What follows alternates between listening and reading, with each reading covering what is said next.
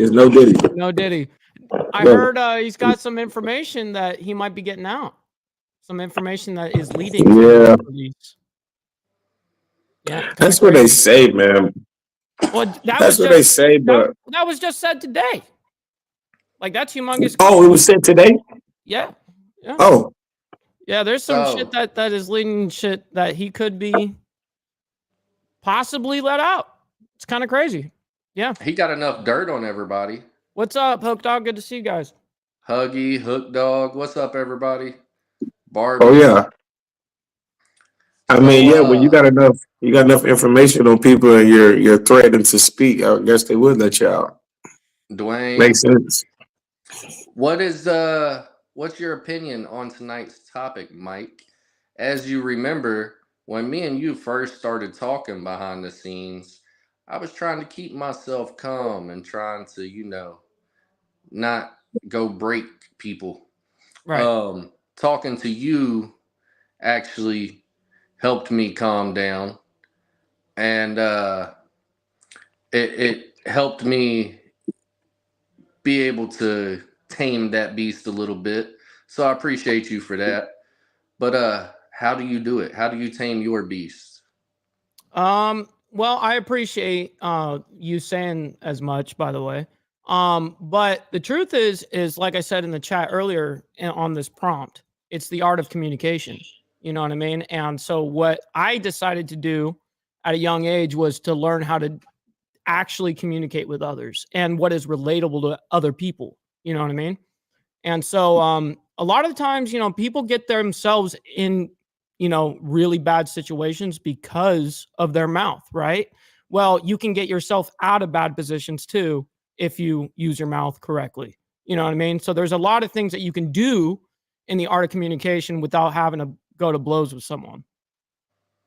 Absolutely.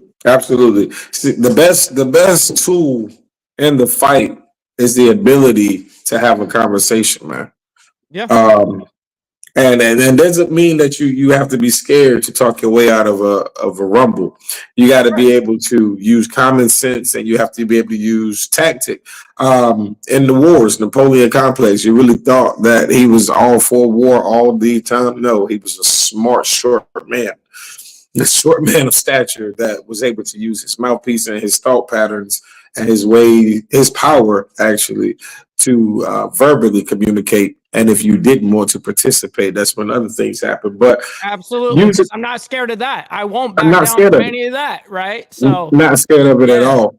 But I mean, it's just too much air in people's chests. You know what I'm saying, these days. And unfortunately, I had to witness it a few times this weekend. You know what I'm saying? Where it could have been easily shut the fuck up and just pay attention. You know what I'm saying? But a lot of people feel like when you talk to them and you're trying to put them up on game, they feel like they're fucking up here already. Yes. All right, I tell you what. I'm going to gracefully bow out of this one, but I promise you, the next person that comes to you with that energy, they might do something to you. That's what the fuck happened. It is what it is. Dr. Up, Harley in the house. What up? What up? We got everybody. Dr. Harley, what up? What up? We outside tonight. See, that's what happens when people click that link. Great night in the shop tonight. Got a lot accomplished. Got done early. Got the shower. So, let me jump on this live. Hey, man. Hands down. What's up? So, definitely. I prefer my kickstand up and rolling. So, Dr. Harley, how do you tame the beast? With kickstands up, man, and rolling on twos. Tearing up the roads, man. That wind therapy. That's it. So Tearing up the road. The prompt, though, Doc, is basically how do you get not us caving into emotions, you know what I mean? And, or like, let's say we're angry in a situation. How do you tame that beast? What has made you decide like, okay, I'm going to go the logical stance rather than the emotional, Oh, man, never let emotions drive you. Always use logic, because when you let emotions drive you, you end up in trouble, because emotions will lead you down a trail that you should not be on. Y'all listening to this? Did y'all hear what he said? I don't think they heard you, Dr. Harley. One more time, if you don't mind. All right. Never follow your emotions because it will leave you down a trail you shouldn't be on. And you're going to sit there and say, how the hell did I get here? And what the hell happened? When you put logic to no matter what is going on in your life, whether it's some drama, whether it's with the ladies or gentlemen, whatever you prefer, or, you know, anything, you put logic to it, it will save you and it will make you better.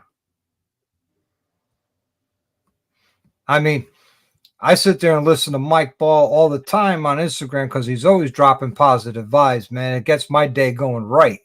That's what I told him, man. I said, I want to grow young like you. No, Mike, yeah, I don't Mike feel like might it be though. young, but man, he's an OG soul. Yeah, it's weird how that has kind of come around, huh? That's interesting. And I like that comment, by the way. Which one? Hook Dog says, Mike, age makes you change. And I would say that is something that's very true, but also don't belittle actual experience. You know what I mean?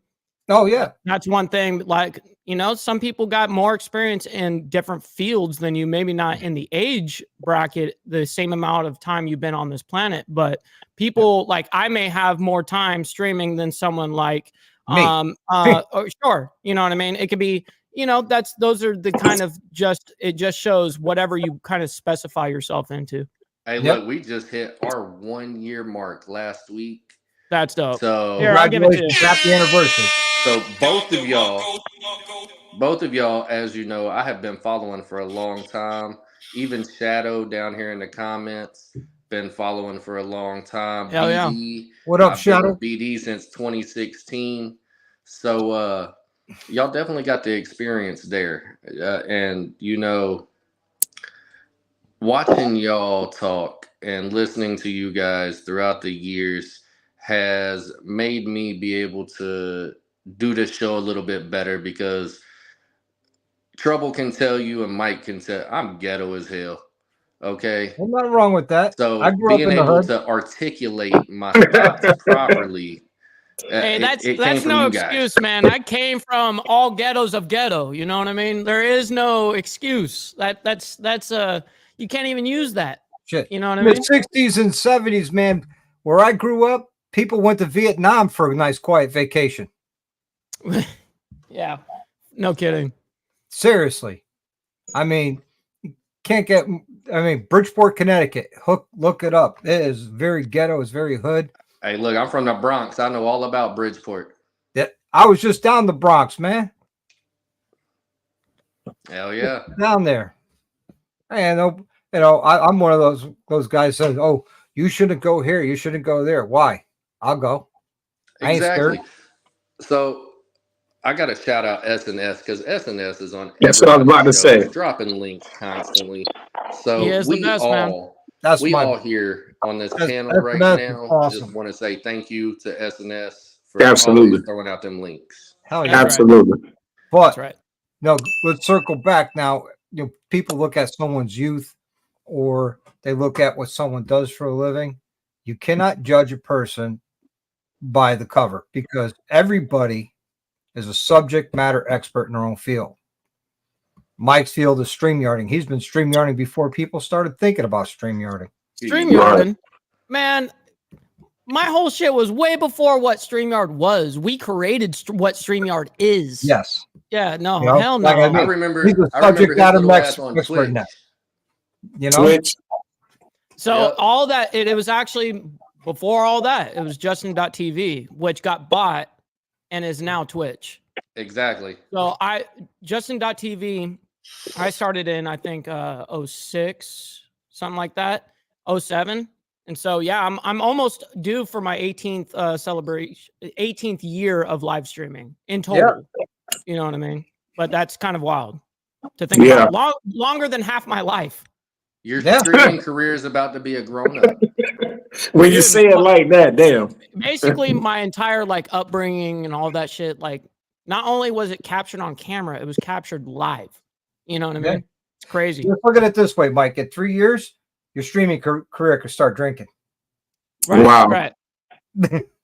Wow. Speaks volumes, man. That's hard. That's what you call hard work and dedication, and not getting easily distracted.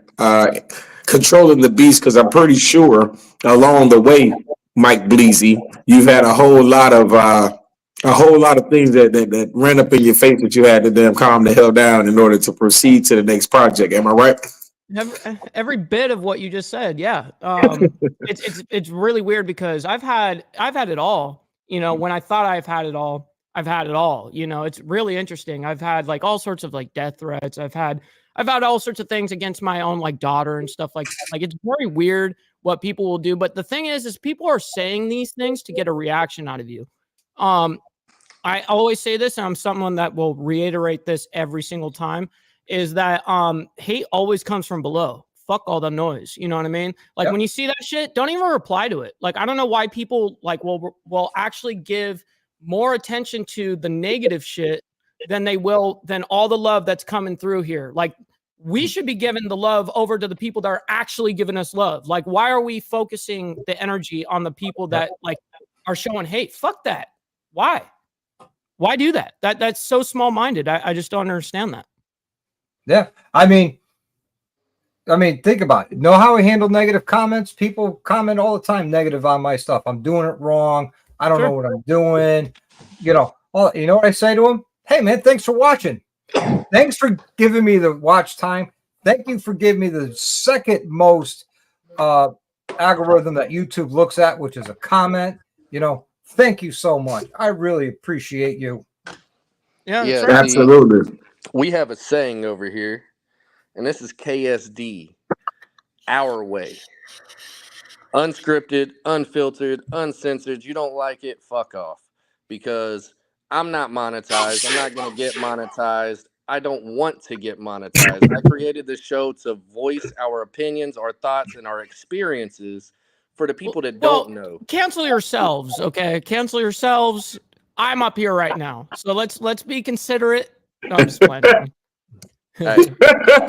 Mike said, cancel yourselves, okay?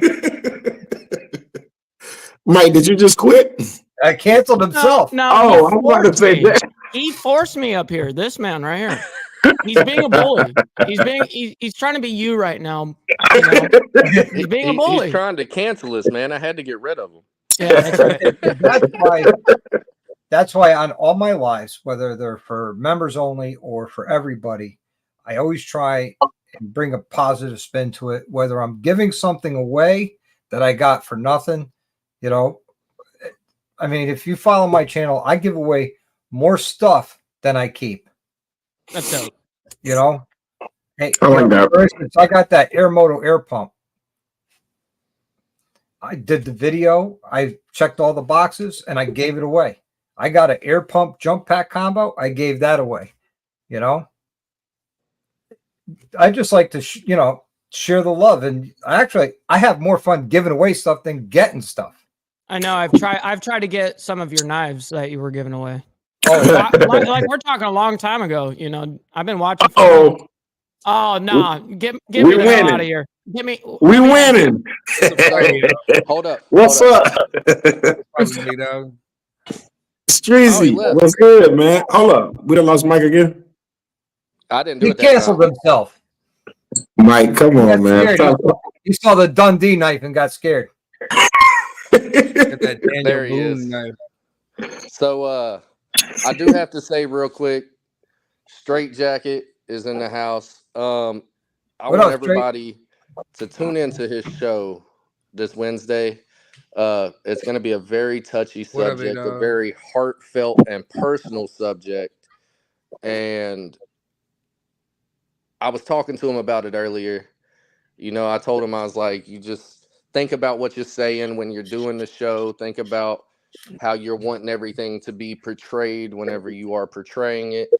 But for real, I want everybody to tune in to Straight Jacket. So let us know what time, where to find you, all that stuff while you're here on the air. It's gonna be 8:30 on Wednesday, the 23rd. We do our show. We try to do our show every Wednesday at 8:30, but October, you'll see why, but October is like kind of a rough month. So we've missed a couple shows this month. But yeah, Well, we're gonna get straight. crazy. I'm going to catch your show Thursday because I have my lives 8 p.m. Eastern Standard Time.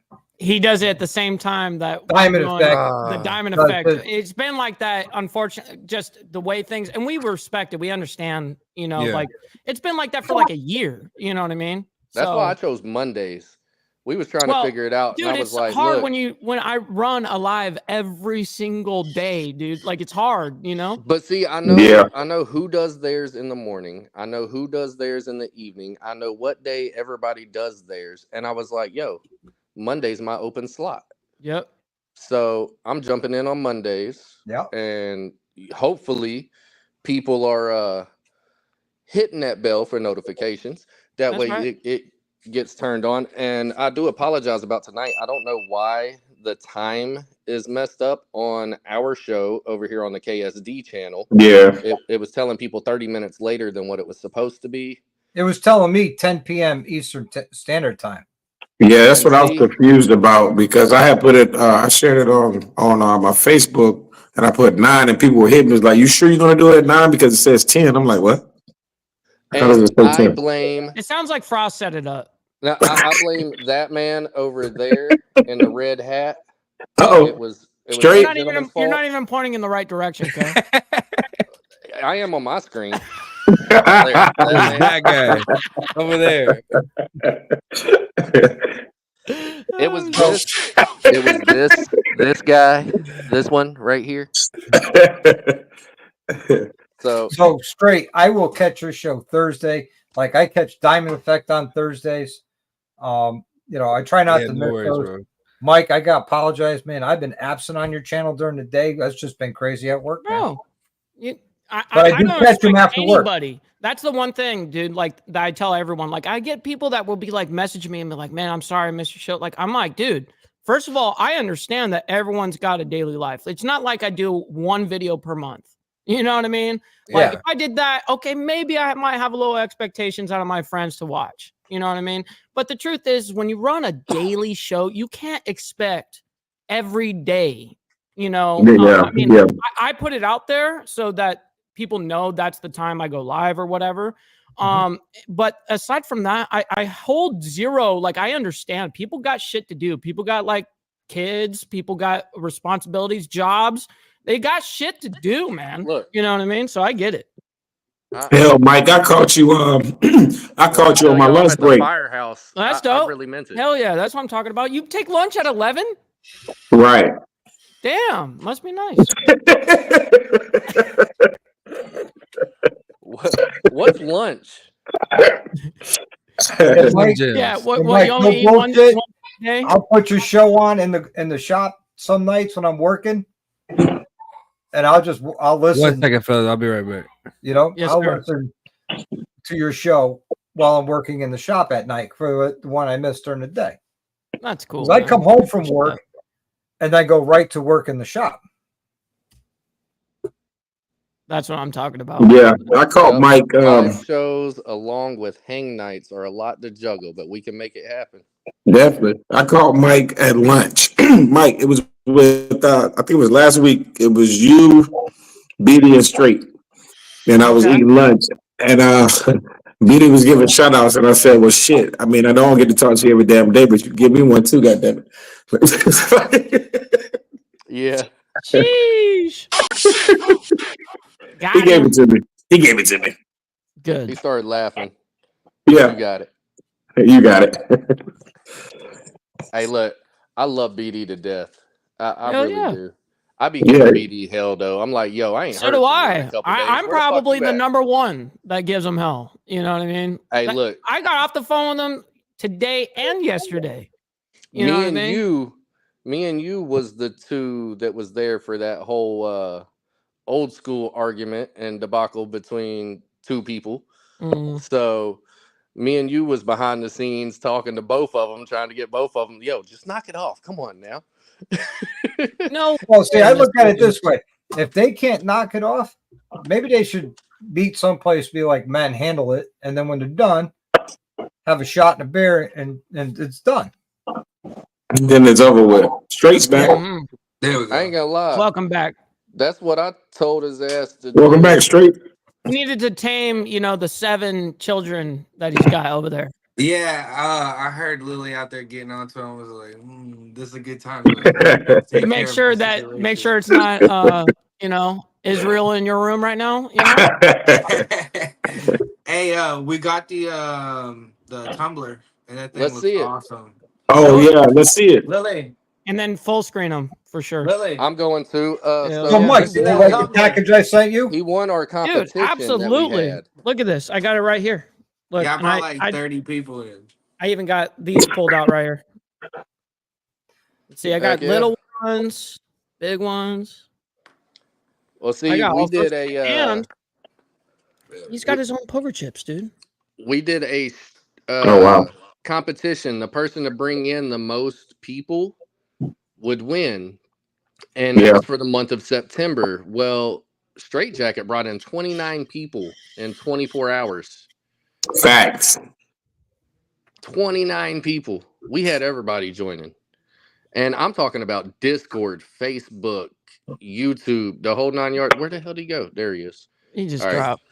So I turned the we're gonna camera put and it him shut up. everything down. We're gonna put him up on solo real quick. Hey, slow spin. Get it, girl. Get it, girl. He's Vanna Whiting right now. Vanna Whiting. That's You see that freaking glitter in dope. it? You see that glitter? Yeah, yeah. Hell yeah, it's So you glad. know I'm gonna steal it from her every now and then. Make sure you put some wine in that bitch. So Hey, question is that glitter from strippers? Ms. Ain't my Lotus, glitter. So this is You- like guilt-free glitter right there. you been, Yeah, you been Mike. getting the glitter from the strippers, Miss Lotus? Yeah, Mike. Hold on. It's show off your Tumblr day. Hold on. Oh, now you're doing too much. Fuck you. Hey, look, She did a good She's job, still- man. She did a she's good still job. slacking on Yeah, getting that's mine, good so I don't job. want to hear shit out of any of Hey, y'all. I told her I'd be proud to have her do mine when we're ready. Shit, I just drank right out the bottle. Speaking of which, I gotta go get a couple shots. I'll be right back. Yeah, that's what I'm talking about. That sounds about right. That sounds about Hey, look, right. we sit right here and drink. We sure do. Mike, remember. No, Oh, we don't. hell yeah. No, well, I remember half of it. I remember starting the process. Yeah. You remember shutting the show down? Hell no. No, because you didn't. I had to come back on air. I rewatched it. I got halfway through. I'm like, I can't Yeah. even watch it. I had I'm to just- come back I know on what air and happens from stop there. Yeah. No, I know. It was hilarious. It was a good night. It was a good all night. right, Mike, shut the fuck up, you drunk ass, rambling, stupid ass. Mike. So shout out Mike to said, I Miss want to show y'all Lotus for all something. the Give me a wonderful second. tumblers that I don't have. Right. Let me show that. Yeah. You know. She did amazing work on all the tumblers that I haven't received yet. So She had it on some weird stand. It was getting printed on. That shit was dope.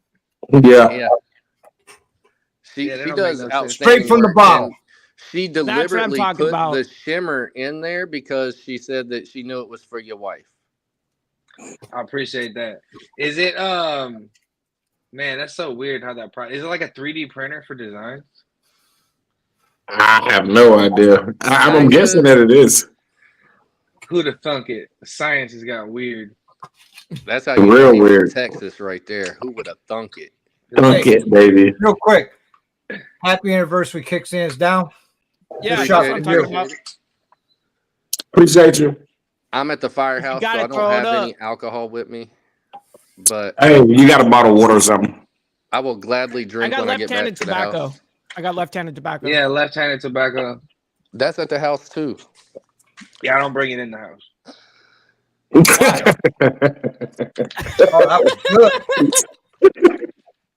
Last thing I need is one of these kids getting What? a motorcycle. I'm gonna leave Right. it out in the shed. Hey, Yeah. look That's here, crazy you talk. Maple Leaf lover. I know you're in the comments. I know you're reading and listening. Click that link down there. Uh-oh. In here, Bob. Uh-oh. Yeah. Are we getting them? See that link down there? Click that link I just posted. This is I going to need be the an Maple Leaf interesting. guy here. Who's Hey, coming up? look. Bob. Hey, look. North. This he's shit right working. here is going to be an interesting closeout. I It's don't not know how work. the fuck. He's working. Oh, It's not he's work. We're working. hanging out. Come on now. Hop on the show. I don't want to hear that no work tonight. Click that link. Click that link. That's not work. It's hanging out, having a good time.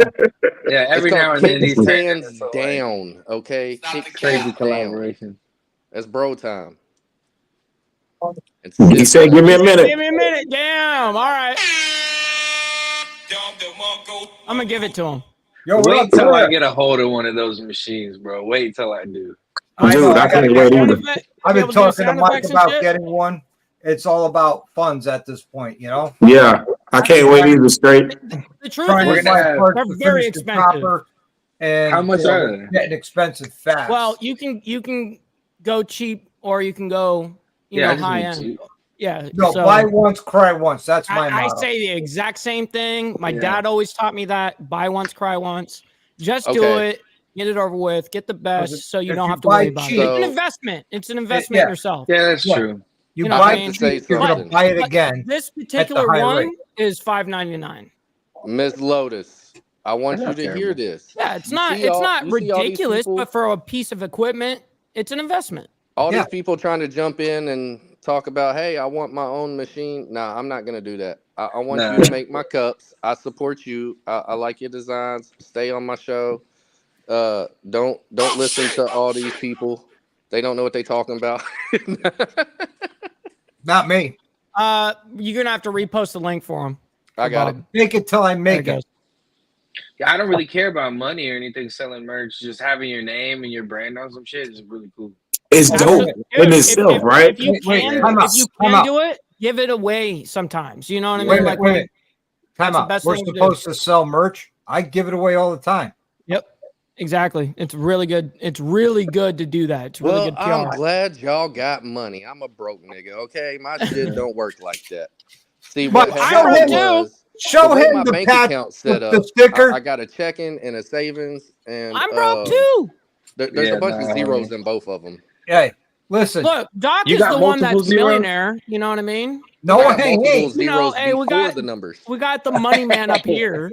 That's not me. I'm down here because the peasants are down here. You know? Doc, you got the money?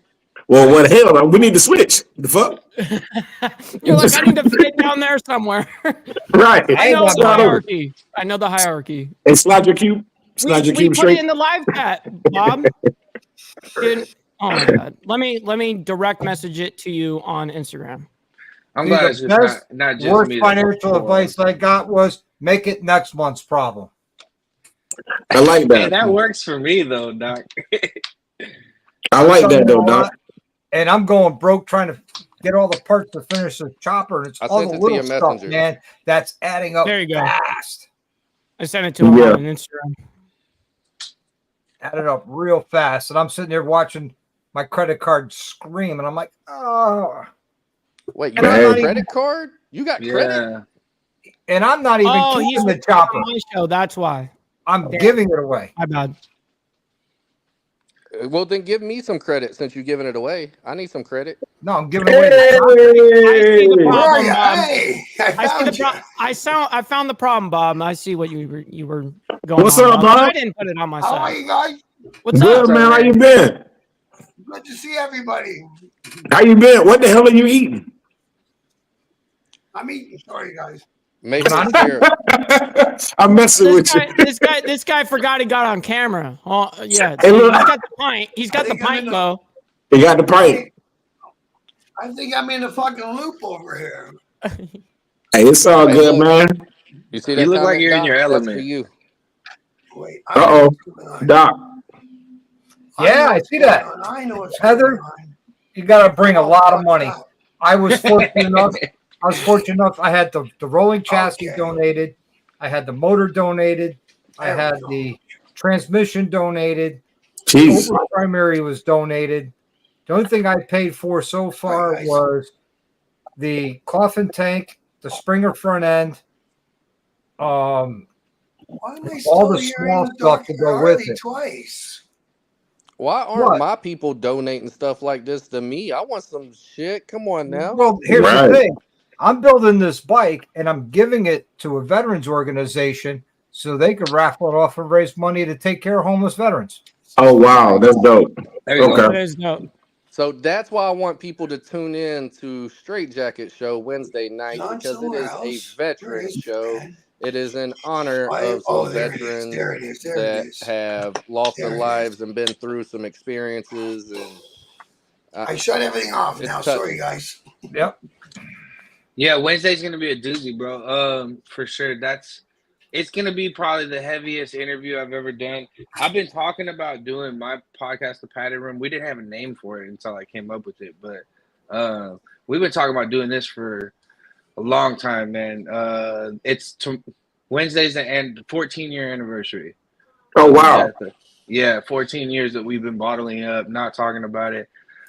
So imagine like your platoon size element, right? It's like 60 dudes that are constantly with each other. And then, like things like that happen. You come back. We lost 2 dudes out of my platoon. And since then, you just have them killing each other, killing themselves.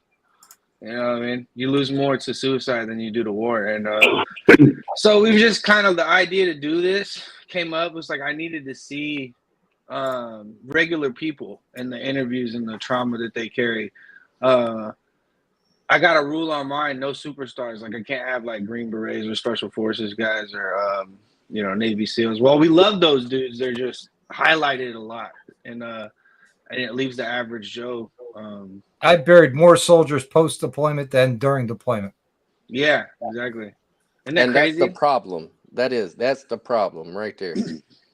I noticed that nobody wants to talk about it. Nobody wants to talk to each other. Like I'm friends with the family members, the Gold Star families, and it just feels like we're all going through it. You know what I mean? Like we're all going through it because it's the same thing. Like you lost your son and you're going through it, and I lost your son, so we're going through it, and we don't. There's a disconnect. We don't talk to each other. Like I would want, if it was me, I would want the homies to check on my mom. I would want the homies to like check on my kids and shit. Be uncle.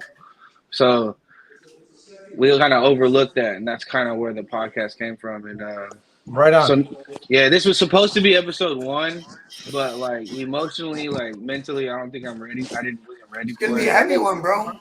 Production as well. So yeah, we're getting started. But this episode specifically, if you never watched any of the other ones, watch this one. This one is like. This The is one. the roots. Yeah, this is the Yeah. one. This is where it comes from. I'm interviewing one of my best friends. He was the survivor. So we lost Ronnie on the 23rd, 2010, and Cruz almost died as well. He was real close to him when the IED went off. So you'll get the full story and the full scoop from him. We're trying not to make it too much about any craziness. Just leave it just his interview. Right on. That's what's up, man. Good to hear, I'll man. definitely be watching that. What time and what time 8:30? and day? 8:30 Eastern Standard Time. Good. Yeah. Nice. We're gonna get on probably an hour early, get in StreamYard, start doing like a little preliminary interview, get our crying out the way. So Ain't nothing wrong with it, bro. Hey, Ain't hell nothing no, wrong with we're it. talking about heavy shit. We're Yeah. getting into heavy shit, dog. It's okay. You know what I mean? That's part of the game. Yeah. right. Oh, how are we supposed to? So And, hold I on. mean, 15 I years shared a- later, almost. I'm we're just sharing now my becoming screen. okay. Of the chopper I'm building, so people get a good look of the actual chopper I'm building for homeless veterans. Oh, nice. Let me Let's see. that thing. It's shared. You just got to add it to the stage. What engine is in it? Oh, It's there an it is. Evo. Those are the Oh, best nice. Evos. Oh yeah, you were showing pictures of that one. I saw pictures of that one the other day. Okay. Dual Oh, yeah, that looks yellow good. headlights. Coffin tank to represent all the brothers that we lost. wow. So you're a vet too, Doc? Yeah, 25 years, man. Damn, Jess, Damn. I appreciate that. Okay. Thank you for that, by the way. Yeah, I was about to say, what's up, Jess? Appreciate y'all for I coming very up. much appreciate that. Oh, wow. Yeah, it's rolling in. It's Yep, starting to John. roll in. We got John over there donating cash. We need more people like you gentlemen, he says. Wow, man. Huge W's in the chat for this, man. Appreciate you guys. Yes, sir. So, yeah, I did 25 years in the U.S. Army, 10 years active duty, 15 years with the National Guard. Hell And yeah. and 7 deployments in that 25 We years. appreciate your service. Damn. Holy shit. Hey, Yeah. man, I'd love to have you on my show to We talk about that one. of We these can make days. it happen. Yeah. You know, I didn't have a glorious job. I was just a flight engineer in helicopters.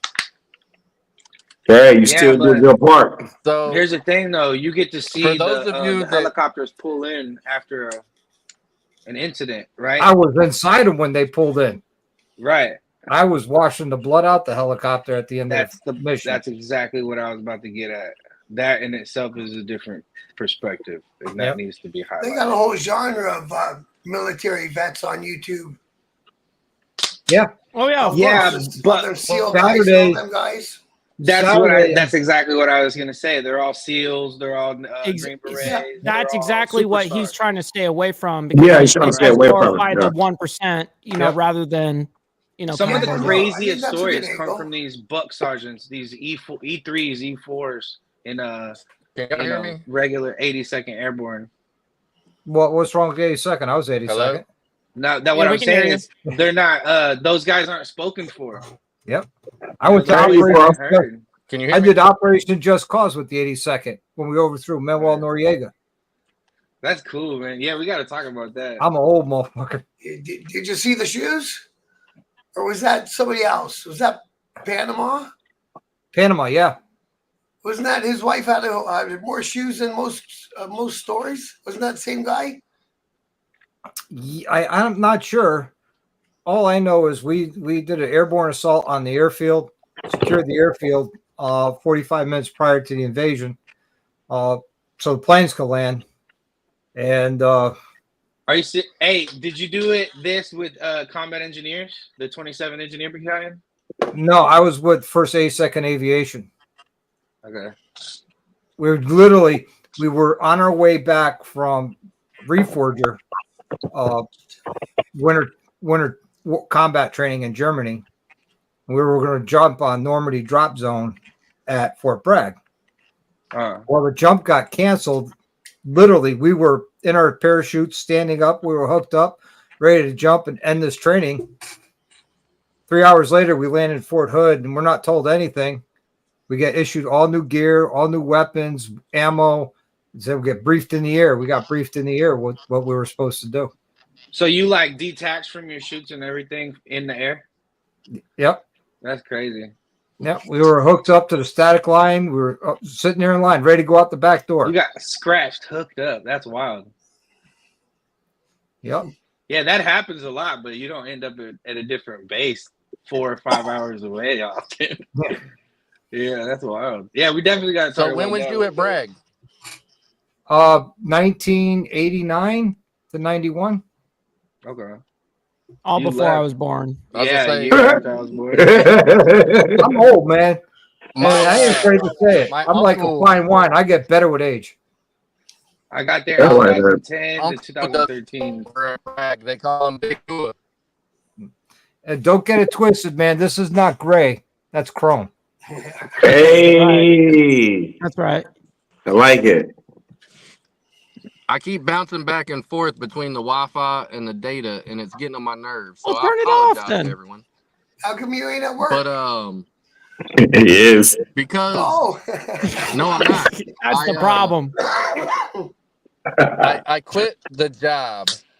And I came Huh? home, F that.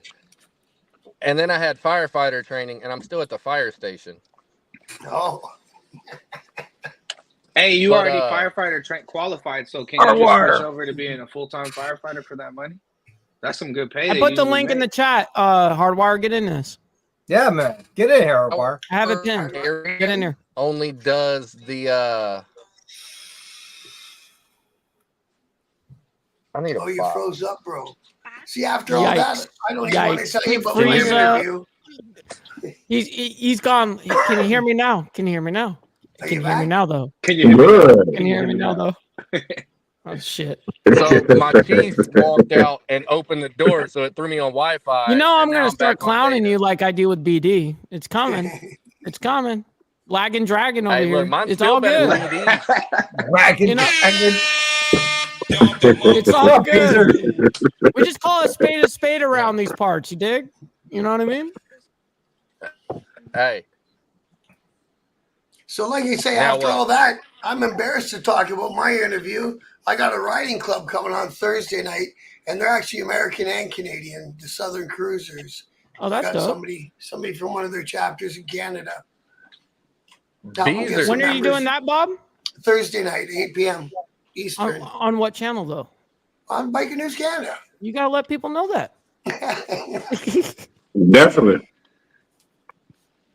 Shout it out, man. There's That's a what chronic we up shortage here of for. what? What's that, bro? I said, shout it out. That's what we up here for, man.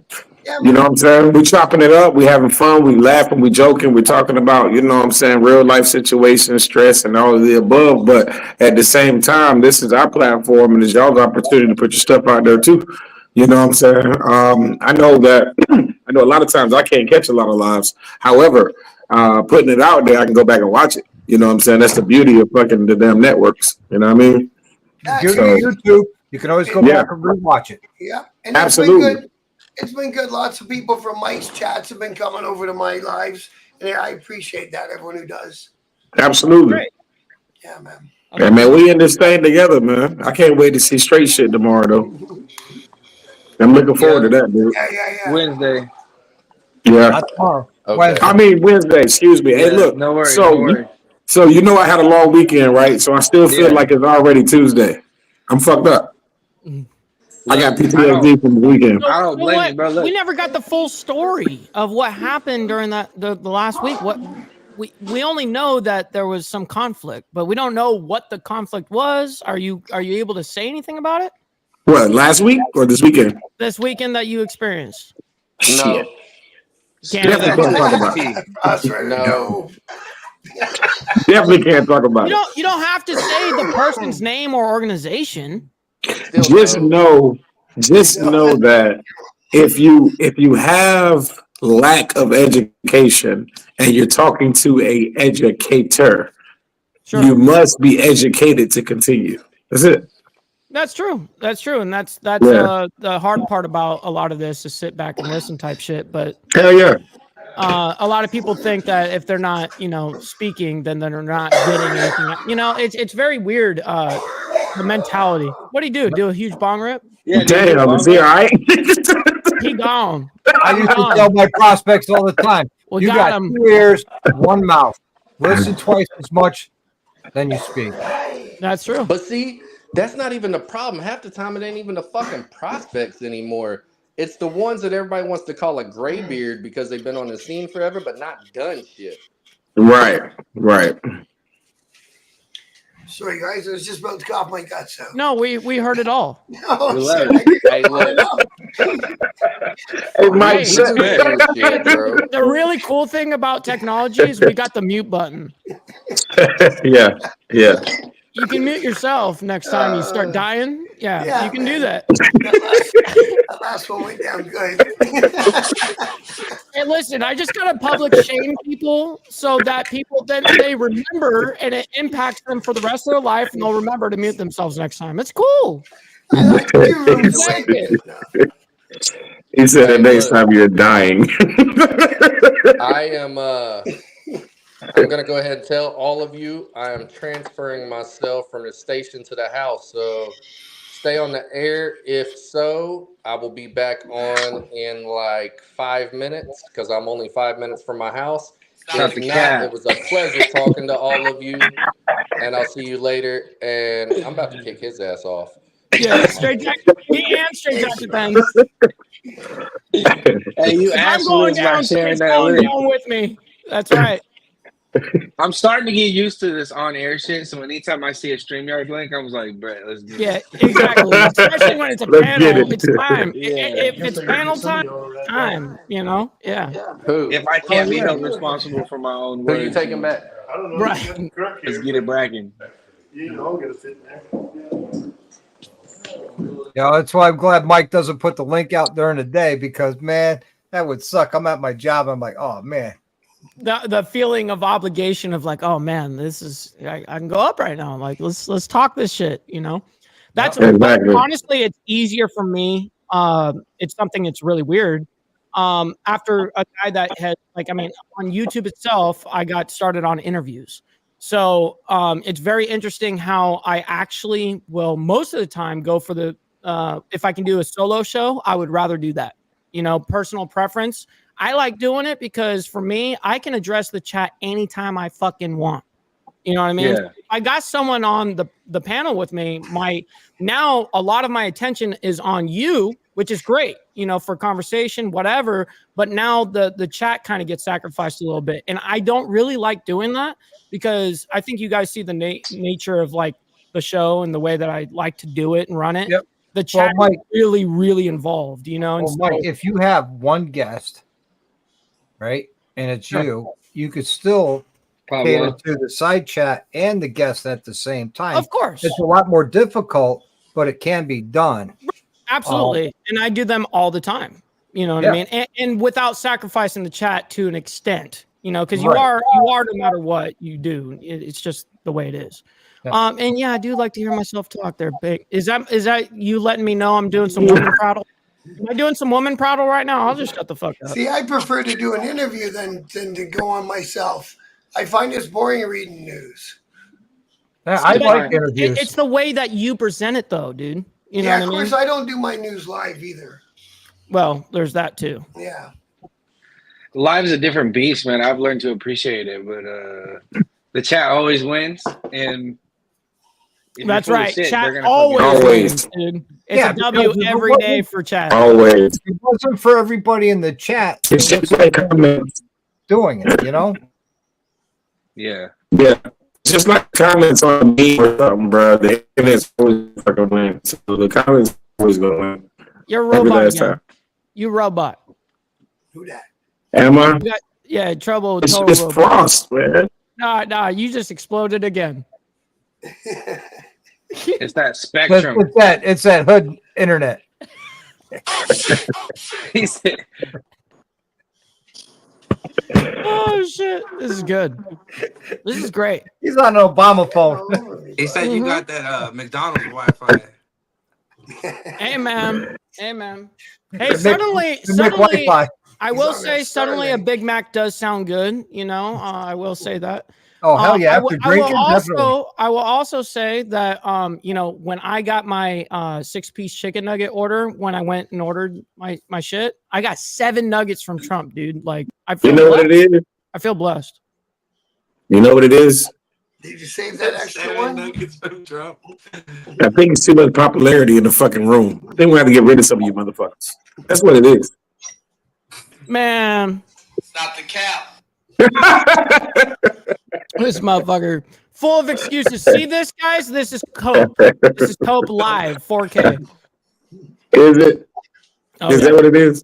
Come on, Mike, man. Don't do it like that. Hey, listen, everyone's getting the smoke today, Nah, I feel you. Hey, I feel you. Hey, look, you done got Bob talking about next time he gonna die, just mute the phone. Like, God damn, you have no heart. Hell no. Nah. Mute yourself. I don't want to hear that shit. Nah, we're on StreamYard, so it's not really showing up on our channels right now. My channel's not showing up right now. I know SNS is asking. He said I was gonna jump on Straight Jacket, Dr. Harley, and BNC, but I can't find them live at the moment. Yeah, I think only right now me and KSD are live. Yeah, I'm not. I didn't stream it to my audience. Yeah, I think it's only me and KSD. I want everybody to come over here. Give him the watch times and the click through. Why not? Right. But that's why SNS. That's why you can't see us.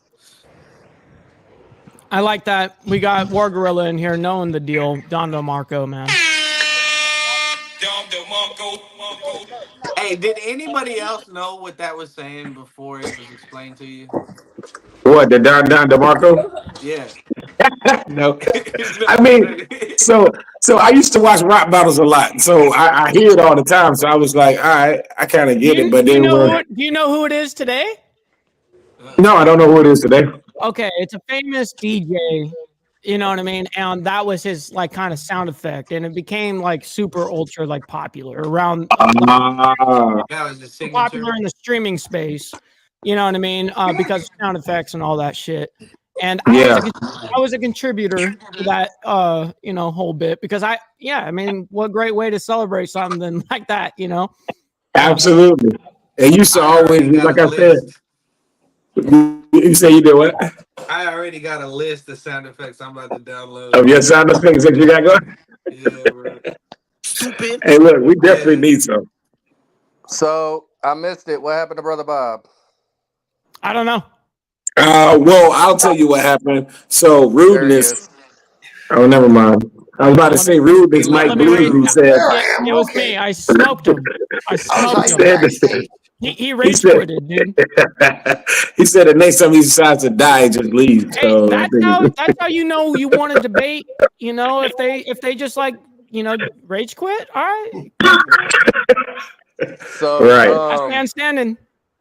so The Red one-legged the guy is Kid last man said, standing. "Hey to all you bros up here on the panel right now, and the followers, and all of that good jazz."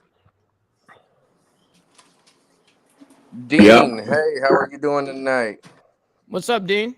Dean's in the house. So, before my Wi-Fi and data and everything wanted to start acting like a fucking idiot, I was trying to say that we was talking about vets, and the sad thing is that vets don't reach out, vets don't speak out. They bottle it up, like Straight Jacket said. It's been 14 years since this incident, and they're just now talking about it. That is part of that stigma that we talked about over on the Diamond Effect when I was a guest with Mike Ball, Aaron, and the infamous Archbishop. So, when we was over there, we was talking about suicide awareness for the month of September. And, I got on there and I started talking about my attempted situations and what I had been through. And I said that, as men, we're taught not to talk about it. We're taught not to speak on it and all that kinds of stuff. And that's the stigma that we need to break. We need to be able to open up to each other. We a family. We all talk. We all communicate. We all work together. So if we don't break that stigma here, then no one's going to break that stigma. So we do need to start speaking on it. We do need to start doing what we can to get people to open up. As always, you all know that KSD is here for any and everyone. If me or Trouble's not personally available, there's plenty of people that are available. Ghost Eagle, Heather, you got Mike Ball, you got Dr. Harley, you got Brother Bob down here, you got Beaker. You have all these people that will gladly speak up. If you need a female to talk to, I'll put you on the phone with Red. I'm not sure what good that'll do you. It'll probably do you more harm. But She said bullshit. Bullshit. but I will gladly put you on the phone with Bullshit. her. It's a bullshit. Quit kicking the ass to tell you to suck it the fuck up, Buttercup, and keep moving, then I will be your person. Don DeMarco. I gotta give it to Red, man. Yep. He knows the deal. Because tough love is honestly needed sometimes. And I give it the Tough love is the best love. Did somebody just like do a beep her out when she cussed? I heard the beeping noise. No, that's the like button. beat me. Oh. I That's the Go ahead. You're correct. that's what happens, in our households. Trouble. You know how our smoke detectors are on our You're side. right. When one battery goes out, the other one goes out. Hey, never date. Hot take. Never date a woman with a beeper of a smoke alarm. Guaranteed, she's lazy as fuck. Ghost is here too. Damn. Yep, she lazy. That's not always true. Some bitches just forget. Look, here comes the Get him, cope. Red. Here Get comes him. the cope. Look, Hook Dog said Red just pimp slapped us. She did some verbal combat, She said, "Come on with it."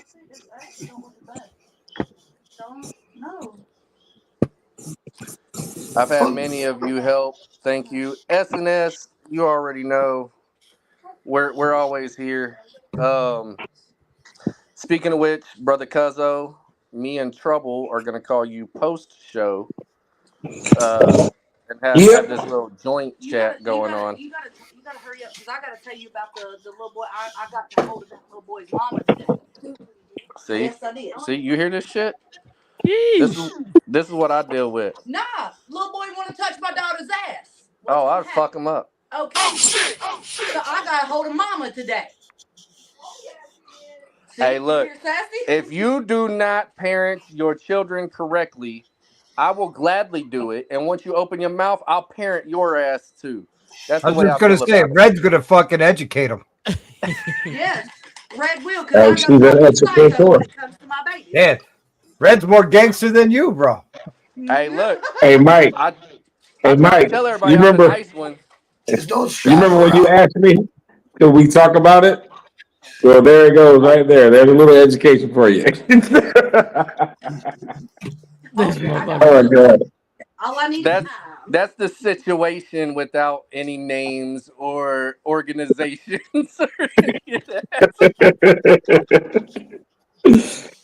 Oh my God. Listen, I didn't do it. You It's know, all I didn't Mike's either. fault. so Mike, it's all your fault. Why'd you do it, man? Why is the listen, phone doing this? I guess I did, you know, agitate Fucking the bear. Took that bear. It's because Yep. he's young and white and hung out with too many Latinos and lost his white privilege. Damn. Damn. That's Oh, brutal. we got a card for that now? Yeah, Dixon Y'all- flannel. Y'all are crazy.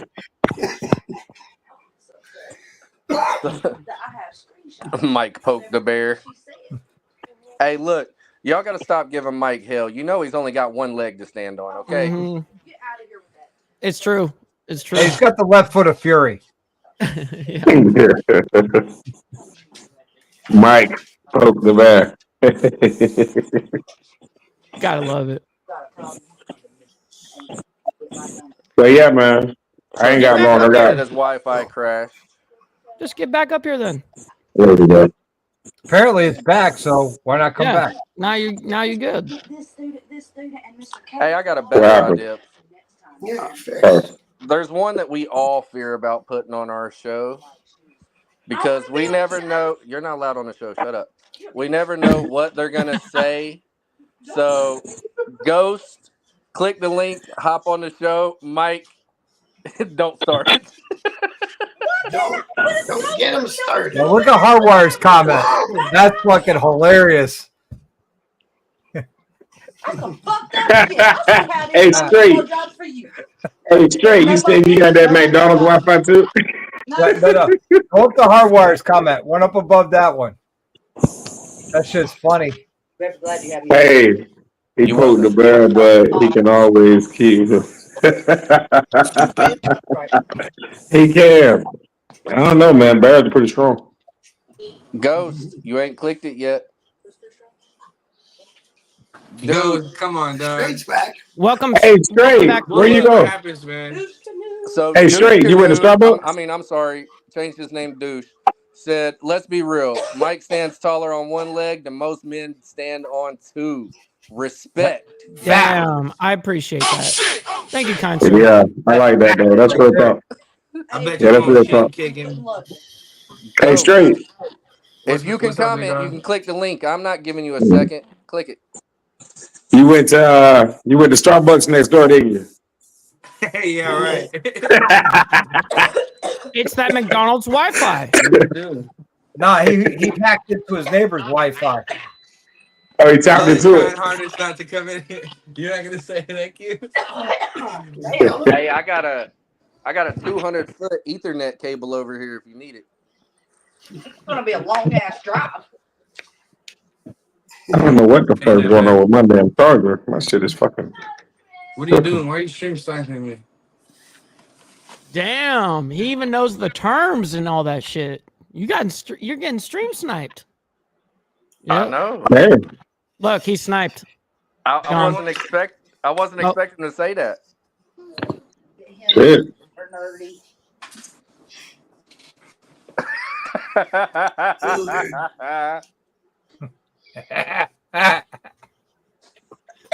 Y'all are ruthless. No, Hey, Come chat. on, we Mike. said that earlier. Hey, chat Come takes on, Mike. W's. Tell Chat the takes truth. W's all day. Tell We the truth. said that Mike. earlier. You got a gallon of that lube, huh? All right, I can hear you guys Mike, now. Look at the Say, kid. Dub, and Diddy's lube. you want to say it again? That's a new movie right there. Say what's up, cuz? Suck, What's going on? Buddy, They're talking to you, dude. All right, go play. You got That's little one buddy of his- jumping in the camera. What's going on, little buddy? That is literally 1 out of 7. Yeah, bro, it's Of 'em. insane over here. God I damn mean, it, man. 7D. And none of them go to This school. is not So Thursday. you know what I mean? They It's do it. They do it at home for condom. real. They do it for real. You know, like I believe in homeschooling for real. I think that's a great thing that we do. I think more people are going to go into this doing homeschooling than the public education going forward. Guaranteed. You're going to see you huge. don't think that'll fuck up the public education system? In which way? It What do you sucks mean? all the money out of the budget, right? How does it suck money out of it, Bob? Each house gets their own allotment. Yeah, Right.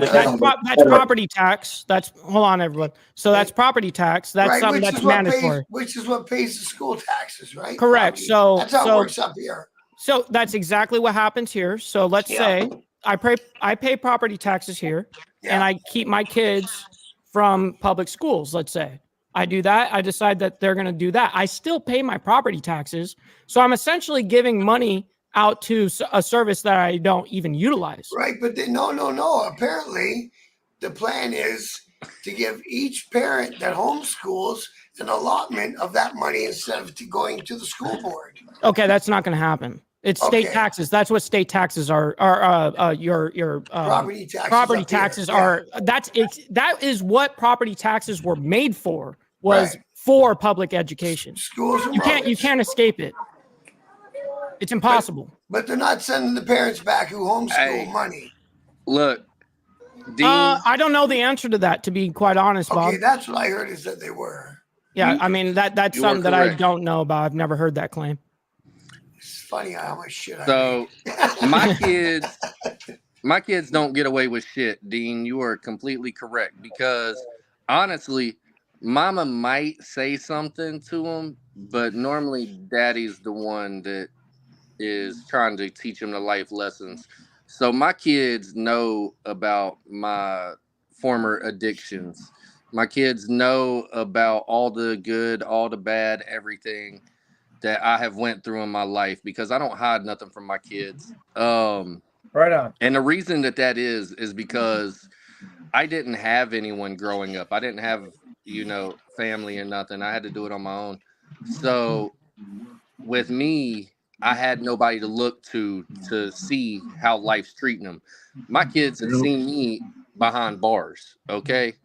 So my kids know what's going to happen if you act the fuck up. And daddy's here to teach them that, look, I went through this, so you ain't got to. Yep. So my kids ain't getting away with it. My kids are very respectful. They're very proper. They volunteer. They do work. They ain't afraid to get their hands dirty. And My kids they know how to always act. know that we don't talk to cops in our house. Look, That's the best rule of thumb. You know what So I look, mean? my Just don't do Hey, it. hey, I talk to cops. I talk to them Look. all the time. I don't answer any questions. my youngest, all right, I had police come knock on my door one day. My youngest was asleep on the couch. He knocked on the door. He said, "Police." How about my youngest said, "I don't care. Go away. I'm asleep." And stayed laying there. Did not even attempt to get up to go open that door. Okay? I don't care. Go away. I'm asleep. And that's my youngest. My youngest is 11 now. That happened when she was like 9. I 8, tried that something like once, but they had my street closed off and the whole SWAT team everywhere. I had to come out. Hey, look. So You so gotta fight your battles. You know what here I in the mean? land of the Eagles, what they do is they got this thing called a no-knock warrant. And that's when they come in with the ram bars and just we bust got your no door knocks. open. Boom. Bro, I've been sitting on the couch smoking, right? chilling. First thing in the morning, it's like 7 a.m., 6 a.m. I'm sitting there chilling. I got the big fat blunt and shit. All of a sudden, my door gets busted open. Yep. I'm looking over. I'm like, what the fuck? Man, who pays for that door frame, dude? No, No, no, like the bad. cops don't. Me? I've been Hell paid no, a they bunch don't. of times. I've never been paid back. That's your that's your damn door. You pay for your damn door. That's yours. Yeah, that's your problem. That's your problem. Look, I went to court and tried to argue. I was like, all right, so I got all these court fees and fines and all this shit. So I'm gonna send y'all the invoice for the cleaning crew, the construction crew, and all the fucking crews I gotta hire to go fix my house, and we'll see whose bill's higher. That was the first time I saw my city's cop use some humanity. Mine was supposed to be a no-knock. Everybody else was up the street got the no-knock, but they knew I had my baby in there, and they called me for it. So they said, you can come out so we don't got to get your baby all flipped out. First time ever. You see that, Ghost? They calling you Bigfoot. What's up, GEG? How you Good to doing, see you, man. Ghost? PG, what's happening? Just enjoying life, man. I tell you. That's what's up. Absolutely. Yeah. How's your health today?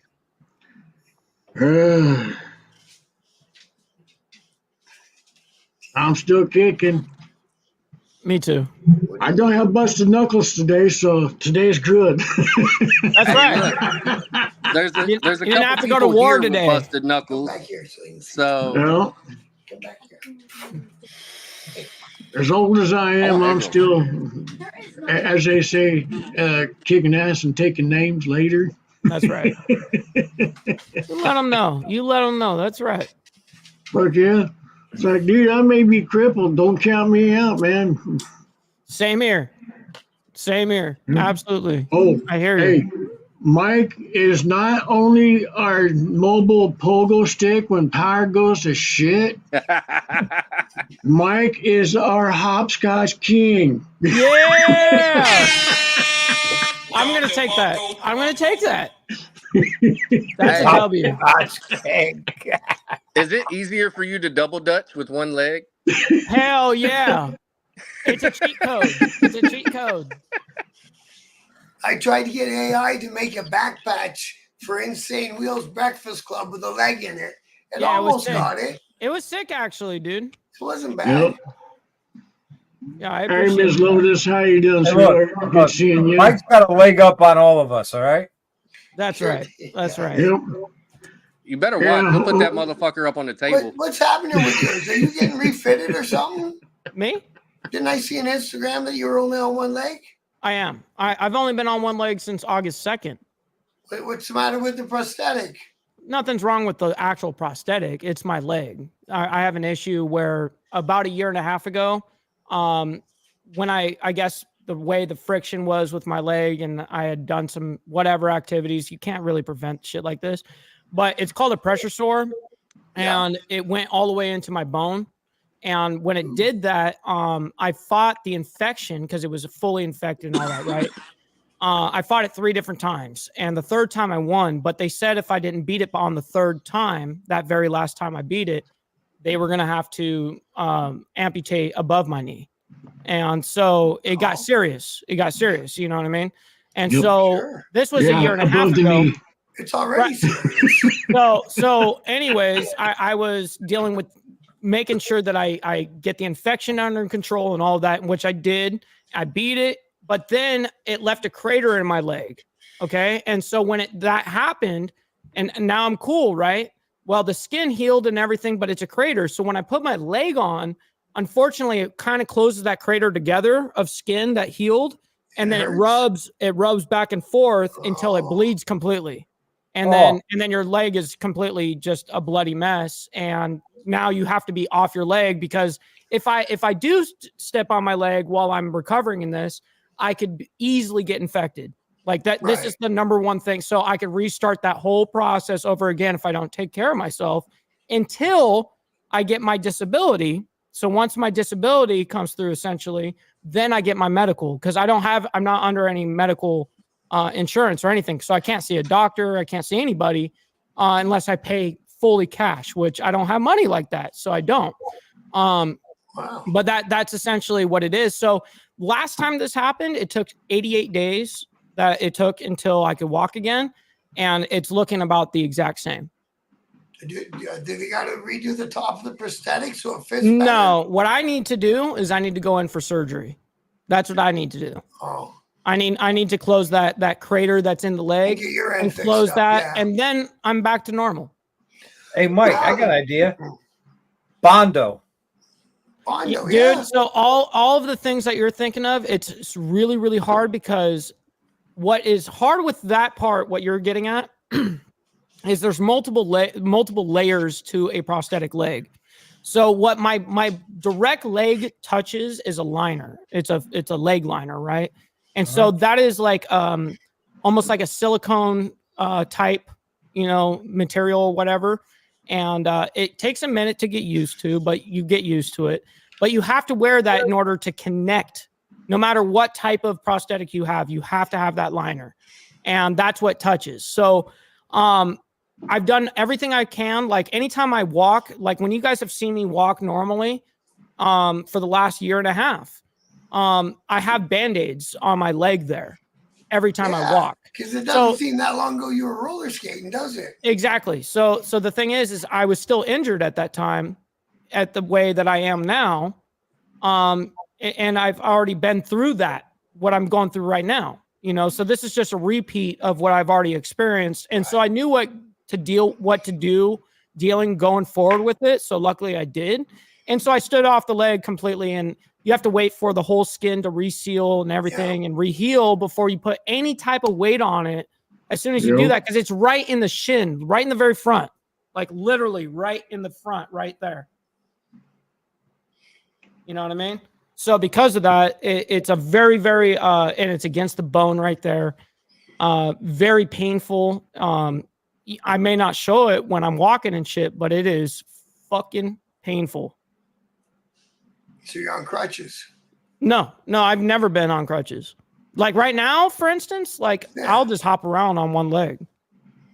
Yeah, you're probably getting good at that by now, yeah? Yeah, I mean, the thing is, if I have to do something and go, let's say I have to go to Walmart, you know what I mean? Okay, well, I'll take the knee scooter, you know what I mean? And so it's just a nice little, you put your knee on it, your kneecap, and you just roll around, and let your right foot kind of pedal you wherever you want to go, I mean, it looks like you're walking, but yeah. Well, at least you're not stuck or nothing.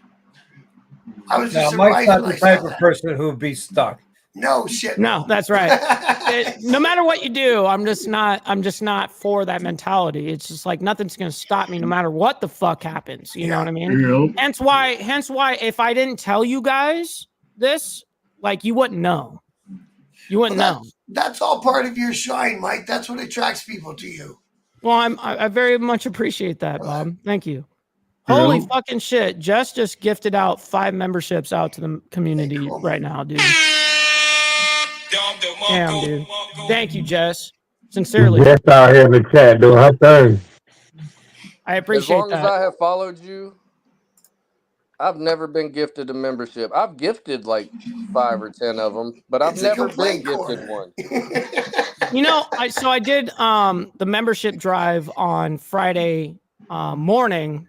Yeah. And that was the biggest success I've ever seen. Papa Penguin was part of that. I mean, it was intense, dude.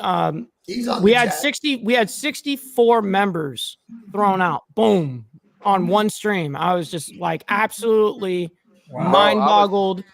It was the very first time we ever done a membership drive ever, and it was unreal. Yep. That's awesome.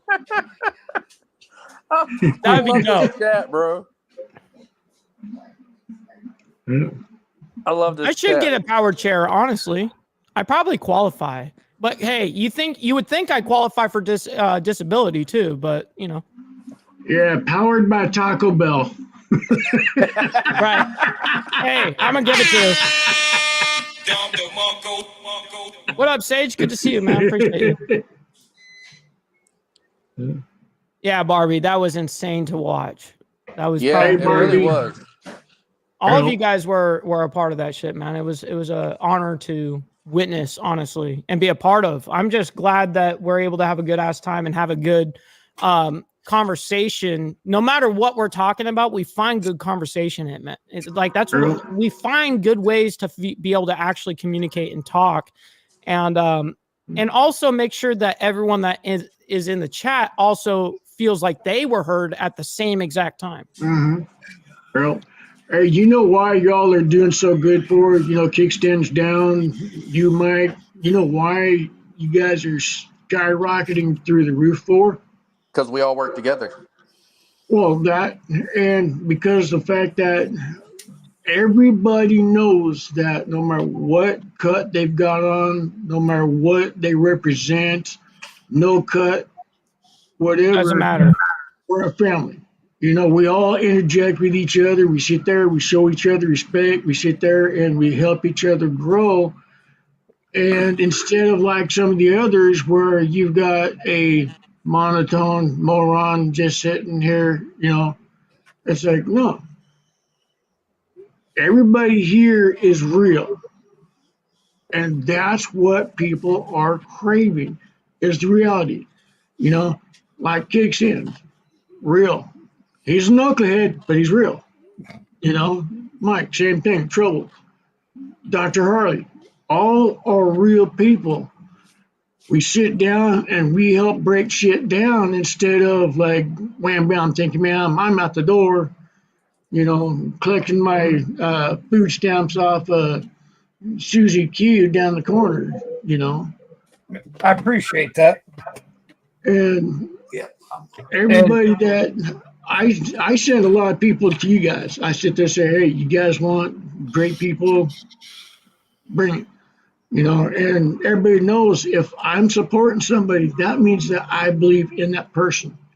I Right believe in on. their soul, and I'm not a half-assed, oh, I like this, you know, because they got all these clicks and views shit. I'm sitting there, I'm going to go in and I'll look, and if I believe in the person, I'm sending people to you. I'm saying, go, hey, this person's here, and I'm 100. Right on. I'll drink to that. Absolutely. Cheers Hey, to I'll that. drink to it. Next one. Yeah, look at that shot glass, by the way. Look at that one. Look, Dr. Harley. I mean, it's a little bit bigger. You got a little bit bigger of a shot right now, Doc. But look at that motherfucker. Yeah, and that's a shot. I don't. Unfortunately, I finished my wine for the evening, so y'all shut I'm up. not for a shot glass. Oh, dude. Now that's dope. I would have that. I like those. I found this in Gettysburg. I'm like, hell yeah. That's right. Only at a biker rally or something like that. It's got to be something crazy for sure. Well, it was Gettysburg National Battlefield. Yep. Mm-hmm.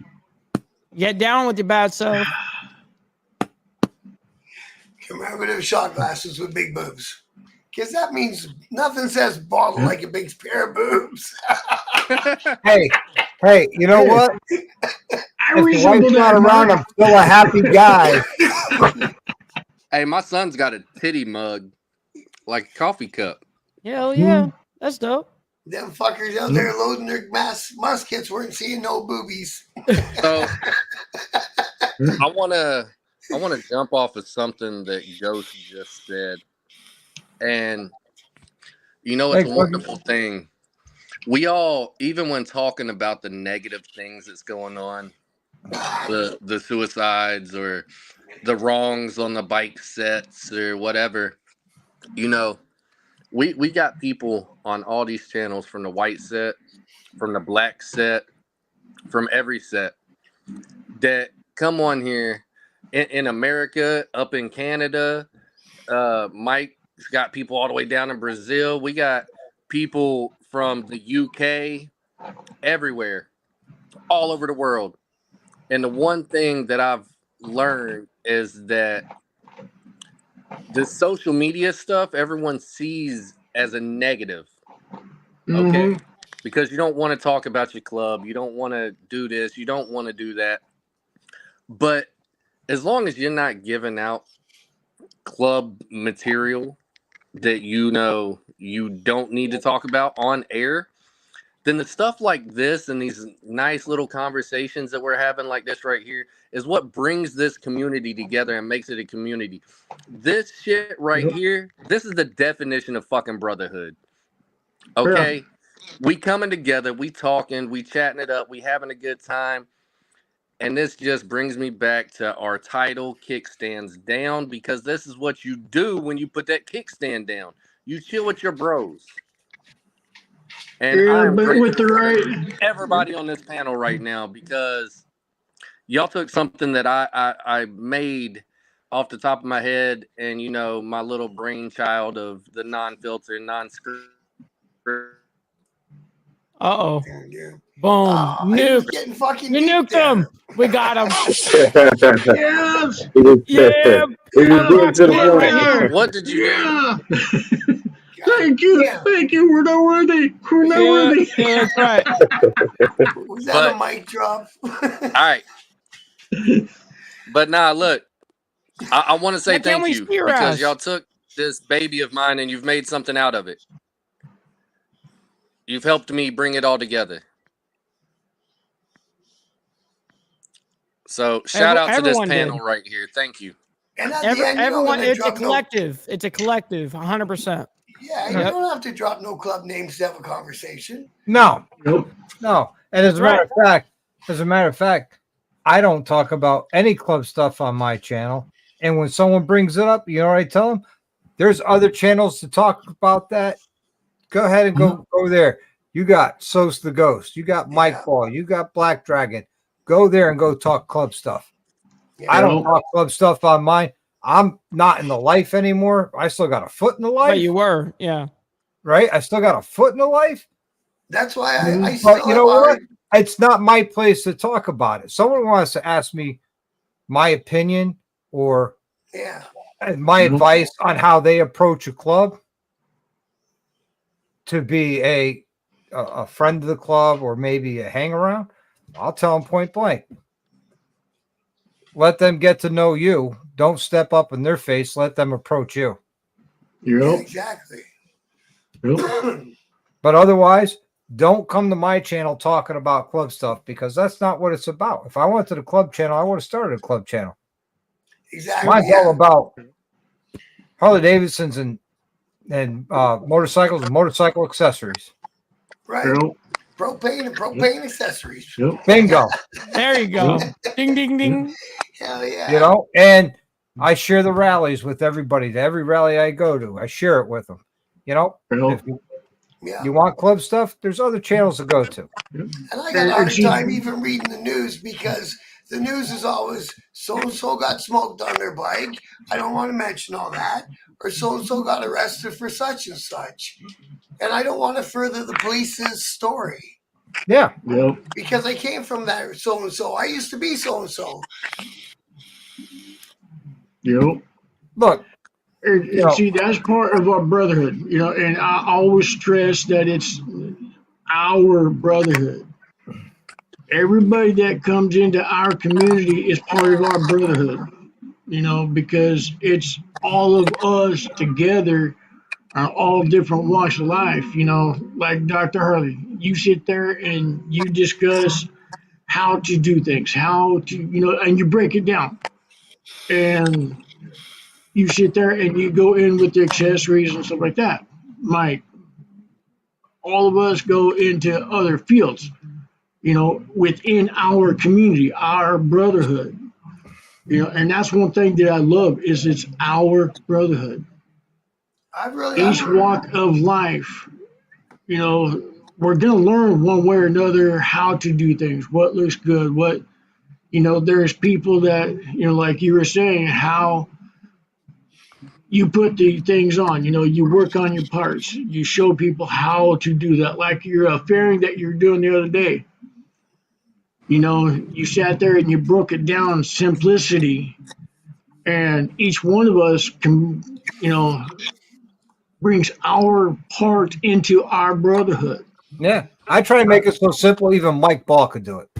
That's right. That's right. If a guy like me can figure, if a guy like me can figure it out, you know what I mean? I promise that all of you can. It's so simple a caveman can do it. He's just trying to grab Yeah. those threads on the interference. Man, I hate that. No, yeah, it's a bunch of this right now. but you know, I sit there and there's a couple of guys that I really got close to here on Facebook and YouTube and all that we consider ourselves brothers. And we got together, we ride a few times a year, and it's like we're still in a club, but we're not. But we sit there at the bar and we'll toss up beers and throw back shots, and we'll start laughing because just a few years ago, we'd have to sit there and kill each other over the rags on our back. But now, since we don't have that, we could sit there and be ourselves, be a man, find a common ground, get along, and believe it or not, some of the closest friends I'll ever have. I'll throw Hardwire's name out there. Hardwire is a stand-up dude. He's a great dude. When I was in the life, he's on the other side of the street. Now, who gives a shit? Excuse my language. And that's me, for me. But I used to preach that at NCOM. But see, I'm still on the set, right? We still out here. We still doing this shit. And unlike most people out here, Trouble and I aren't diamonds. We aren't dominants. We're support. We give the viewpoints and the opinions and the experience and everything from our perspectives. But what I wanted this to do was, to bring people together and show how much stronger we can be with this unity as far as making the set grow further than the separation that everyone wants to keep throwing out there. Facts. And you know what? I'm going to echo that because I sat at NCOM. I'm like, look, here we are at NCOM. We're all getting along. We're having a great time, right? Why can't this continue? And you know what? Everybody said to me? Too much blood was shed. I'm like, I can understand that. I says, now let's put it in perspective. During World War II, how much blood was shed between the U.S. and Germany and U.S. and Japan? Today, they are the United States' strongest allies. Period. I said, if we all stood together, who cares what rag you put on your back? Right? Who cares? It doesn't matter. If we stand together, because you know what? It's all geographics. If I lived in Florida, I'd probably be an outlaw or a warlock. If I was in, Milwaukee, I'd probably be black and white or wherever, right? The guy that brought me into the club told me that point. He said it just depends on where you happen to be, what club's in your area. That's who you join. Yep. So we're all cut from the same cloth. We're all alpha 1%ers. We're all men. There's nothing wrong with us getting along and not have to worry about, hey, I'm traveling from here to Sturgis and I got to go through unfriendly territory. Well, how much better would it be if you sit there and says, hey, I'm going from here to there. And you know what? If I have a problem, another club sees me, they could help me out. Yeah, I'm going to stop at your clubhouse for a beer on my way through. On real quick. Can you highlight that again from Jess up there for me, kind sir? All right, thank you, Jess, for your donation. Definitely. Yeah. Jess with the 5 gifted. I appreciate you, Jess. That is 10 for you this fine evening. Thank you so much over there in Australia. For you, it's the very next day. Very weird for you to be like 18 hours ahead. Yep. But I appreciate you. Thank you so much for the patronage. Yeah. Really? I mean, if we all just put the petty bullshit schoolyard stuff aside, that they just can't. And together, Can they? The U.S. government would shit their pants because we'd have the biggest and best armed army in the country. Well, the government loves it when the clubs, especially the big clubs, are fighting and they can RICO guys and they can life sentence and they can flip guys. They love that shit. They do. They get off to it. They get off to it. Yeah, they love it. Yeah, because guess what? The cops get a bigger budget next year because they proved the RICO case. They get more toys to play with and bigger money. Yep. So you want to know what's funny? I was actually inside, right? And I decided I was going to make a phone call one day, called one of the bros, found out the bro was live on the show. Had a laugh about it. Told him I was going to get back to vacation. He told me to keep getting the sun, all that stuff. But when I got out, you know, there's that little period of time where you got to behave for a minute. Yeah. So I already You knew still that was belong to coming. them. Yeah, I already knew that was coming. I called. You're under you know, still restriction. Trust me. I called the powers Yeah. that be, and I was like, "Yo, I don't want y'all to think I'm avoiding y'all or it's bad or whatever. Just letting y'all know I'm taking this hiatus for a minute, letting shit chill down, and when shit's good, you know, I'll make face and do what I got to do again. If you need me in the meantime, hit my line. You know I'm here for you." Done created a separate line just for them. Yeah. And it's stuff like that you know bros forget about, because there's some bros out there that, you know, they like having a buddy named Rico. I don't. You know, Yeah, I man. don't. And that's what I told my PO too. They was like, "So who you ride with?" I said, "It doesn't matter." They was like, "Well, we got that you're associated with clubs and all that because the officers said that you flipped out on them for trying to touch your vest." I said, "Yeah." I told him if he did it, it'd be the last fucking thing he touched. But You earned that shit. yeah, exactly. Mhm. But at the end of the day, you ain't taking shit. That's gonna sit right there. You're not gonna fucking touch it because I will break your fucking hand to make this time worth it. And I'm Yeah. gonna go ahead and tell you right now that, you know, I ain't got a friend named Rico and I don't want one. So therefore, Yep. you don't need to know nothing about nothing because I don't know nobody. I ain't never seen them. They know anyway. I That's- couldn't believe that when I got to Daytona. I said all those. Yep. Holy fuck. It doesn't even matter if you keep everything off of social media 100%, they will find out. You know, if they Yeah. really want to know, they will absolutely find Listen, out. listen. That's One Go ahead. of the presidents of the dominant in my state passed away a few years ago. Right, bad car accident. I mean, it's horrible. Good dude. You know, we're at the wake, and it's a international organization, so there were guys from all over the world there, and of course, every alphabet was there taking pictures. I'm sitting there going, "Hi."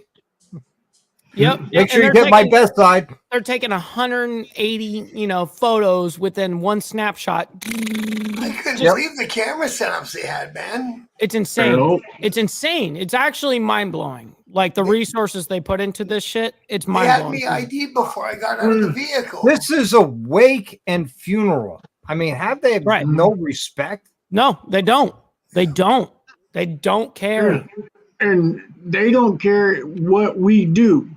As long as we're riding on our twos, even if we've got a mom and pop cut on, we're going to get nailed one way or another because that's their narrative.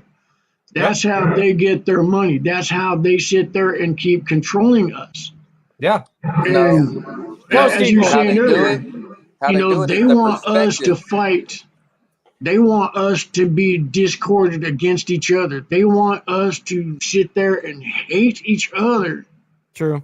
And it's like, man, you know, like you were saying earlier, you know, the clubs are fighting, you know, it's like, who gives a fuck? 90% of the people that are on the set today don't even know what the fuck they're fighting for. Bingo. You And I know the history, and I wasn't even part of those organizations, but I made it my business to know the history of why they were fighting. Well, it's Yeah. better to Yep. know I than know not know. all, you know, I've been around since I was a kid. You know, I grew up in the diamond set. You know, that's me. That's who I came from, was the diamond set.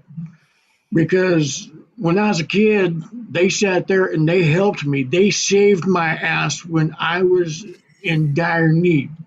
Yep. I would wake up and I'd see a diamond right here on the vest. They would sit there and take me out to be saved. You know, they hid me when I needed to. And That shit's there, and I don't hide it. yeah, and I learned young what the beefs were, you know, how this was, you know, and I was around Got a few of back them. then when a lot of these fights were starting, you know, and I'm sitting there going, dudes, we can get along. We can sit there and do this. You know, you're fighting over turf. There's thousands of miles of roads that we can all explore on and have a good fucking time. I Who think the cares what big you got in the thing- back? Hey, Or how about we go back to old school biker days where we all meet up at a campground, camp out, ride all day, come Fuck back, yeah. drink, cook out, have a great party, That's what I signed up for. Exactly. pass right out, there. Yeah. and get up and Fuck do it yeah. all over again the Like- next day. I was all about Fuck that. yeah. like And that see scene that- he did in the Bike Politics. Riders movie.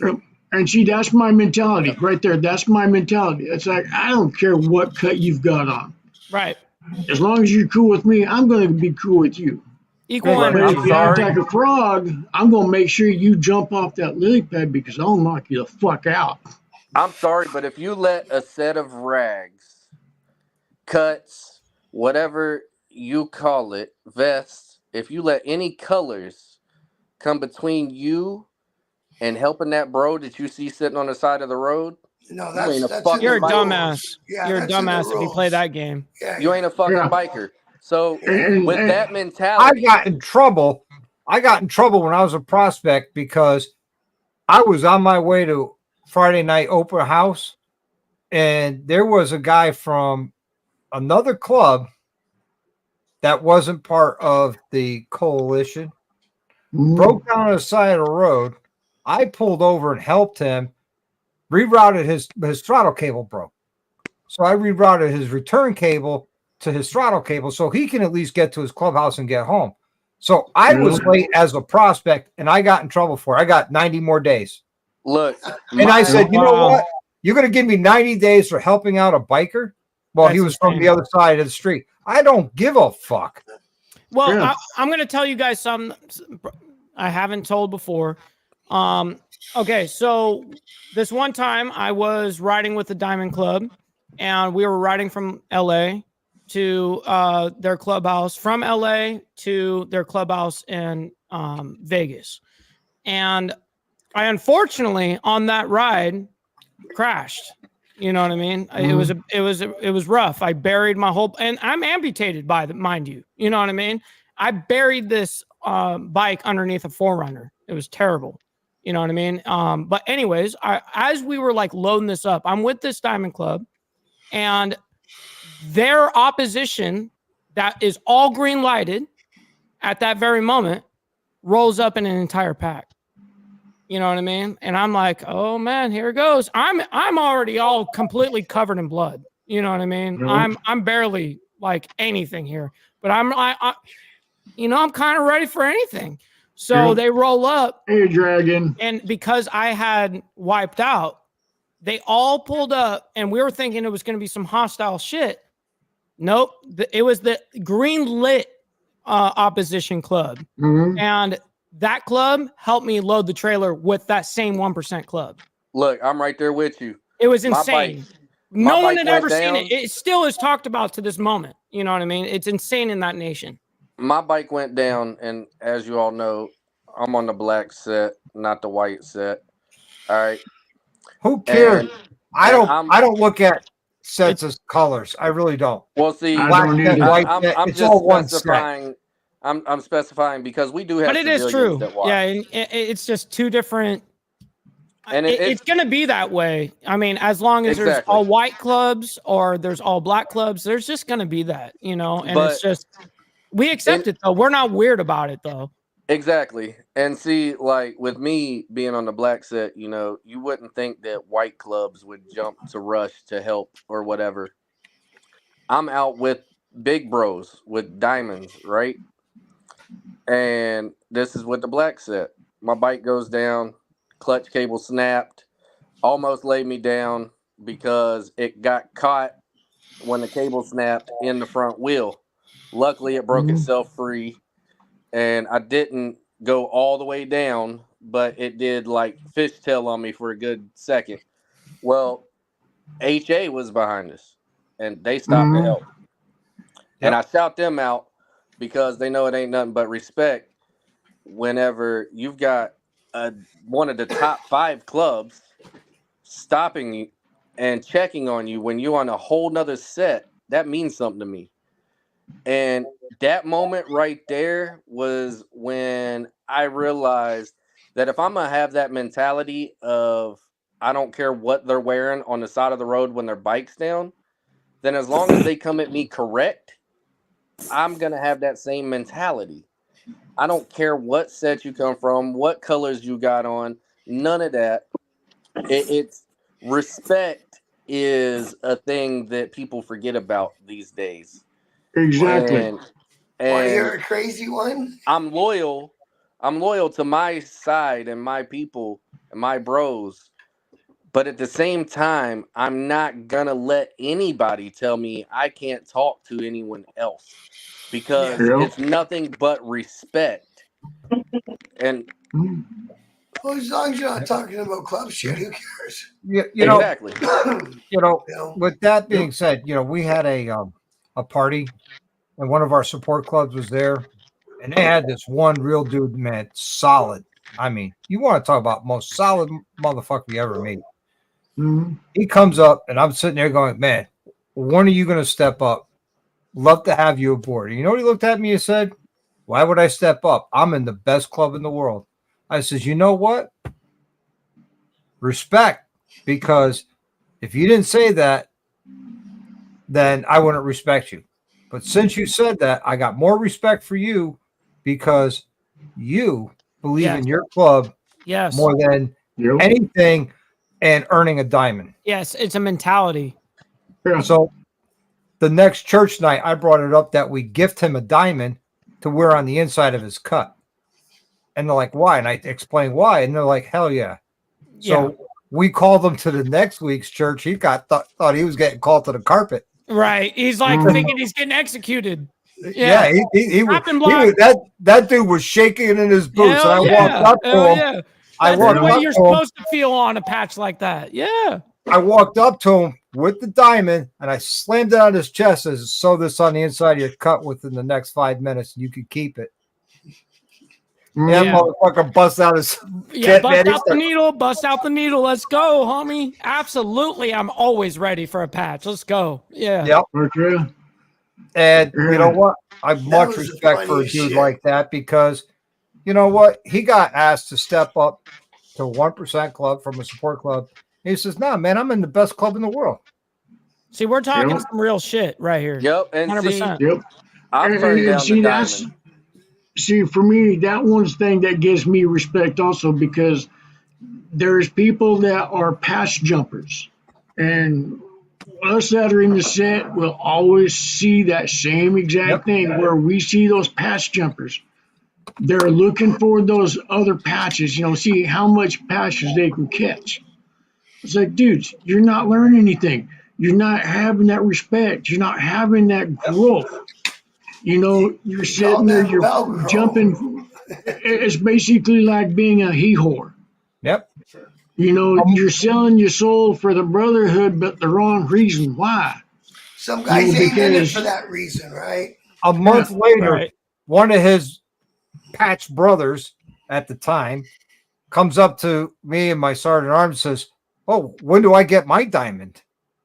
Right. No fucking now way. it's a What are you competition. talking about? No, hold on. We don't ask those questions. Yeah. Even inside our nation, we don't ask that Yeah. shit. Yeah. You know I what I looked mean? at him and said, what are you talking about? He's like, well, so-and-so you gave him his diamond. I'm like, yeah, he earned it. And yeah, that's him. That's not And you. then I says, We're talking we need about to you. go out back and have a conversation.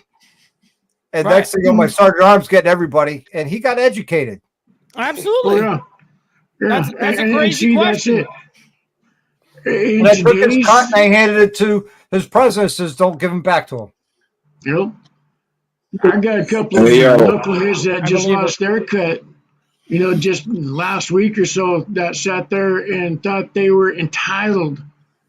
They could sit there and disrespect the cuts, old ladies. Okay. Good night. And they sat there, they said, oh, well, we can do whatever we want. Da, da, da. They got their cuts stripped from them. and it was not a pretty fact. You I've know, watched they that sat happen there. more than a handful of times. Yeah, You know, but that, Oh yeah, Hey, yeah. hey, my old gentlemen. lady used to look at the property that's of on the patch. guy that trained them how to be a club member because he didn't educate them properly when they were coming through.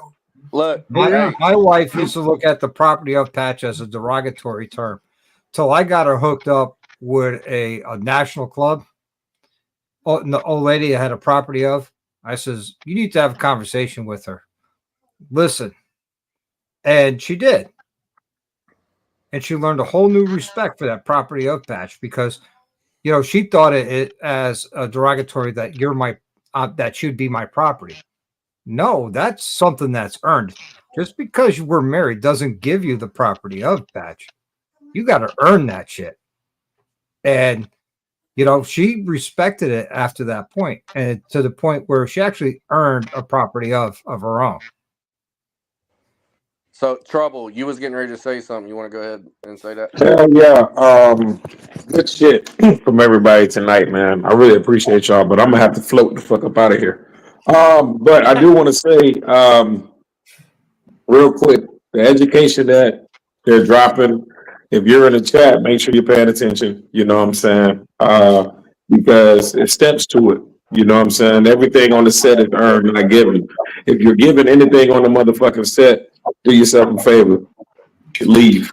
Because Please. you're not gonna respect it. And unfortunately, when you don't respect something that people have lost limbs and time and sleep and everything like that, relationships, children, family members behind, and when you come spit on it, it's disrespectful. So with that being said, it's your boy Trouble, aka Left Lane Bully. I'm gonna have to float. Love you guys, nothing but much love, honor, and respect. And I'm gonna catch y'all on the flip side. Peace to you, brother. Holy motherfucking shit. I got to give that to him right here. Dude, He just don't want to do the closeout. That's best all it extra is. I've ever heard on YouTube. Yep. Hey, Got it. hey, you know, Trouble, we love you here, you know, and if you need me at any given time, you know how to get a hold of me. You know, you've been a long time, brother, and I'll Yes, sir. be there at your side 100%. Yes, sir. We're gonna make it happen, GG. I promise you that, bro. We're gonna make it happen, man. I gotta goddamn make it happen with Mike too. He came over to my side of the earth, so I gotta come see him too. Yes. Okay, you know, I'll be at your side 100%, you know, and once I get my health back up, I'll be at your doorstep sitting there saying, hey, man, let's hook it up. And I will even cook a traditional Native American meal. I want with that. authentic fry bread. Come What? here first. Come here Hey, first. Better keep your ass no, in no, no, Alabama. no, Mike. don't- He said stop trouble. the cap. Stop the cap. Stop the cap. I'm sniping this. And some Indian tacos. This is mine. Oh, Trouble. Fry bread's where it's at, bro, man. You better take that up. No, Don't turn that shit Oh, down. I'm taking it.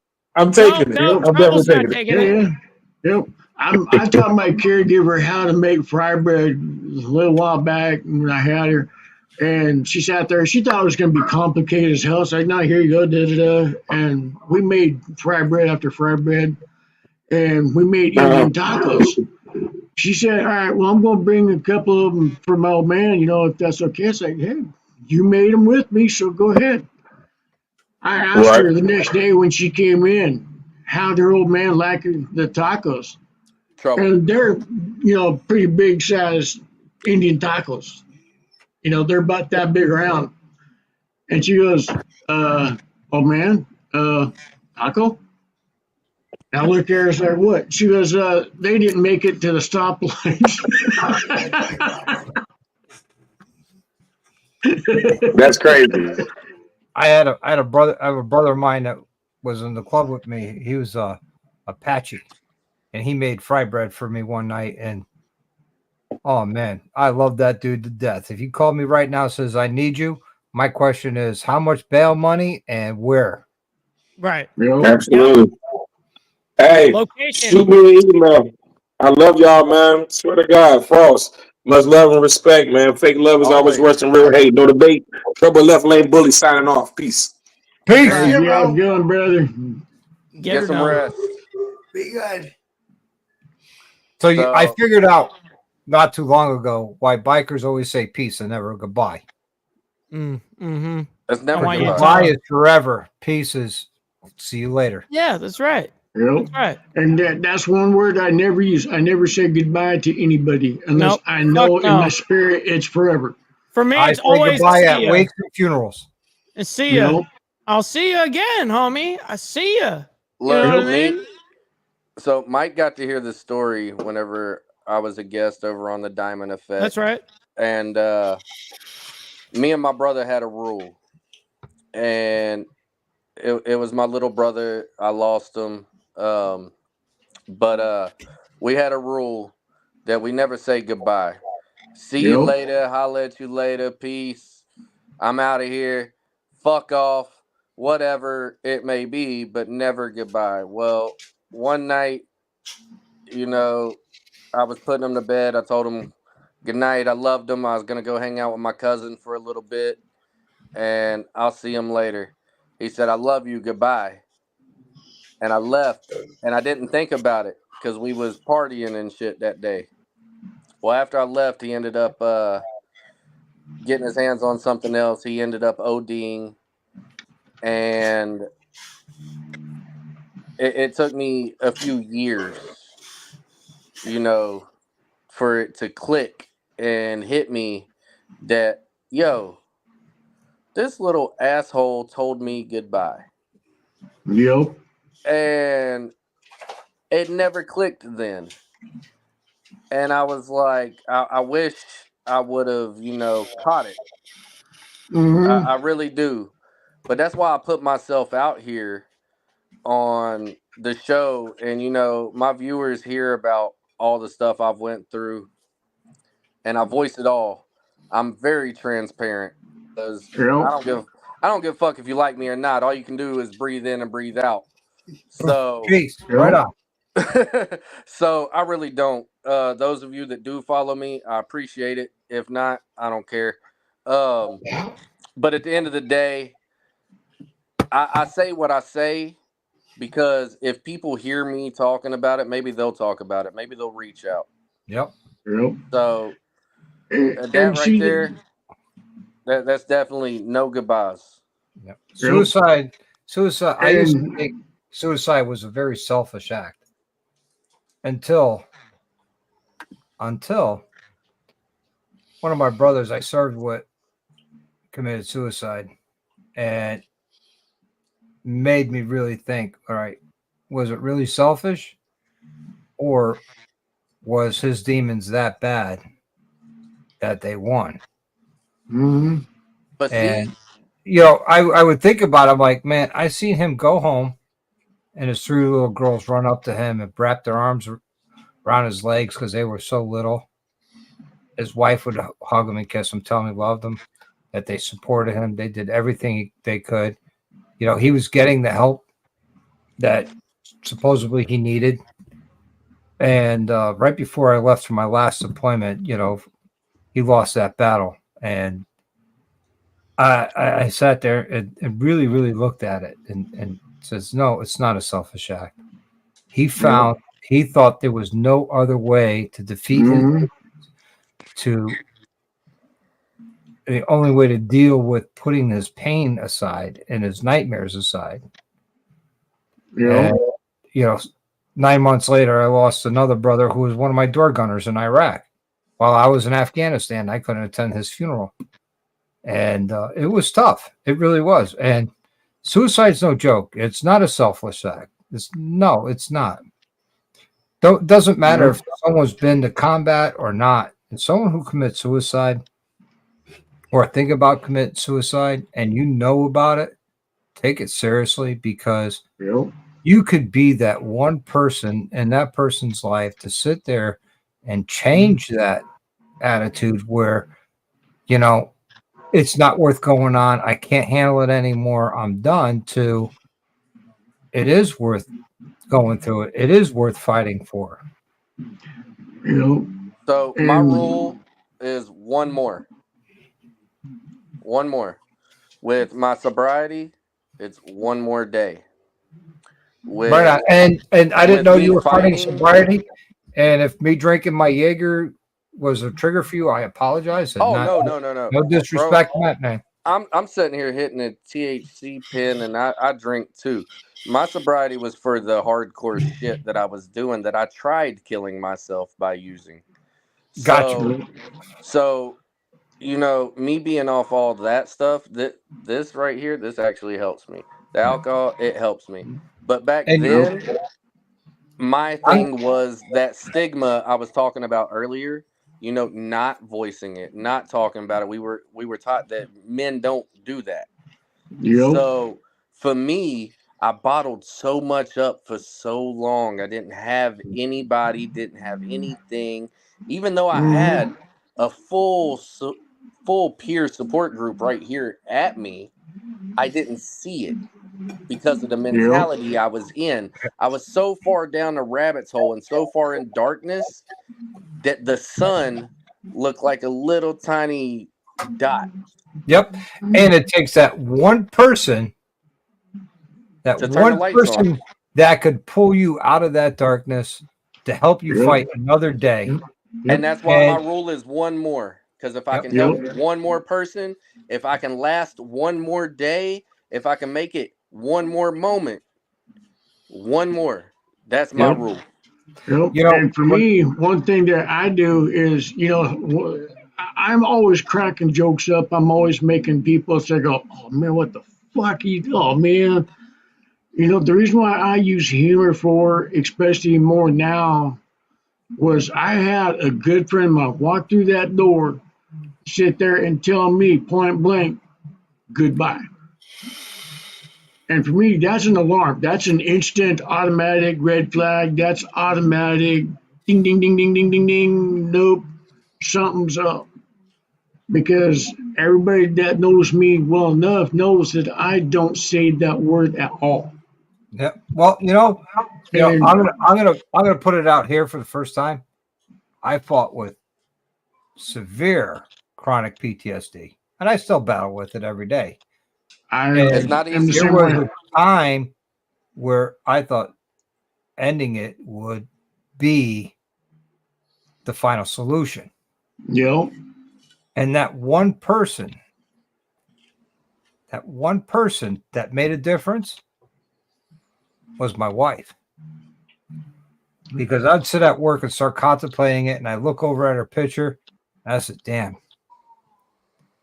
if I'm gone today or tomorrow, the rest of her life would be empty of memories that we could have created. Oh yeah. Yeah. Yeah. I know. Like I said, for me, like I said, she came Very through that fortunate. door. I'm very And fortunate I had her, and I still do. Very fortunate. yeah. Hey, look, Yeah. Red got me when I was detoxing. Let me tell you, this woman went through it because when I detoxed so bad. It was nothing like what you see in the movies. It was a million times worse. I promise.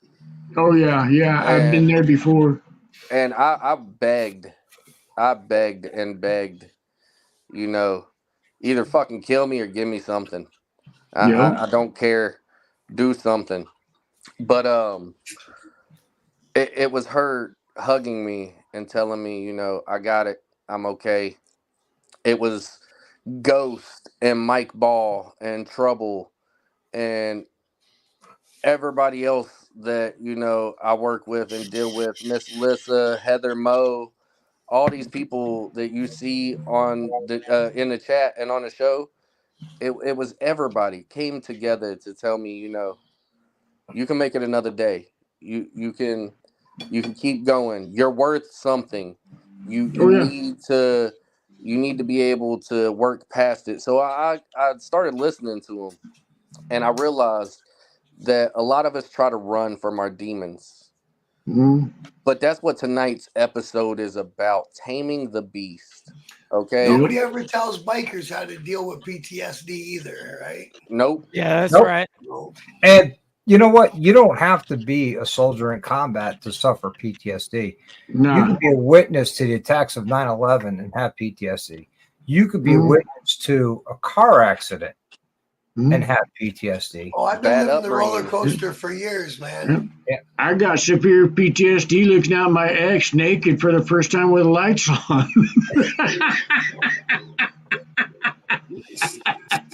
And then we got people like him. But you know, PTSD is a serious thing that needs to be seriously looked at. And you know, you look at Mike Ball every morning, on his live or all his positive Instagram posts, and I tell you, I'm not joking. When I watch his positive posts on Instagram, man, it really makes a difference in my life because that all you need is that one positive thought in your day to make your day. And Mike, thank you for that. I really appreciate it. From my heart to you, my brother. I love you to death for it. Damn, dude, that's got to be one of the heaviest, most one of the take to your bank kind of like comments, man. And I got to thank you for that. That's extremely selfless of you to say. You know, I mean, alone the shit you gone throughout your life. You know, the horrific car accident to losing your leg. Always making light of it, and we all joke with you about it, but it's a horrific thing. And there you are being positive every day, putting out something positive. Because it's a cyborg. That's what leaders. That's what leaders are made of. Yep. Oh man. Thank you. You see these comments, right? And see, that's one reason why I stated earlier. We are real. We sit there and we put our fuck ups out there. Our shortcomings. We sit there and we are transparent with ourselves. What we've been through, what we're going through. And we're not sitting there sugarcoating shit for these little woke wannabe bastards that are confused on what bathroom to use.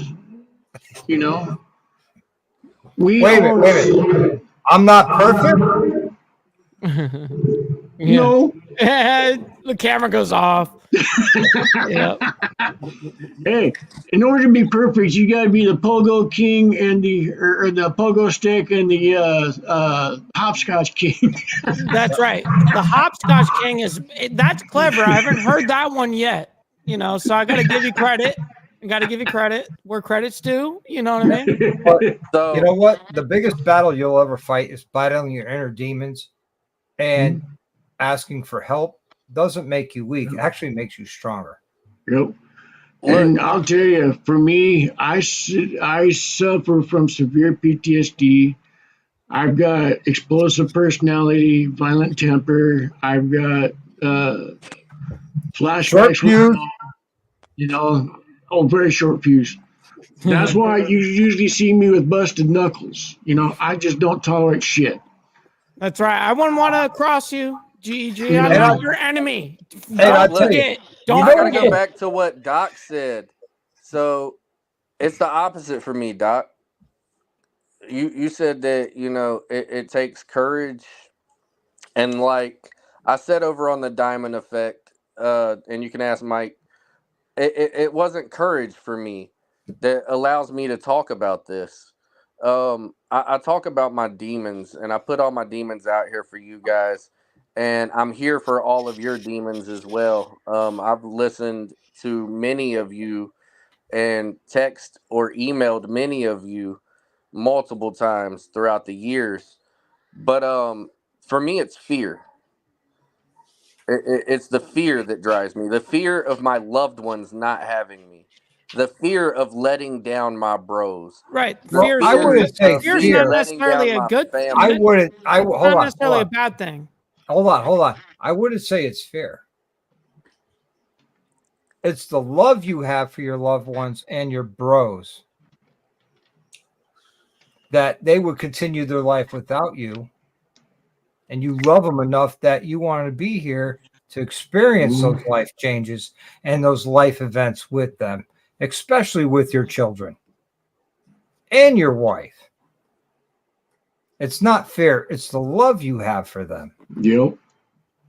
And see, that's one thing is that's one thing that keeps us going. Never let go. We have a common. I know. Here's the ironic part, right? I was the trainer for the Department of Defense for PTSD awareness. Mm-hmm. So I thought I was going to be immune to it when I went on my first deployment. Before it was called PTSD, when it was called combat stress or shell shock. Shell shock, yeah. You know, it was shell shock, combat stress, PTSD, the 1,000-mile stare, whatever you want to call it, whatever you know they want to label it. It's all the same thing. It really is. Yeah. And it's your love for your family. It's the love for your brothers. Why? It's not the fear. It's the love that you have. Because love is much stronger than anything. And I'm going to say it, man. You know, love is stronger than any emotion that you can have. And this is the only time I tell you emotion is a good thing, is the love emotion. Right? We all love motorcycles. We all love riding motorcycles. We all love the brotherhood. Right? We all love our family. And that's it. You know, we've got a love that binds us together no matter what walk of life we are from. Whether we're rich, whether we're white, black, purple, yellow, green, blue, what the fuck ever color you want to come up with, we all have that common denominator. Yep. 1, we love freedom. 2, we love the open road. 3, we are in the biggest brotherhood in the fucking world. We are the biggest family in the world. Now I'm going to blow everybody's mind. You talk about biggest brotherhood.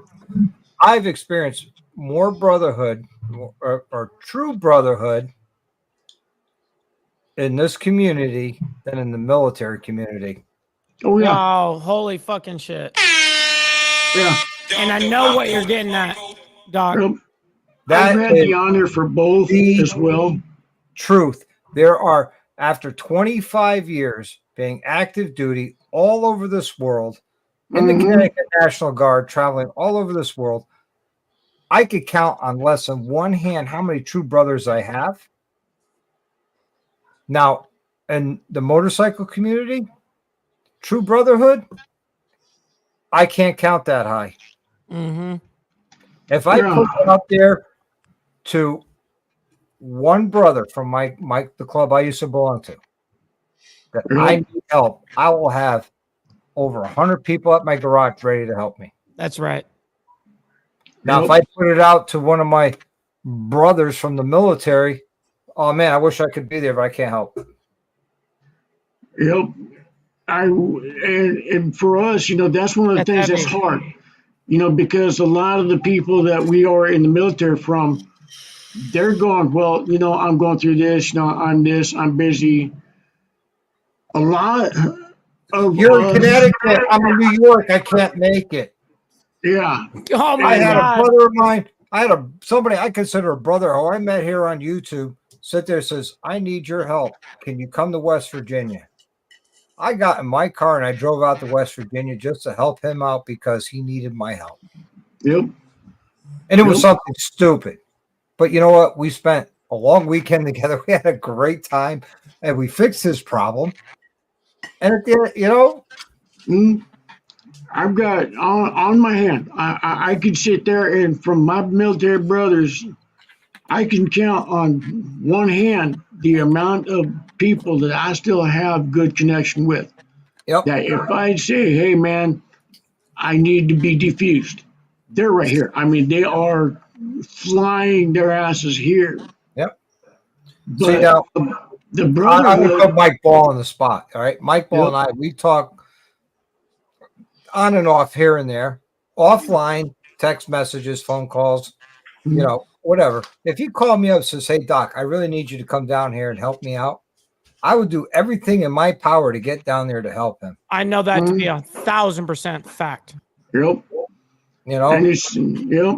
And same thing with you, Ghost Eagle. You know, Yep. this is the first time I saw your face, but I see you all the time on Mike Ball's chat. I see you once in a while on my side chat, you know what I mean? And I get it, you know, but you need my help. I don't even know where you're at. I'll come find you. He's over there on the West Coast, dude.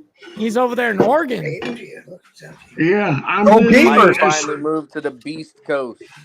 I'm literally a spit's throw away from hell. Go Beavers. Don't put me in that position, by the way, Frost. Don't do that. I The see what Beach you're Coast doing. representative. I see what you're doing here. Listen, And that's what true I'm not brotherhood is changing about. shit, though. I'm not changing shit. You know.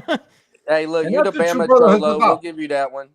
And I'm trying to figure out how I'm going to go visit Mike Ball next year. Oh man, you already know. We got the compound ready for you. Okay. And with me, you know, I've got surgeries coming up and stuff like that, so I'm down for a while. Yep. Right on. But- if you need anything, you know, just let us know. Oh yeah, and see, that's the other thing about our brotherhood. And again, I'm saying our brotherhood.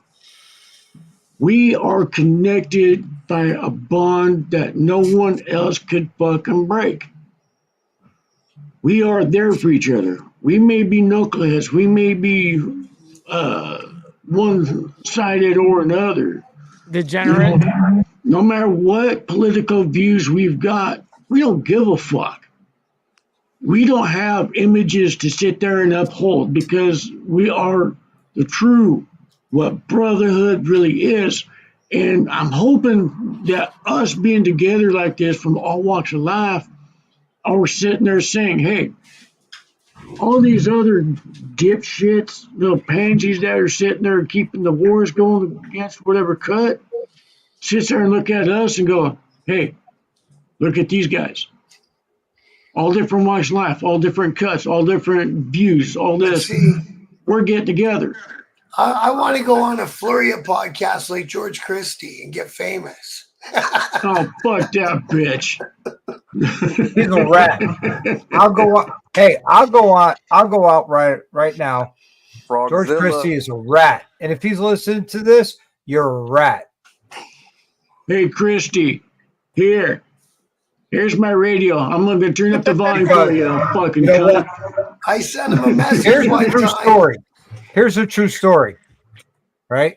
When I was a prospect for the first time in the first club I ever joined in 2010, I was 40 years old as a prospect for a 99 club, a support club for 81. Mm-hmm. And 81 calls up my club president and says, hey, we're going to Manhattan because there's a book signing. We're going to go down there. So, all right. And so I get the call from my president. We're going to Manhattan. Grab your bike. Let's go. Okay. You can't say no as a prospect. Oh, yeah. I'm standing in line for this book signing, and who's signing books is the man himself, Sonny Barger. I don't care what side of the fence you're on. You got to respect the man for what he did. Fuck yeah. Right? Man. So I'm standing there, and I introduce myself. Hi, Sonny. My name is Chop, prospect, such club. Well, I could say club is the fuck down Iron Steeds. He's like, cool, right on. Sit down right here with me. I said, I appreciate the offer. I can't sit down. I'm a prospect. He goes, I'm Sonny fucking Barger. If I tell you to sit down, sit the fuck down. Yep. And look, so I sit down in the middle of his book signing. He spent an hour and a half talking to me, telling me if and ever I get patched, how to treat a prospect. Mm-hmm. The man was a legend. Fast forward, I'm in a diamond club, and I'm sitting there talking to my prospects, and I took that to heart what Sonny told me. And actually, I got a nasty email. I was in Arizona for the Army, and I didn't reach out to Sonny that I was there, and he was pissed off at me because I didn't reach out. But whatever. And I was getting hammered at by my club. Who am I to treat prospects like that? Who taught me to treat prospects like that? I said, Sonny motherfucking Barger. If you got a problem, give him a call. It's a good answer. And they're like, you met Sonny Barger? I says, yeah. And I told him that story. And at that time, the sergeant at arms was in that club with me and was there and witnessed the whole thing. He says, that's 100% accurate. Well, I've seen a lot of people take advantage of their prospects. No. And a lot of clubs take advantage of their prospects. Mm-hmm. I've seen it happen too many times. I Listen, seen them pick there's the one- pockets clean, man. Majority there's of clubs get hazing. this part wrong. They get There's this part hazing. wrong right here. There's But to me, hazing, and then there's I wanna treating them help like that. men. No, bro. I saw a member pick the prospect's pockets clean and then put them out bag, for fuck's sakes, when he said something. Okay, Yeah. so I'm going to tell you guys real quick in summary that one of the most important things I learned working out in the water is I was 18 years old as a captain of the, I was working out on tugs and stuff, and I was working with a humongous crews of, I mean, it was amazing, but at the same time, it was a hardcore position to be put in because I put myself there, but at the same time, I've got my deckhands, engineers, all these people that are amazing people, but they've been doing this for 30, 40, 50 years. And some of them are 30, 40, 50, 60, 80, some of them are real old, dude, not 80, 70 is the oldest that we had in the whole area. But the same token, I had to gain that respect from them at 18 years old. That's what my point is there's a way to go about this no matter your age. Because at first I was taken as a joke. It's like, oh yeah, this fucking kid wants to fucking tell me what the fuck to do. The fuck he know about shit. Yeah. But yeah, I'm gonna tell you real quick. Hold on, real quick. I'm gonna summarize this. So this one time I was 18 and I'm federally licensed to be a captain. Okay. And this is what I'm licensed to do this shit. And my responsibility is the boat. You know what I mean? That's and the cargo that I'm towing or whatever the fuck I'm doing. So I told my one of my deckhands, I said, I need you to go down into the head and I need you to clean that head. It's a little needed. You know what I mean? It's just needs to be done. You need to clean the toilet. So he goes down there and he actually gave me some fucking lip about it as we were walking down the stairs together. And I go, you know what, dude? Don't worry about it. Don't worry about it. Go ahead and kick back. Go ahead and sit down. I got it. I went back there and I started fucking doing it myself. And he looked at me and goes, Captain, you don't have to do that. You don't have to do that. I go, you just said you weren't going to do it. And it needs to be done. I'm not going to ask you to do anything I'm not willing to do myself. Yep. So I'm going to go ahead and fucking do it myself. If you tell me fucking no at this point, you're 47, dude. I'm 18. Stop acting like a fucking child. Yep. Okay. And so this taught me a lot going into like the whole motorcycle club scene and all of this. I was 18 years old dealing with that situation. Yep. 47-year-old man. You know what I mean?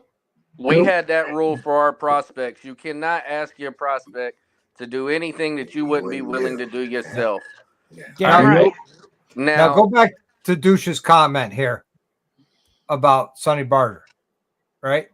When someone meets Sonny and knows Sonny, you know how to pronounce his name, because if you mispronounce his name, he'll let you know. And let me tell you something from personal experience, it hurts. You mispronounce his name, it hurts. Yep. That's how I knew you actually knew who he was. Yep. And to go to my comment was when I got patched in the 1% club, it was my night, my bar night, and I had to make a meal to serve to everybody. So I was going to make cheesesteak. Well, I made all the cheesesteak, and I'm there, and I'm cooking and cleaning everything, getting everything ready on a Thursday night for a Friday night open house. And my VP walks in, and I'm cleaning up the meat cutter. I'm cleaning up the kitchen. He's like, "The fuck you doing? We got prospects for this." I'm like, "Yeah, and you telling me I can't clean up my own house?" Look, I said, they're not here to clean up after me. I make the mess. I clean up after myself. I'm a grown ass man. See, I love guys like you, and see, which is funny because I really, really prospected just like buddy else, right? But the thing is, a lot of people, that's a whole different discussion. A lot of people don't even prospect, but nonetheless, we all did up here. I know that. And the thing is it taught me a lot right there too. You know what I mean? Like I got to interact with members that could have abused power and said, But you know what, didn't. that's not fucking right. I'm not going to do that to him just because I can. I can do it and I can get away with it and no one would say shit. But hey, that's not really me and that's not morally what I think. See, You know I what was I the mean? type of That's cat- where respect comes in, because right Yep. there, that is where respect comes into play. Mhm. Because if a person's going to sit there and say, okay, well, I'm in power, and they got that title above, they sit there and they says, okay, well, I'm going to sit back like this and I'm going to tell you to do it, regardless of what you say, you know, how you feel, you're going to do it because I'm in charge. It's like, no, that's not where respect comes in. And right there saying, hey, I may be the title holder, whatever, you know, whatever your vice president, you or got even a pack. That's just a responsibility. That's yeah, it. yeah. And one of the greatest guys I've ever worked with sat there and told me, he goes, if your job is to clean that toilet, you clean it like you own it. If your job is to sit there and be the CEO of a 500 corporation, you own it and you do it with your heart. If it means that you're shining shoes, you do it with pride. You do it with honor. You sit Yep. there and you stand up for what you believe in. And if you have people underneath you, make sure that you treat them as people, because they are. Absolutely. Because you never know when that person's going to need you and you're going to need them. Yep. Happens If you're gonna all be a the time. tyrant little bitch, Well, not just that, you're building a brotherhood. I mean, Yeah. I can't tell you, every time a new charter would show, you know, a charter would show up with a new hang around and they would introduce the new hang around, I'd look at them and say, come here, I want to talk to you. What do you mean? We're going to go talk. What do you mean we're going to talk? Holy shit. Fuck, you got to Frogzilla. question me. We're going to go talk. That's We a big should- comment right there from Frogzilla. Go ahead and read That's it. why I threw it up there. I seen it and I was like, it's got to go up there. Yeah. Read it. And It I was would a grab the one hang around. percenter. It was a 1%er who stopped my stepdad from beating the shit out of me when I was a kid because we were a lifetime friends with the family and they got tired of me coming over there and beat up. Yeah. yep, Right on. Heavy. I'm Well, the much same more way. respect to Frog. Now, Yeah. I would grab the hangarounds and sit down and I would try and find out everything I can about them. You Mhm. married? Oh, you're married. You have any kids? Oh, how many kids you have? What's their names? What's their wife's names? And I Yep. tell them, next time you come to my house with a party and your wife's not with you, I'm going to add 30 days to your prospecting period. Damn. And I know where you come from. You know what I mean? So, Because yeah, that's how Sonny taught me. that's Man heavy. did 55 years as a 1%er. I don't care Yeah. what side of the fence you did. You got to respect him for that. Yeah. You know what I Yeah. mean? And he taught me You got some that knowledge. it's your hangarounds and prospects are the future of this lifestyle, and you treat them with respect. And if you disrespect them, you're disrespecting the lifestyle. You're disrespecting our future. You're disrespecting yourself. And your own nation. Yeah. 100 Yep. motherfucking percent. And you're failing because Yep. if you're not teaching the proper knowledge, the proper history, the proper protocol, the proper everything that they need to know for this lifestyle, you are failing the prospects. Yeah. You want to Of be course. the patched member that you wanted as a prospect. Yep. I was on Mike Ball's live one time, and at the end of the show, we were backstage, and his sponsor came on, who sponsored him into the life. And I actually said to him, I says, I got to thank you. He goes, for what? I said, for bringing Mike up right. He's You a guys- young soul. Yep. He's a young dude with With an an old old soul soul, yeah. in his life. Yeah. And I got Yep. nothing but love and respect for Mike, for the way he is, and much love and respect for you. And I haven't met you, for bringing him up right. Damn. That's You That's, think the I remember club's that conversation. That was a very heavy conversation. That was day. a I year remember that. ago. Yeah, I remember. It was when we really got, connected for like the first time for real, Yeah. like And we got on to that next level of thinking, right? Yep. And Yep. rather than just surface level talking. And that's something that I crave. I actually love to get those authentic conversations, right? I crave it. Yep. And you know, that's something that's super special to me. And I'm going to show you guys real quick a little excerpt. I'm going to show you a couple actually, but of just the man that he's speaking of. So you have Old school, solid. I've never met him face to face, but I met him on here and we talked. Man is as genuine as you can get. I have nothing but love and respect for him. And if I see him, I'm just going to shake his hand and say thank you. And if he doesn't want any more conversation, I could walk away a happy man. Hey, look, he's an awesome person to talk to. The one time that Mike let me talk to him, he was an amazing person. add that to the stage real quick, Frost. So this is us in Sao Paulo, Brazil, when we did that ride. And you know, he's the man that made everything in the motorcycle club life world, all of that. He did make that happen for me. But you know, I opted myself to go, you know, and visit him in his element when it wasn't necessarily convenient for me to do so. It was about sitting there and actually talking with him. You know what I mean? And nothing more than just to talk. I didn't have any other motive than just to talk. That's it. And so I always kind of, as a prospect, you know, he's the national president, you know, and so I got noticed very early on for the ambitiousness that was behind my prospect shit, right? And so I got tested right away, dude, from him. You know what I mean? And it was hardcore. And I'm not even going to explain that.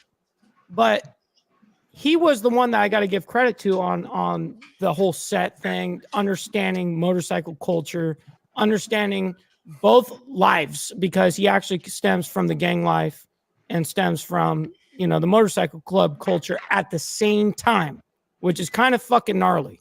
You know what I mean? And it's something that, as everyone will tell you, you can't go to two gods. You know what I mean? Essentially, you can't pray to two gods. And it's something that I really learned about the cultures and being in Southern California, learning and growing up in the actual where it started. You know what I mean? And this is a man that was birthed, or not birthed. He grew up on 18th Street in Los Angeles. I know that street real well. You know what I mean? So we're talking where it all stems from. You know what He's I mean? the OG of OGs. Yeah, and for me, it's something that I hold extremely dear to me. You know what I mean? Having somebody that saw and believed in me to be able to go, I'm gonna pass this on, you know, over here. And to make that decision was critical, you know what I mean? And it takes a lot of trust from an OG to do that to just some young G, right? You know, some just young kid. And you know, it was say it for it is, Mike. You were a snot-nosed punk. Well, I survived. I met that with a lot of love and respect. I survived, right? You know what I mean? So Yeah, Look, I must be he all was still right. wet behind the ears. you respect him. I can tell you for him teaching you how to move and how to talk and how to act, but we respect him as, you know, the older generation for teaching you properly. If you remember our first conversation, Mike, I really didn't realize you was as young as you was. Yeah. But once I heard your age, the first words out my mouth was, yo, that amazes me because, you know, I'm a fan. To me, you are bigger than what you see yourself as. So for me, being in this world my whole life, I mean, I've got over 3 decades in this shit. You wasn't even alive. And the crazy part about it is, like, I've been and was raised in a 1% family. And I know how the life is. So to see you raised right inside the club life, it means the world to me. You got to think, bro, you the youngest lifer out here. Yeah, and to this day, that's something that I hold proud. You know what I mean? Like at least I did a good rather than departing at a evil. You know what I mean? Because there's a lot of that happens where anger comes in and politics get in play, and politics did come into play in my case. Okay, In the club life, politics always comes to play. that's always it's inevitable. You can't escape it. You know what I mean? But it's I don't care if you're a prospect or a hang around or the president of the club. There's always politics, and it's bullshit. And the further you move up the ladder, the more there is. Yep. And like someone says, ride more, politics less. Yep, 100%. You know, because the politics will kill any vibe, it will kill any mood, and it will destroy the brotherhood because everybody will get caught up in that political bullshit. It's weird because you can use politics for good, though. You know, and here's the thing, and it is I tried to really shine in the club life. You know what I mean? Where I tried, because I got political. I mean, I was a president. I mean, I did it all, where I earned my way through the whole thing. I mean, I every rank except Sergeant of Arms, essentially. You know what I mean? Because I'm not the right guy. I'm not the right guy for that. So, anyways, you know what I mean? I'm just giving a buck, I love that job. I'm not the right guy for that. So I did everything, you know, but I earned my way through that. And I realized it's just, you know what I mean? Like all of this anyways is a main distraction from what it actually really is. It really is only a responsibility. You know what I mean? And here's the thing. People take a responsibility to the head. You know what I mean? And see here, I was a president, but I was always motherfucking humbled by my OG. You weren't peacocking. So he would, if I, anytime my head got a little balloon, because it did. Oh yeah, we all face it. Help it. I'm not going to help it. Absolutely. There are times that did happen, but guess what he did? He G-checked me right away. You know what I mean? And it was like, nah, little homie. You think you run the world? You know what I mean? And so real quick, Frost, do me one last favor and put that screen up real quick. And that's the last one I'll show. But that is me and him in Brazil doing the double world record right there. And you know, me and him, that is the man that taught me it all, man. And it was all because, but you got to remember from a young generation standpoint that you have to also want to crave that education as well. You know what I mean? And something that not a lot of my generation embraces. Okay. And I'm going to be keeping it a buck. You have to be willing to hear somebody's standpoint before you even have a position. You know what I mean? Like you have to be able to hear it before you start going, you know, filibuster and what the fuck you want to say. You know, well, the problem is, Mike, today's day and age, and I've experienced it at the top level, they don't want to hear it. It's their way or the highway, no matter what the table says. But once you get a position, you got to be willing to teach the new guys coming up what you already fucking know. You can't get that to yourself. That's a responsibility. That's your fucking responsibility, though. Right, that's the old school mentality, but the new school mentality is, I'm the president. We're going to do what I want, and I don't care. No, and see, that's bullshit. That's and bullshit. I've seen charters get closed because of that. Yes, and good brothers get put out bad because they were part of that charter. Well, I don't. You know what hurts? We just seen that. We just seen that not too long ago. And to go with what Frost said earlier, sending out information that should never, ever see the light of day. Absolutely. Other than that club itself. Okay, Most Eagle, real quick, I want to say something on this exact topic. Okay. So as someone that is in the media, I have intel to every single motorcycle club on the planet. You know what I mean? Mhm. It just really is what it is, right? Oh yeah. And Well, to back that up, Mike, real quick, before Mike Ball had me on his show and had me on with Hollywood, which I'm very grateful for, I got know what mud he's gonna say. I got mud checked. As And everyone that does. And it came back to me. I was being mud checked. I'm like, tell them the truth. Yeah. Yep. They're like, what do you want me to tell them? Tell them the fucking truth. You know, But see, nobody knows about that shit behind the scenes, though. You know, unless you were to say it or I were to say it. But Well, like the thing that's is, because you and Hollywood got burned in the past. absolutely, Twitch, absolutely. yeah. You know, and a couple others. You know, I was the guy feeding the intel. You know what I mean? Where Hollywood realized on that show what had happened. I was that guy that sent the intel on that. You know, so it's really, really crazy.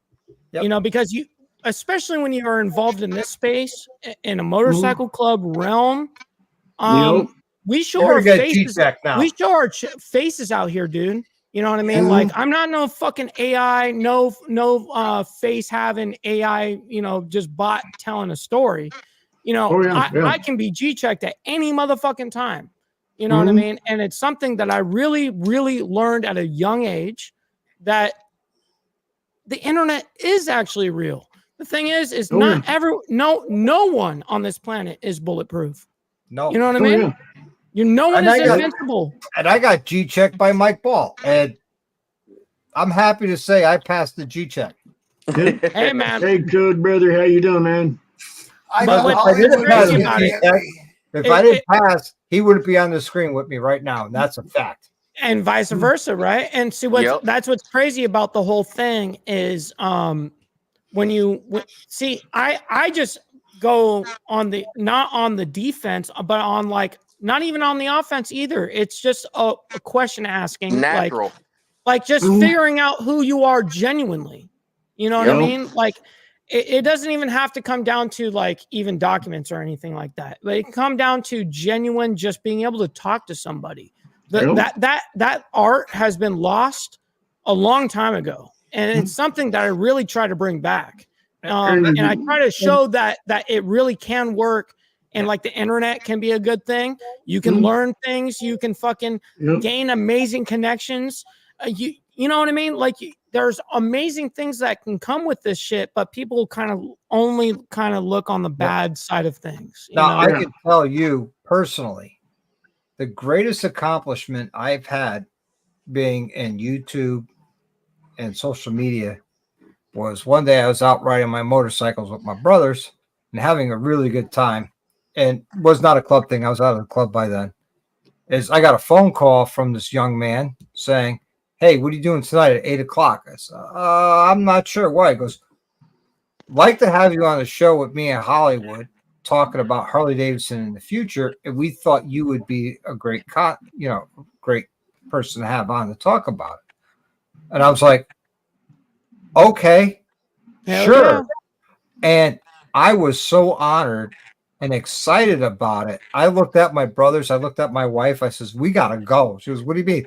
I just got asked to be on a huge show with Hollywood and Mike Ball. I mean, Hollywood show could have up to 300,000 listeners at any given point in time. Same thing with Mike Ball. No disrespect, Mike. Please. No, it's true. And here I am, just little old me at the time, less than 2,000 subscribers at the time, going, "I'm going to be on Hollywood and Mike Ball? Are you kidding me?" I was the responsibility for every person that came on the Hollywood and Mike show. I'm a nobody. I'm a nobody. I just broke 1,000 subscribers. I'm a nobody. And I'm still a nobody. I told him the same thing. I'm the same way. I'm a nobody. You know, I'm sitting there. I don't have millions of people following me. I don't have all these millions of followers and stuff like that. 500. Because I was so nervous that night. Look, he started blushing. He had to get off the camera. Twice. I was so nervous that night. I ran to the bathroom twice during that whole show because I was so honored to be on Hollywood and Mike Ball's show that Mhm. I was like, oh my God. And I know before I got on Hollywood show, I would definitely, they were going to do the background on me and find out, can I back up the shit I talk? Mhm. Was I really 1% or did I get the tattoo and deal with it as I deal with it? You know what I mean? But then Oh, again, if that's the case, then are you truly 1%er because you're going to deal with the consequences? Yeah, you are. But No, you know, look, I agree with both you and Mike. So with Mike, I worked behind the scenes for many years. yeah. Even Ghost knows that. Behind the scenes on all the different channels, every channel on YouTube, I had some part in being behind the scenes at some point. Yeah. see, I'm And the going to give a shout thing, out to Bet Rid Podcast. I love that dude, yep, Zach, to death. He's a great guy. I've ridden with him. I've hung out with him. I've hung out with his wife and him. My wife loves Megan. You know, talk about some stand-up people right there. oh And yeah. he's a behind the scenes guy too. But see, working behind the scenes, like Mike said, it comes natural. Yeah.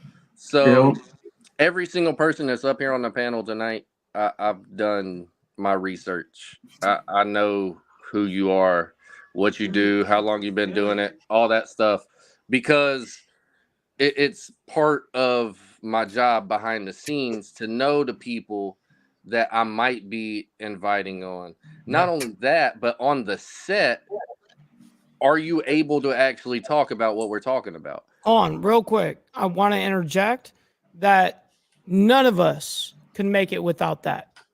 Yeah. Yep.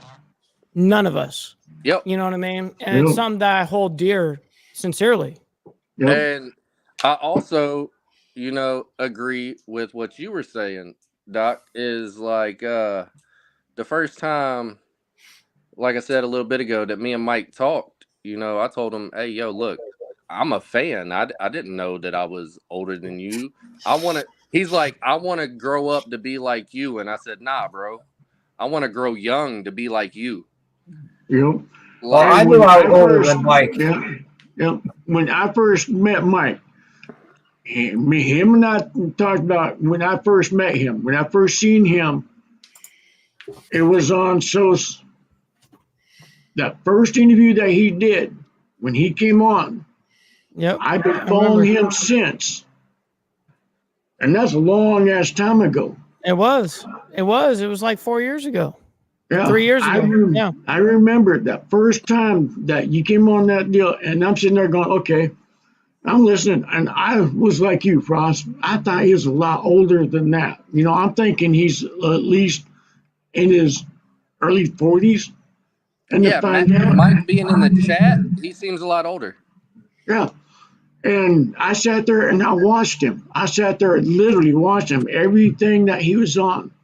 Whether it be BDs, whether it be on Hollywoods, whether it be on any of the others.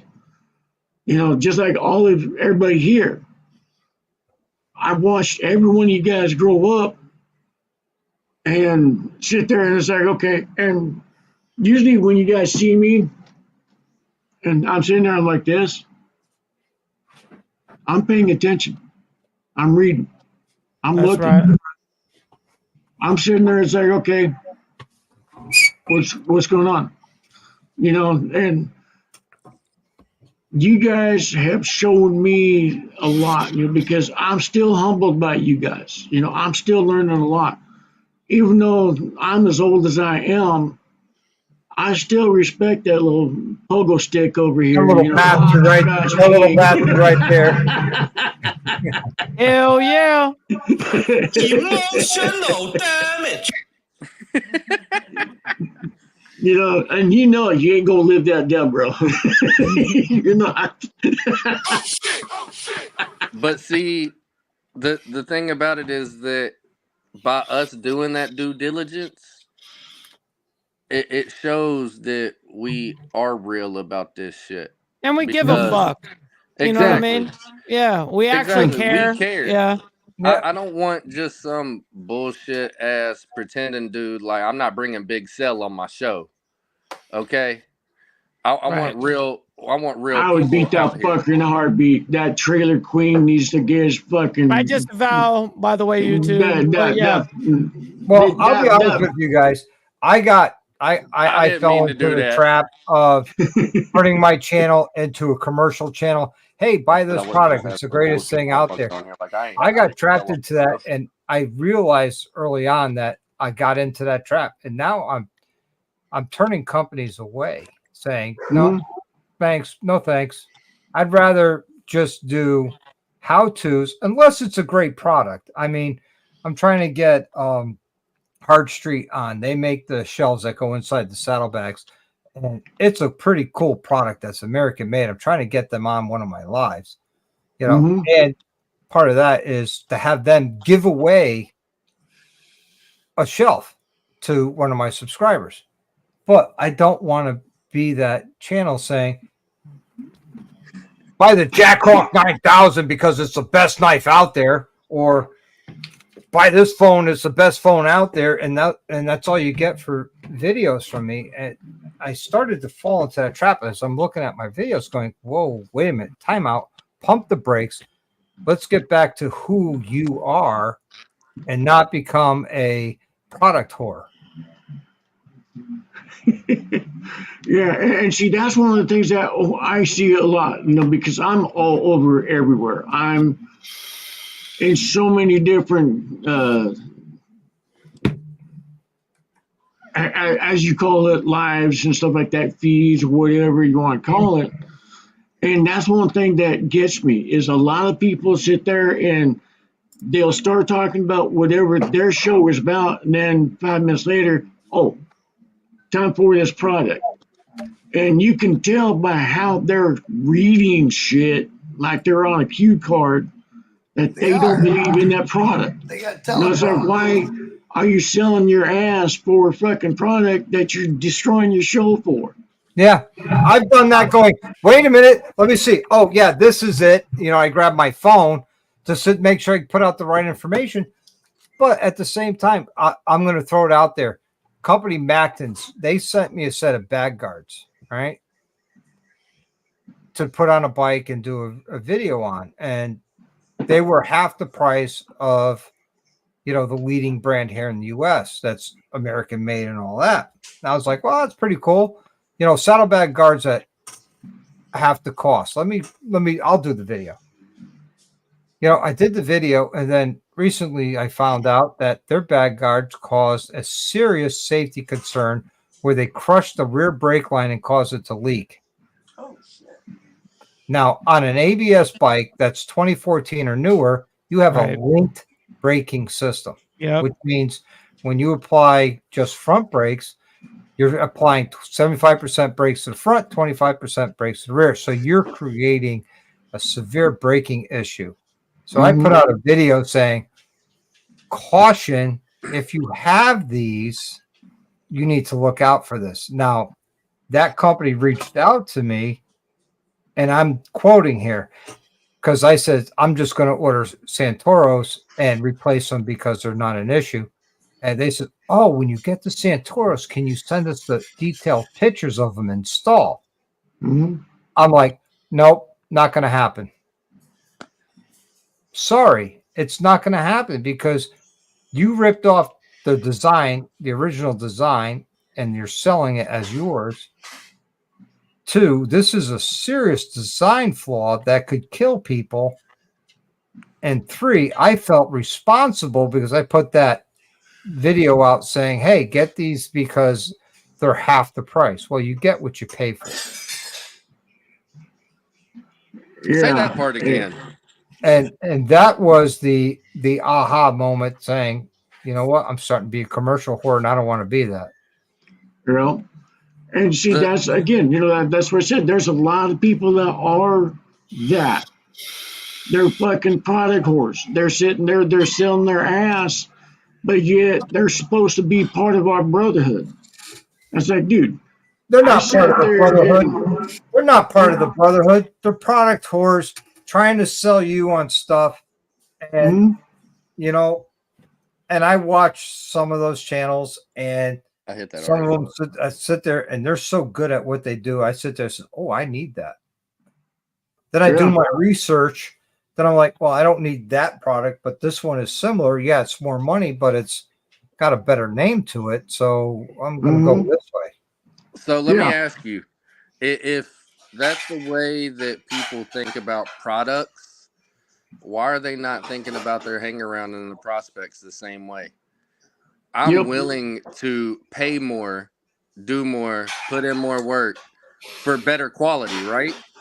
Yep. So, as a patched member, officer, whatever position holder you want to call it, as a fullback, I feel it's my responsibility to put in that work, pay that more money, do more to make that prospect / product a higher quality. So therefore, whenever I do have it, it's gonna be there, it's gonna be useful, and I'm not gonna have to worry about replacing it and blah blah blah. That's why I used to take the time to sit down with the hang-arounds and learn about them and their family life, their job life, Exactly. who they were. I wanted to know because in the organization I was in, you needed 100% vote of the club, not just the charter, the club. Yep. Damn. This is And what there I were, do. I could tell you, there were 3 prospects I didn't raise my hand for. Mhm. Yep. One of them used to beat his wife on a regular basis. To beat his ass in the heartbeat. Another one would blow off his job to do club stuff. Well, you know what? If you're blowing off your job to do club stuff, then you're not taking care of your family. If you can't take care of your Yep. family, how are you going to take care of the club? Yep. And the last one was a junkie. No. That'll kill your club real quick too. And they look at me and really, you're not voting him in? They're like, no, he's a junkie. What do you mean he's a junkie? I says, I saw him shooting up. We got rules against that. Mm-hmm. Yeah, and You today, mean you're a biker and you got rules? Yeah. What kind of shit is that? I didn't know bikers had rules. They got more rules than civilians. No shit. Well, and see that in today's, as we say, and I'm saying it as a bastardized word, in today's set, there's more people that don't care whether you're a SO, you're a junkie. They want those cuts. They want to sit there and have those numbers. So they could sit there and look big and powerful. So it goes, hey, look, we're growing. They want to be notarized as growing, but yet they're not getting that quality. That necklace that I just showed you, it took me 6 months to make because I want quality Over first quantity. over quantity. And I take my time to sit there and make sure that I look at every detail. And I would rather have quality than quantity. And when we had our little prospects coming up, we had to sit there and teach them. I sat back and was like, hey, this is this, this is this. I helped them grow because if they're not growing the right way, they're going to be jumping patch to patch. They're going to go, okay, what do I do? And they're going to get their asses handed to them. But it looks bad on us because we did not do our diligence. We did not do our duties to show them the right way. Yep. Now I used to put everybody in a trap question, every prospect. And it's a simple question. I love it. No right 69. answer. And there's no right answer because the right answer is depending on the person you talk to and the state of mind. And I used to ask them all the time, what does it mean to you to be a 1%er? Yep. That's And the prospect that said to me, "Well, I'm a badass. I'm going to go out, kick ass, and raise hell, and drink for free, and take all the girls." You got 6 more months because you have no idea what it means to be a 1%er. It's like, nope. There you go. There's the door. You know, nope. I have that's the other thing. I had one prospect look at me straight and says, "Honestly, I have no clue, but I'm willing to learn." Yep, that's dope. the one you want. That's dope. Yep. And then I had one dude say to me, he says to me, he goes, "You know what a 1%er is? What's that? The person who lives by the set of his own rules and the rules of his club, and the one that will not put up with any bullshit." So, like I said, 2 totally different answers, or 3 totally different answers, but not one of them is wrong, but not one of them is right. Right. However, subjective. 2 out of the 3 of them were more acceptable than the third. Sure. Oh yeah, yeah, and see, that's what gets me is, you know, I'm all over the sets. I'm in different clubs and stuff like that. And one of the things I was told a while back, guy was sitting there, he's trying to get my goat, sitting there saying I'm a fake biker and all this other shit. And I just laughed at him. I was like, dude, whatever, fuck you. You know, I've been in this set longer than you've had freaking testicles, so shut up. I had somebody say that to me once, and one of the prospects of my old club goes, "You realize you just heard that to an OG?" And they're like, "What do you mean?" He goes, you have no idea how lucky you are you're still breathing at this point." And I looked at the prospect going, "What gave you the right to say that?" He goes, "Well, you're an OG, and you know you're one of the badasses." I'm like, "No more badass than you." Yep. Because I did my time and you didn't, not yet, anyways. But you're kind of right. He's lucky he's still breathing, because it's not my business now. It's your business to handle club business. Yep. That's club business. He's punking down the club, and you're going to allow it? I says, if I was you, I'd talk to your sponsor. Yep. Oh yeah, yeah. And the guy sat there, like I said, he's sitting there, he's dogging me, trying to get my goat and stuff like that. And I just laughed at him. I was like, dude, I've been in this set longer than you've been breathing. You know, you're sitting there trying to call me, and he goes, "Oh, I dare you to call these very well-known Diamond Club 1%ers pansies." And I go, "You ever watch my show? Have you ever seen any of my show? I will call you a bitch if you're acting like a bitch. I will act, you know, if you're acting cool, I'm going to act cool with you. But like I said, if you're going to be a bitch, fuck yeah, I don't care if you got a Diamond Club or not. I will call you a bitch if you're acting like one." The best show, and no disrespect, Ghost Eagle, the best show I've ever watched, and I think everybody will agree, is when Hollywood had Tacoma Twitch on. And he says, "You're a fucking liar," and kicked him off the show. And I said, "Right on." I was trying to tell him, dude, don't let him up, because I know the club that he was talking about. And I'm going, dude, go hold. And he had egg on his face. He was trying to tell everybody that the coalition knew he was a cop and was okay with it. In a 1% No. He would not even be breathing if they found out that he was a fucking pig. And I sat there and went, dude, I've been to NCOM. I've never seen this cocksucker. I've been to one NCOM. Your question that you asked people was, why should you be a diamond, right? Yep. But the one that I got asked was, why am I choosing this lifestyle? Yep. And, you know, I've listened to many people answer that question many different ways. One that I will never accept is for Brotherhood. Right. That's not an acceptable answer. Do not That give me means he that read a shit. book. Yep. Don't give me that shit because you have no clue what Brotherhood is. You think it's good and it's wonderful and it's not. It's a pain in the ass and it's aggravating because you take that responsibility on and you actually have to follow through with that shit.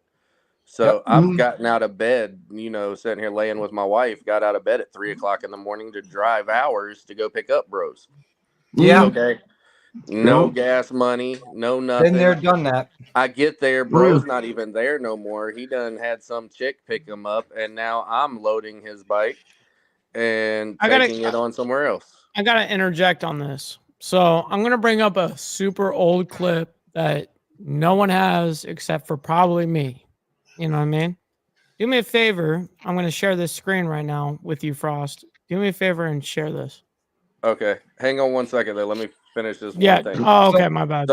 So that being said, my question was, why did you choose this lifestyle? My answer was, I didn't choose it. I was born for it, born into it. It's who I am. Yep. It chose me. I didn't Yep. ask to be here. It said this is where I belong. Mhm. And it's not a choice whenever you're actually living it, because when it's in your Yep. heart and it's on your back, then that means something. I didn't get Yep. my motherfucking rags at McDonald's. I had to work for my shit. Yep. Yep. Or on Now, Temu. with that being said, Frost, with that being said, if you ask me now, well, it's who I am, right? Mhm. That I am a 1%er Yep. through and through. I might not wear a patch anymore, but if you want to step to me, you better step correct. It's right here. But see, I mean, there was a club, East Coast club that stepped to me, and they found out without violence that I earned my shit. Mhm. And just because you patch somebody in doesn't make them a 1%er. That's a whole exactly. different story. Now, you asked me 14 years ago, why did I choose this? Why do I want to be a 1%er? At that time, I was not a 1%. I was a 99. I was in a support club. But I always wanted to be a 1%er, but I couldn't because of DOD regulations. Mhm. But I always wanted to be. And I found it romanticized. So, I Yep. mean, it all depends on who you are and what's going on in your life. But see, You were born into this life. You were I've turned brought it up down into this though. life. For me, I wasn't. My mother fought me, hand and foot at 16 when I got my motorcycle license and my first motorcycle.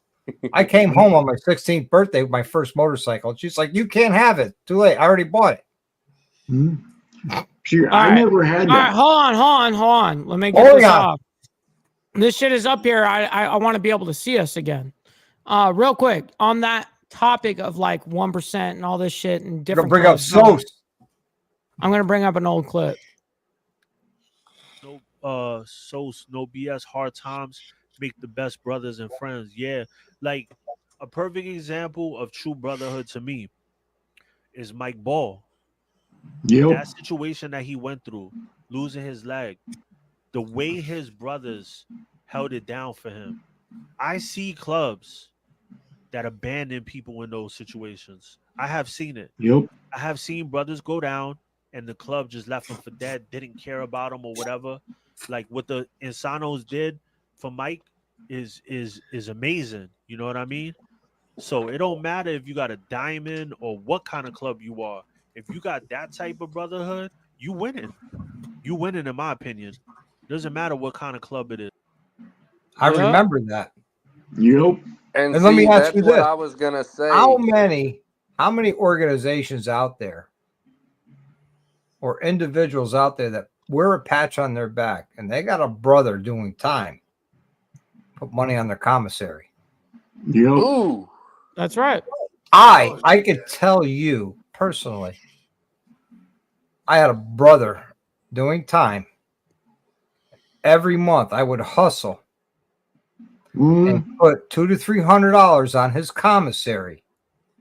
And I would go and check on his wife and kids and make sure they had groceries and make sure they had everything they needed. And if they couldn't make rent, I went to the table and told them they can't make rent. It's our responsibility to make sure they make rent because he's incarcerated because of the club. Yep.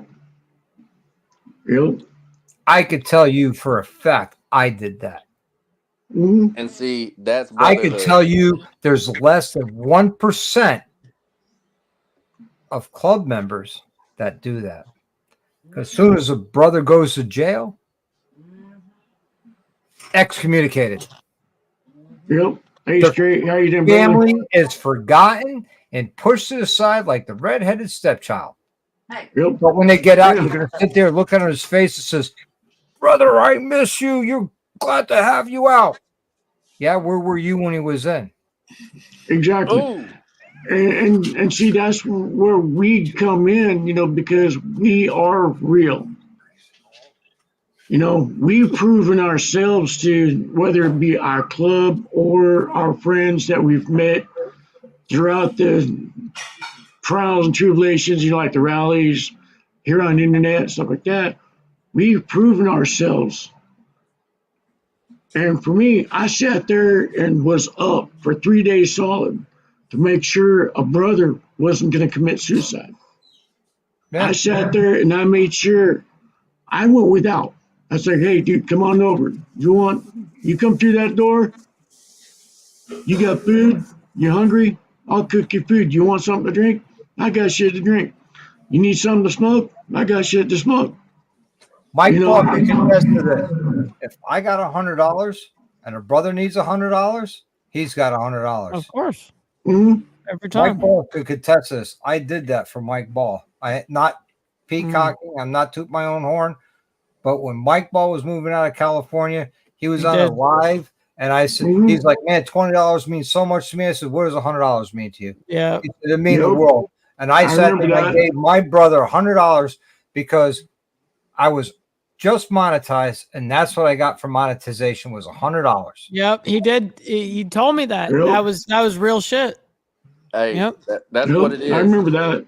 That was real shit. That's because Mike's my brother. I love him to death.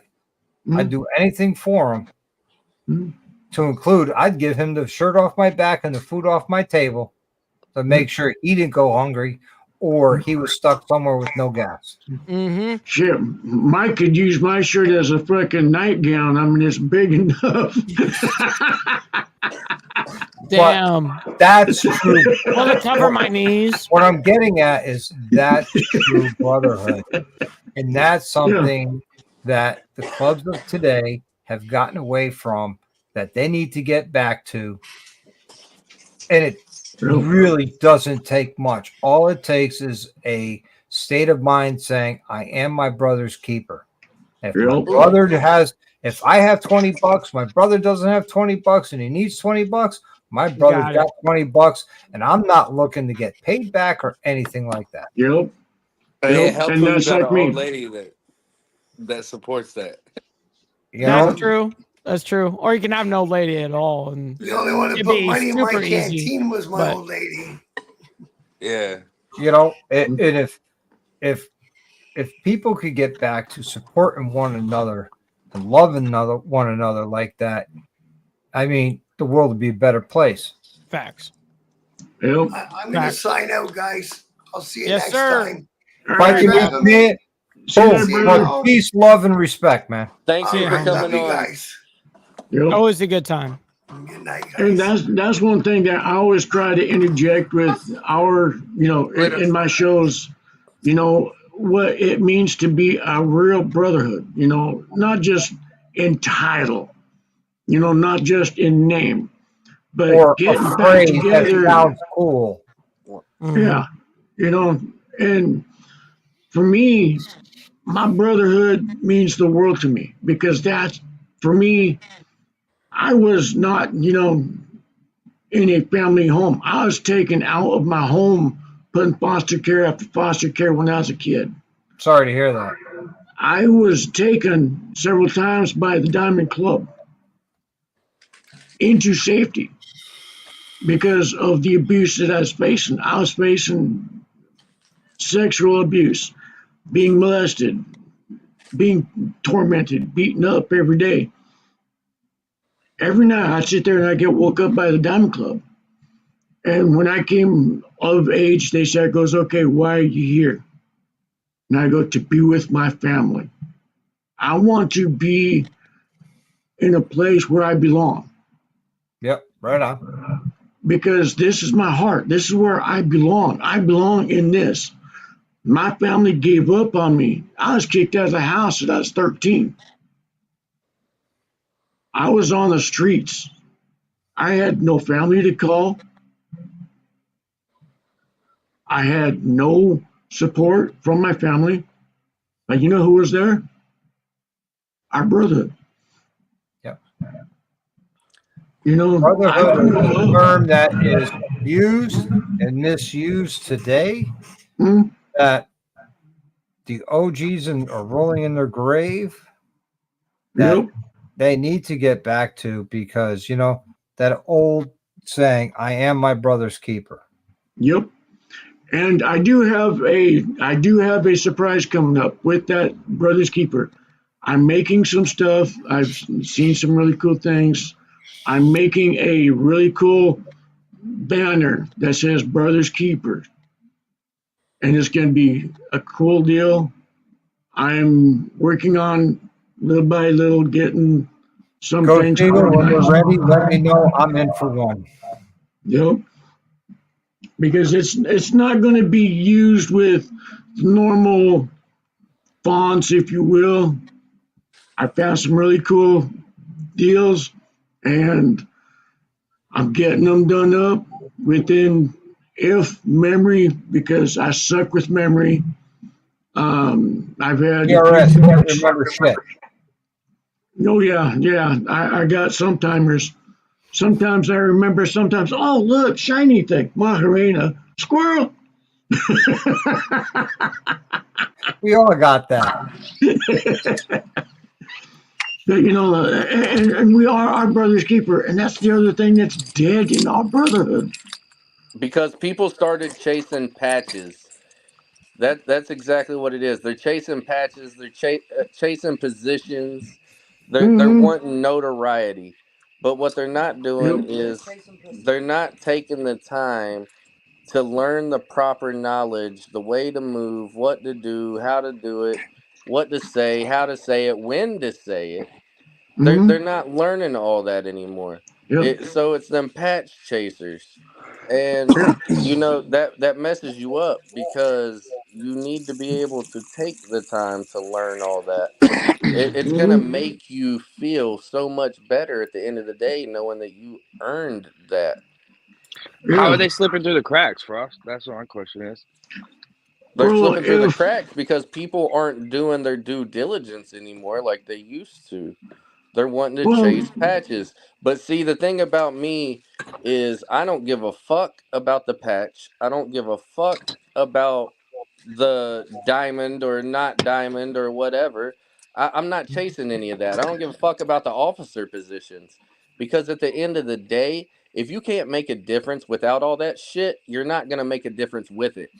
Well, I could tell you early on as a patch, I had aspirations to be a sergeant at arms. I really did. I really wanted to be a sergeant at arms. Right hand man to the P. Answer to nobody but the P. But then when I found out what the sergeant at arms job is,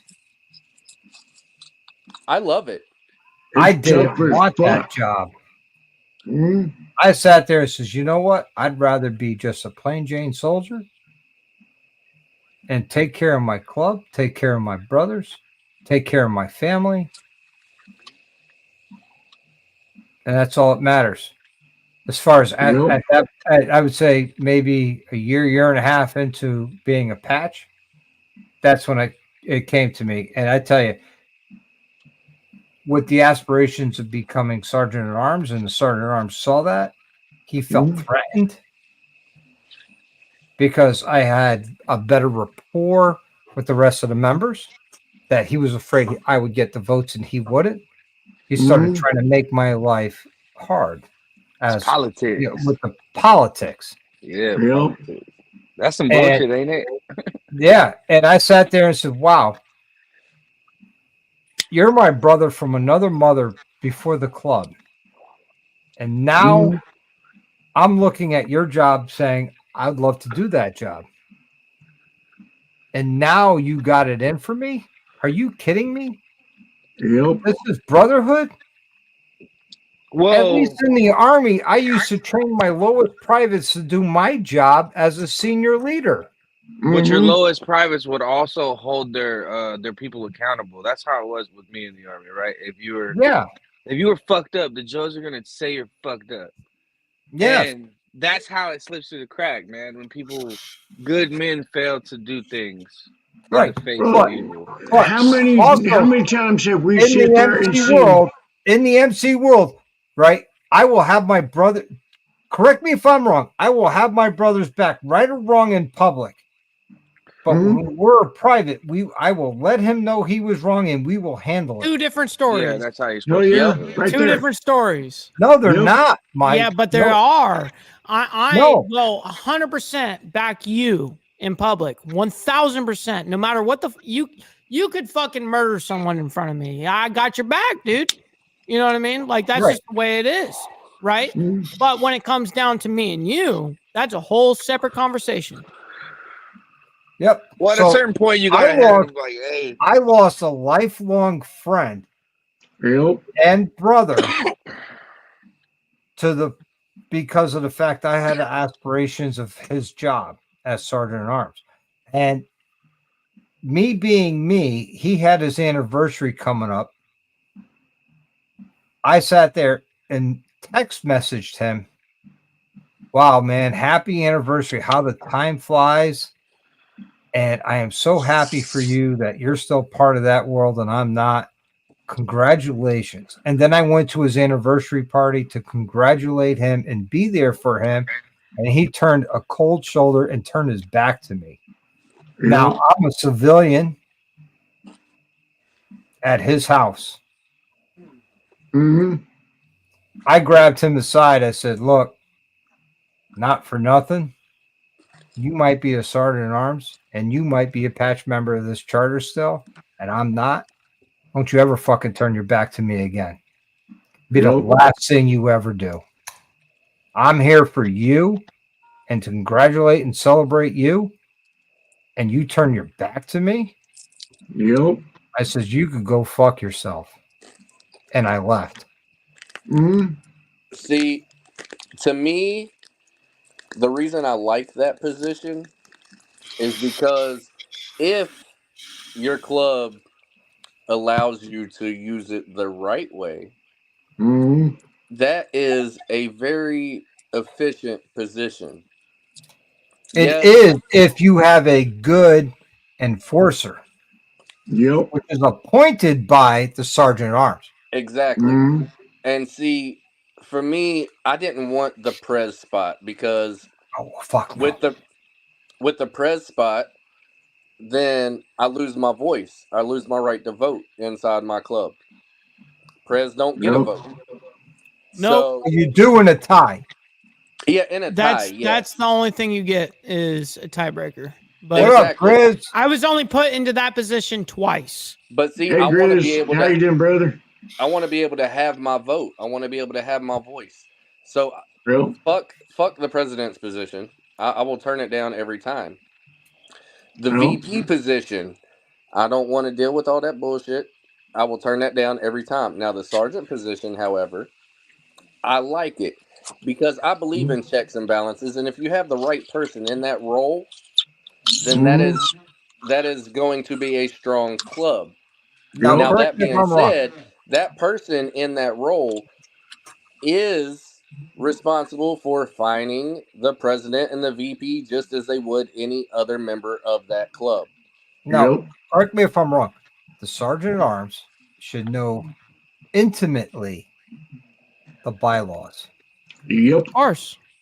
Every He ounce of needs that to know it more bylaw. than everybody and else. should have a copy with him at every church. Yep. Just in Yep. case there's a question, you could refer to the bylaws. And if it's Yep. left up into interpretation, then it's up to the table. It needs Now, to be in his motorcycle. that's why I all like the time. being a regular soldier, because I had a voice in every vote. I Yep. had a voice in everything that club did. Where if you were the VP, Sergeant at Arms, Secretary, Treasurer, whatever offices you held, your voice was kind of limited due to your allegiance of your position. Yep. So for me, Think right? about that. Think about that. Think about it.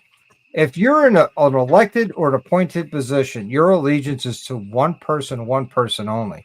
Where if you're a soldier, your allegiance is to the house. Yep. And it should be that way with your sergeant. Yep. Should. Because Yep. if your And I was sergeant that way. is doing the position correctly, your sergeant is the one that says, hey, look, this is black and white. Okay? I don't give a fuck what my opinion is at the end of the day, personally. If that's what the bylaws state, that's what the bylaws state. Yeah, but the bylaws also state at the very end, subject to change at the needs of the club. Yep. And the needs of the club Subject to is change the at the needs of officers. the club means that we got to take a vote on it. The needs of the club means the needs of the officers. Yep. And see, I was told a few times. If you have 3 officers vote on something on a non-church, it's passed. Yep. On using Robert's Rules of Order, if you have 3 officers agree on a vote that the rest of the table is not going to vote, so they say, hey, it's Saturday, let's talk about this. Hey, how do you guys vote? And they all say, yeah, let's do it. Now the rest of the table's got to eat it. And that's abuse of power See, too. we didn't have it like that. Hello, Ours there's the wasn't human set up that element. way. The human element that will It take does. over. It does. It happens all the time. Yep. Where if you're a regular member, you have the right to say, "Oh, whoa, wait a minute, timeout, bullshit, ain't happening." And see, that's one of the things, as we're speaking about bylaws, I was told by a 1%er club that they don't need bylaws. They don't care for them. And I'm going, oh, nope. I'm back in the fuck with you guys. Bullshit. No, my organization, we had bylaws. Yeah. It's like, dude, you guys call yourselves 1%er? Fuck you. You guys don't have bylaws? Fuck you. They're going, what? It's like, you heard me. I go, I'm not even going to be near your club because you guys don't have bylaws. You don't have anything. So you guys can make up anything, do whatever you guys think you guys can do. Yep. All because of that cut. All because of that diamond right here. No. I've written bylaws. I was a member of the Combat Vets Motorcycle Association, and I helped break off a detachment from the original chapter here in Connecticut to form a second chapter. And I wrote the bylaws for the detachment to become I almost had to get a law degree to write these bylaws. And it's not the local chapter to prove these bylaws. It was the nationals that had to approve these bylaws. And I was one of the key players, if not the key player, of doing all this paperwork to start the second chapter in Connecticut for the Combat Vets Motorcycle Association. Much love, respect to anybody that's in the CVMA. Thank you for what you do, vets helping vets. I respect that. Brother Beaker that comes on my show is part of the CVMA. And to the point where I was so deep into the CVMA, I was not an officer on a national level, but I would talk to the national officers and say, whoa, time out. Let's look at this. You know what I mean? And I was a local guy, and I was a sergeant of arms for the second chapter, and I was a road captain at one time for the original chapter. And when you get to the point of bylaws and people, and you have them and people aren't following them, then you have a problem of a dictatorship over a democracy. And some people believe that clubs should be run as a dictatorship and not a democracy, which is completely false, because it's the members that drive the club. It's not the officers that drive the club. Exactly. And for me, you know, when I was Sergeant Arms, I loved that job because everybody knew how I stood. I didn't say, okay, well, you know, this person's washing my back, that person's doing this favor for me. No. I was club all, you know, everybody had that equal voice, you know, and everybody sat there and looked up to me and said, hey, how'd you get so smart? What made you do this? It's like, I learned young. I learned what proper etiquette was for the Brotherhood, for the clubs, because I want to be fair for everybody. I want to sit there and listen to everybody's views. Yeah. You know, I would hate to be a politician because, you know, when I come up to debate, it's like, hey, listen here, fuckers. You know, and it's like, we got to have each other's voice. We got to sit there and be able to help each other grow within our community, within our brotherhood. Yep. And a lot of people failed that. Yeah, because it's out for personal gain. I don't know how many presidents that I've seen of local chapters saying, I'm the president of this chapter, respect me. And I look at them and say, really, respect is earned, not given. Yep. If people chased the Brotherhood's meaning like they chased pussy, man, we would be seventh heaven. You know how many times I've looked at one of the top 5 clubs that says, look, I respect your patch, but I don't respect you. You have not given me one reason to respect you as a man, but I respect your patch. And because of that, I'm going to turn around and walk away. Yep. You got NCLs like that in the Army. Yeah. Oh, yeah. Oh, absolutely. Absolutely. I used to sit there when I was an NCO in the Army. I used to sit there and, you know, I ran my show like it was not a dictatorship. It was a democracy. And yeah, we had orders and everything. And I'd have this fresh lieutenant, fresh out of either West Point or OCS or whatever, look at me and say, hey, Sarge, I got a great idea. And I look at him and says, I'm not a fish. What do you mean? He says, Sarge is a fish. No, it's not. Look it up. Get back to me. Yep. And it comes back. All right, Sergeant, I have an idea. Okay, what's your idea, sir? Well, you know, Army aviation, right? We can't pull over if something breaks or maintenance wasn't done right and the aircraft goes down. I have a great idea of doing maintenance. Oh, sir, I'd love to listen to your ideas. Please tell me, after 20 years of being in the Army and Army aviation, how you, fresh out of college, could tell me how to do maintenance. Please, I am really looking forward to it. And he goes, you being a wise ass? No, I'm just saying, you fresh out of the academy or ROTC or OCS. I've been 20 years in the military in Army aviation. I'm really looking forward to hearing your ideas. And he'd come up with the most asinine thing that was not, that basically, don't do this because people will die. I used to go to my platoon and say, all right, guys, if Lieutenant so-and-so asked how we did it, you're going to tell them we did it this way. And they look at me, what? Are you stupid doing it that way? No, we're going to do it the right way. We're going to do it by the book. Yep. Well, if he asked, we did it his way, just to make him feel good.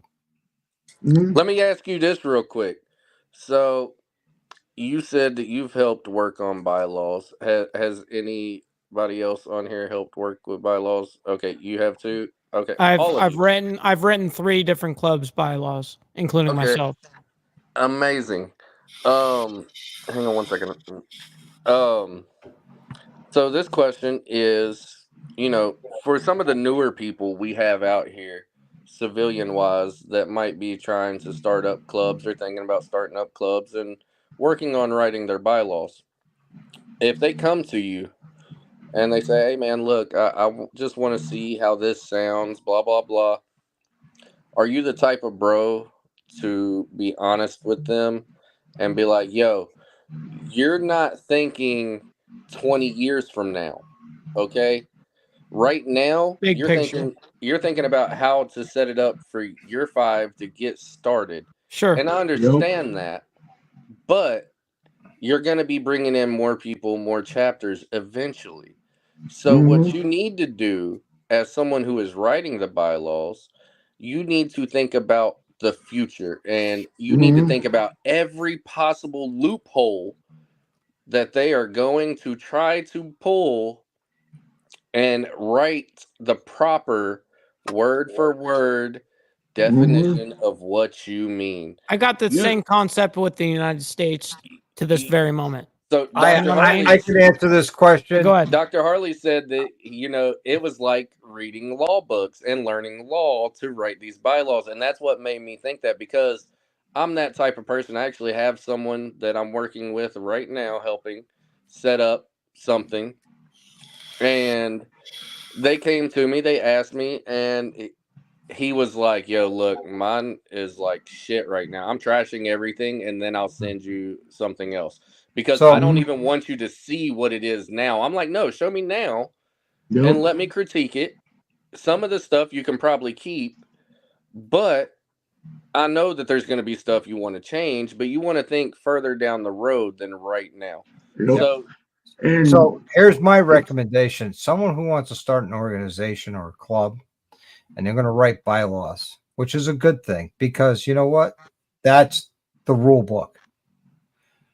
Now, you put in your bylaws annually, there is a bylaw review that cannot nor ever will be infringed upon on a certain date or by a certain date.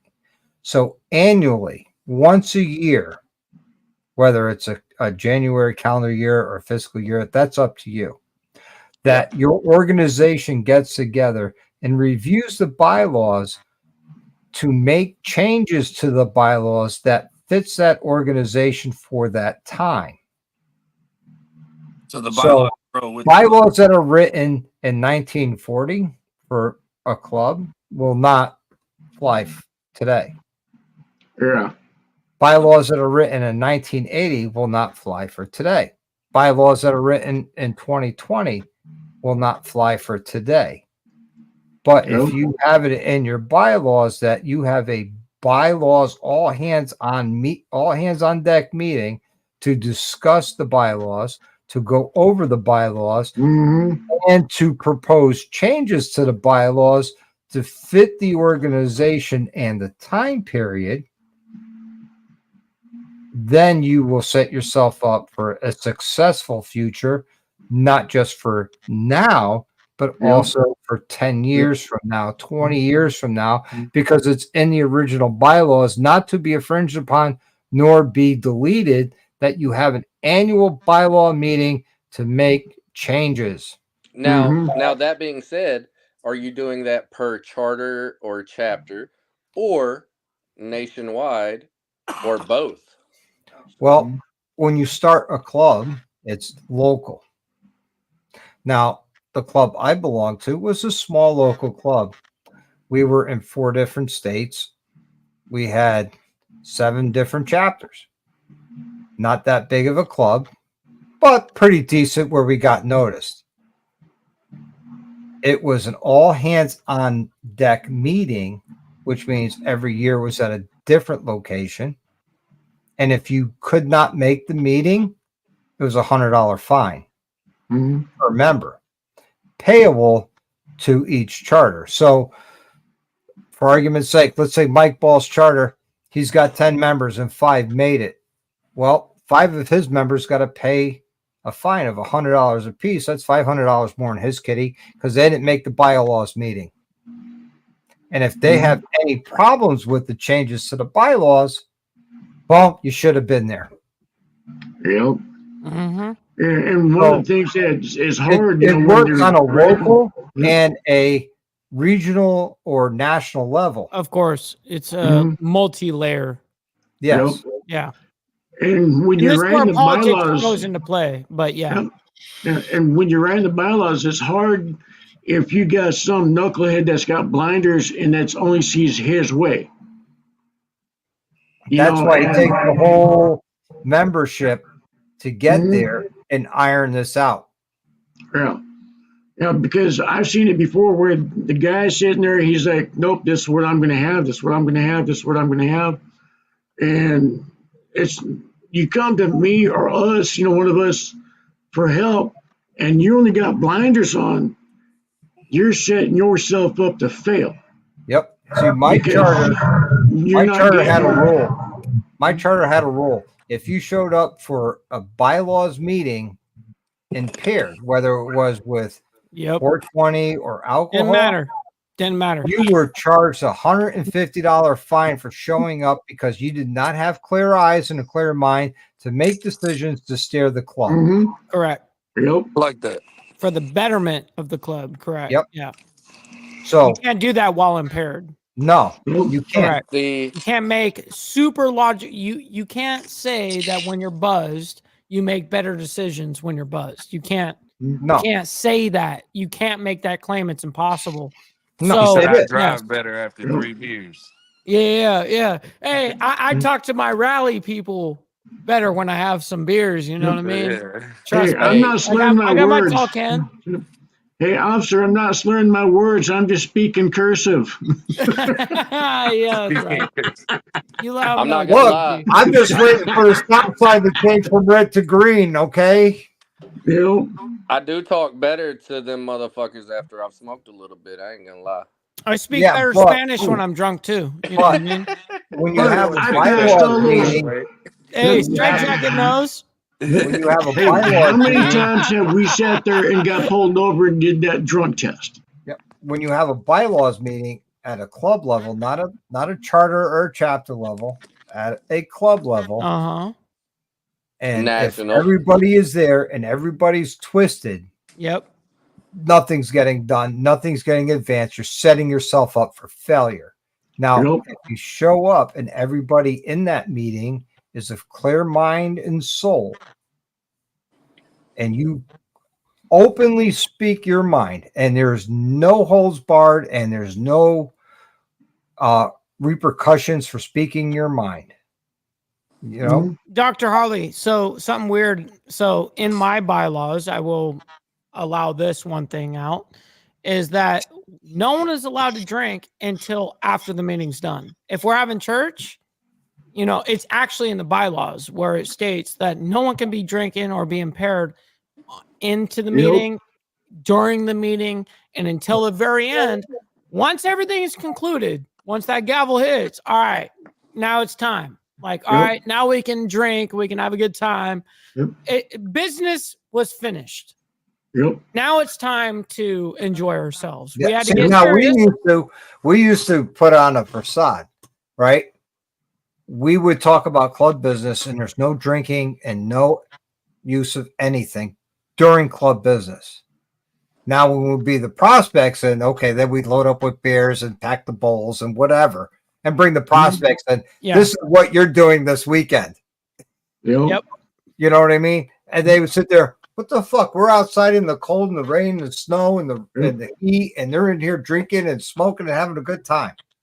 Yep.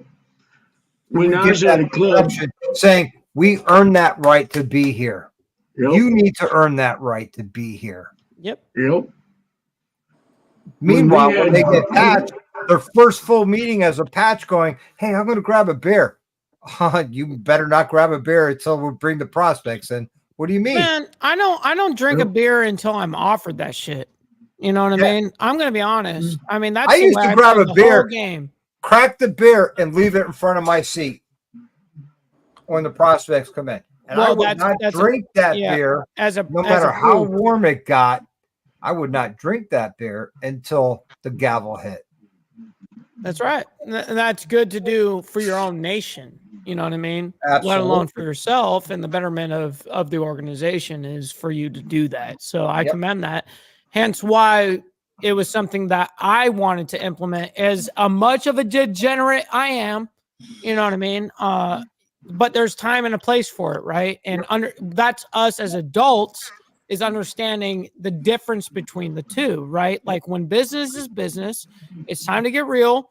It's time for us to fucking be there and understand and think logically and have good conclusions to things. But you can't really do that when you're kind of high on left-handed tobacco. Some of those decisions could be, are we going to war with this club or that club? Absolutely. It can make the difference. Or are we going to go rip the diamond off this club?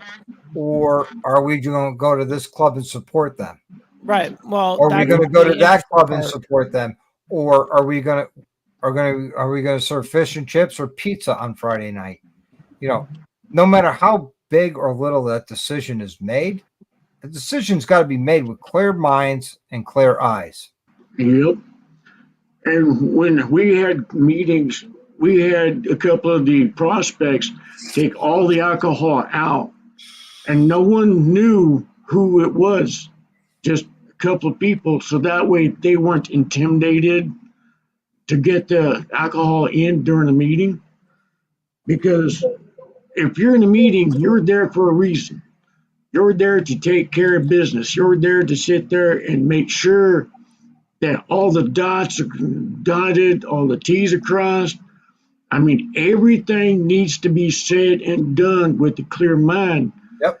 And if you're thinking about going behind that bar, getting that drink, or that shot, you're not there to focus on what needs to be done. Yep. Business needs to be taken care of first. And let's speak plainly. Sometimes that business is you grab that brother of yours and you step outside and you handle it. Yep. I mean, I've come home from church a couple times. I've come home a couple times from church with black eyes, a bloody lip. You know what I mean? Because I had to handle business with my own brother, and I hated it. But it's going to happen when you get a group of alpha males together. Mm-hmm. But when it's done, it's done. And I can tell you right now, every brother I went fist to cuffs with, I still talk to today. I still respect today. They still respect me. And we are tighter than other. Matter of fact, one of the brothers I went fist to cuffs with, we prospected together. You can't get a tighter bond than two people that prospected together. Yep. You really can't.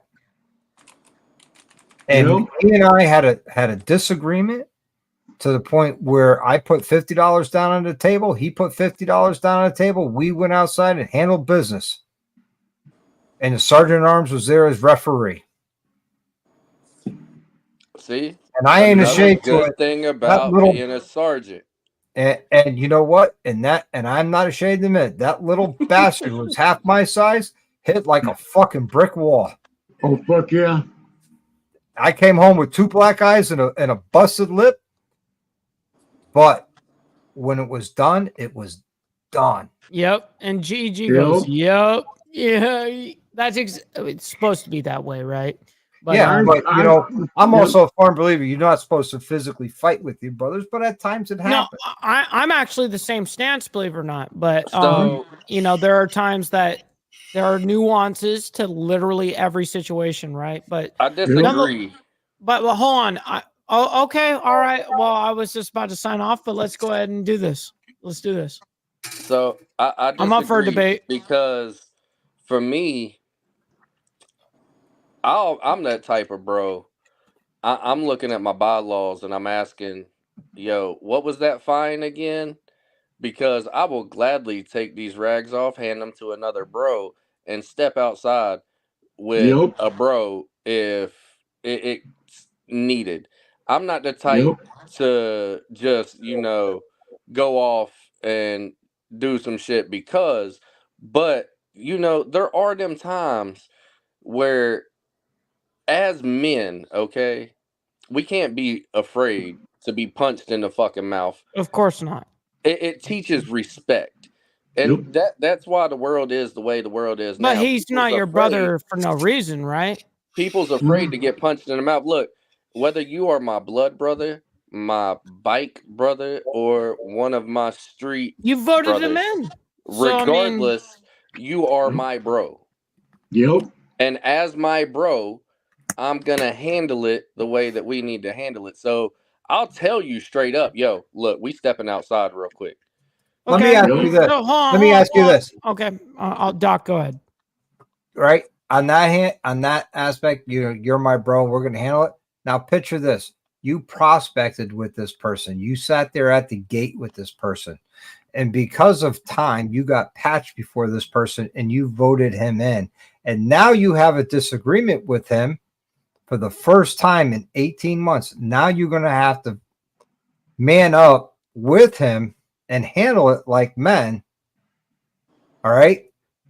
Yeah, he hit like each punch landed like a ton of bricks, but in my heart, it hit 10 times worse.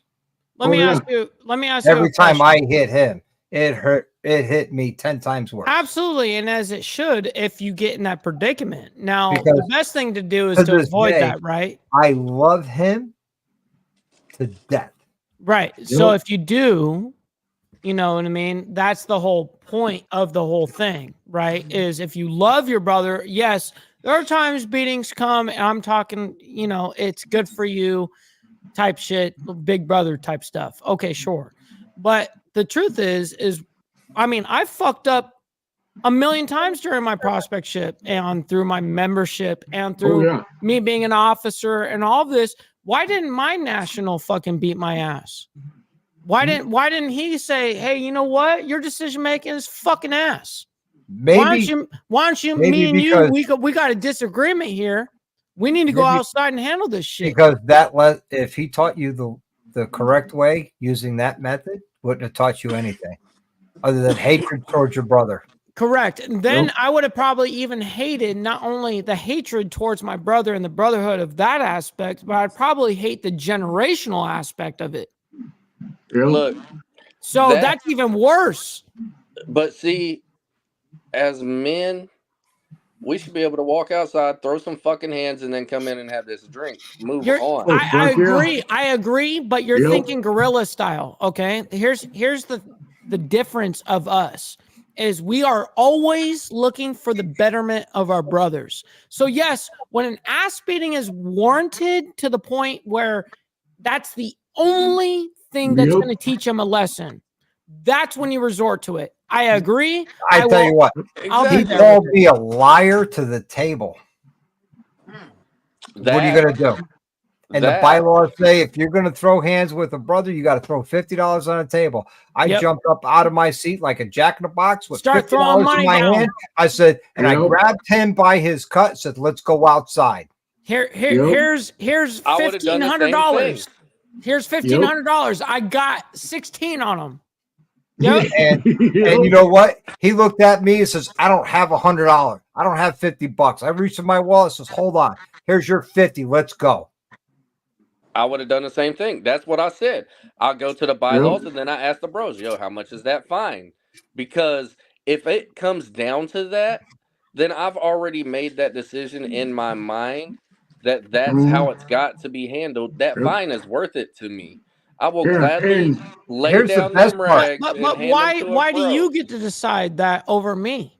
Here's the best part, right? You're too cute, Mike. Treasurer goes, hey, we made I like that answer, GG. That's the only acceptable answer I'll take. You know? Good job. I'll give it to you. You know? Here's the best part. The treasurer looked at the president and says, hey, we made $100 over two assholes fighting over bullshit. Exactly. I looked at him and said, really? He's like, yeah, really. And my brother, who I was with last week, throwing fists, he goes, really? We each threw $50 on the table and grabbed him, brought him outside and says, shut your fucking mouth. Well, see, I don't use violence unless I absolutely have to. Last resort. I would rather discuss the things with the person, but me too. If that person crosses that line and like calls you a liar at the table. If you're called a liar at your table, what are you going to do? That's okay. Hold on. Nuance. Okay. Yep. So I'm just going to recognize that. If you call me a liar at the table, okay, that's a whole different level of disrespect to me, the organization as a whole. That I am there to represent the organization as a whole, not myself. Yep. Okay. Yep. Especially as an officer, right? That's my duty. And So if you Mhm. were to call me, in which, believe it or not, I've run into weird things like that, and I'm sure you have too. Yep. Just like anybody in hardcore situations, when people get pressed, they start fucking get weird on the defenses and shit. Oh, yeah, that's some next level disrespect that I would never put up with. well, here's Oh, yeah. here's the kicker. He found out I didn't lie to him. He found out he was getting twisted through politics. Yep. Happens And- every day. Yep. Oh, And you're that's what kills surprised? it. I go, my answer to that is, oh, you're surprised that it was changed? Your perception of this shit was changed by propaganda? It was changed by this shit? Within the club, but in a different charter. Right. Happens all the So- fucking time. So he looked at me and says, "Brother, I'm sorry we had to do that." I'm like, "I'm Yup. not." He goes, "What do you mean?" I says, "I learned a whole new respect for you. It's One I different. would never have learned until we did it." Exactly. Absolutely. Absolutely. That's I the said, best "So I part don't about that. regret a thing. I just regret the fact you called me a liar to the table." Of course, that's different level. He says, you "I know. will never do that again." I says, No. "Good, because next time be different." No, that's a life lesson. Oh, and yeah. let Yep. that be a life lesson You know, forever. he's a lot younger than me, and I looked at him and I said, But "Well, see, young blood." everyone deserves that chance Yep, to and I said to him- understand, like, okay, you get this one chance to survive on this shit. You know what I mean? You get one real good fuck up, and that's one of them. Mhm. Yep. And see, a lot of them learn that way because, even though we lay hands on them, there's a lot of them that are, again, blinders because they're being fed bullshit by a different club or a person that wants your position. One They individual. sit there and they are wanting that deal, but when you knock their ass out and you sit there and say, okay, now you guys done? Let's go in. Be a brother. That was Be title that brother politics. that we're here. That's you know. title politics, fighting for a responsibility and Yep. for Yeah. glory for your own There was selfish one. benefit. You know, There what I was mean? Yep. one member. I won't call him a brother because he was never a brother. There was one member in one charter who was a cancer to the whole organization because he was a narcissist. It was all about him, and Yep. he would preach to Happens. his old lady, "Don't talk to me this way because I'm a 1%er." Mhm. That there tells me you're not, because if you have to announce who you are, you're not who you Yeah, are. if you ever have to Yep. justify your position, Mhm. unless it's a Yep. scheduled debate, you know what I mean? Yep. Like, yeah, bro. And ma'am. I sat down with this president one day. We were just chatting. He says, "I will never let a narcissist sit at my table." I says, "Really? You might want to look right." Yeah, just look right there. Yep. He's right He there. goes, "What do you mean?" I said, "When you sit at your church, turn your head to the right. You got a narcissist right there." He says, "No, I Yep. don't." I says, "Look up the definition and then get back to me." He goes, "I'm the president. I don't have to." I'm like, and therein lies the problem. Yep. And like I said, they're chasing that title. They think, okay, well, because I'm this, I'm that. They're above the laws. It's like, no, you're not. You're susceptible to the same laws we all are because we are Actually, all you're more doing the restricted. same thing. You're more restricted. Hmm. You are more restricted as an officer than you are as a soldier. Like I said before, I'd rather Yep. be a soldier than an officer because Yep. you are the steering force of that organization. I don't care if it's an MC, RC, a Fortune 500 company, or whatever. Yep. If you Hey, are Charles, how you doing, brother? or the U.S. Army, if you're the foot soldier, you are the steering force of that organization. Yep. The officers are there to be the face of the club I hear you, and do what the officers. membership tells them to do. And once you get away from that, saying, I'm the president, we're doing this, then you have a problem. Then you have a bad organization that will not lie. I agree with that, Yep. SNS. He SNS says the is right. The president P should be the most restrictive of all. Listen, the entire time I served as president, I didn't touch a single fucking dollar.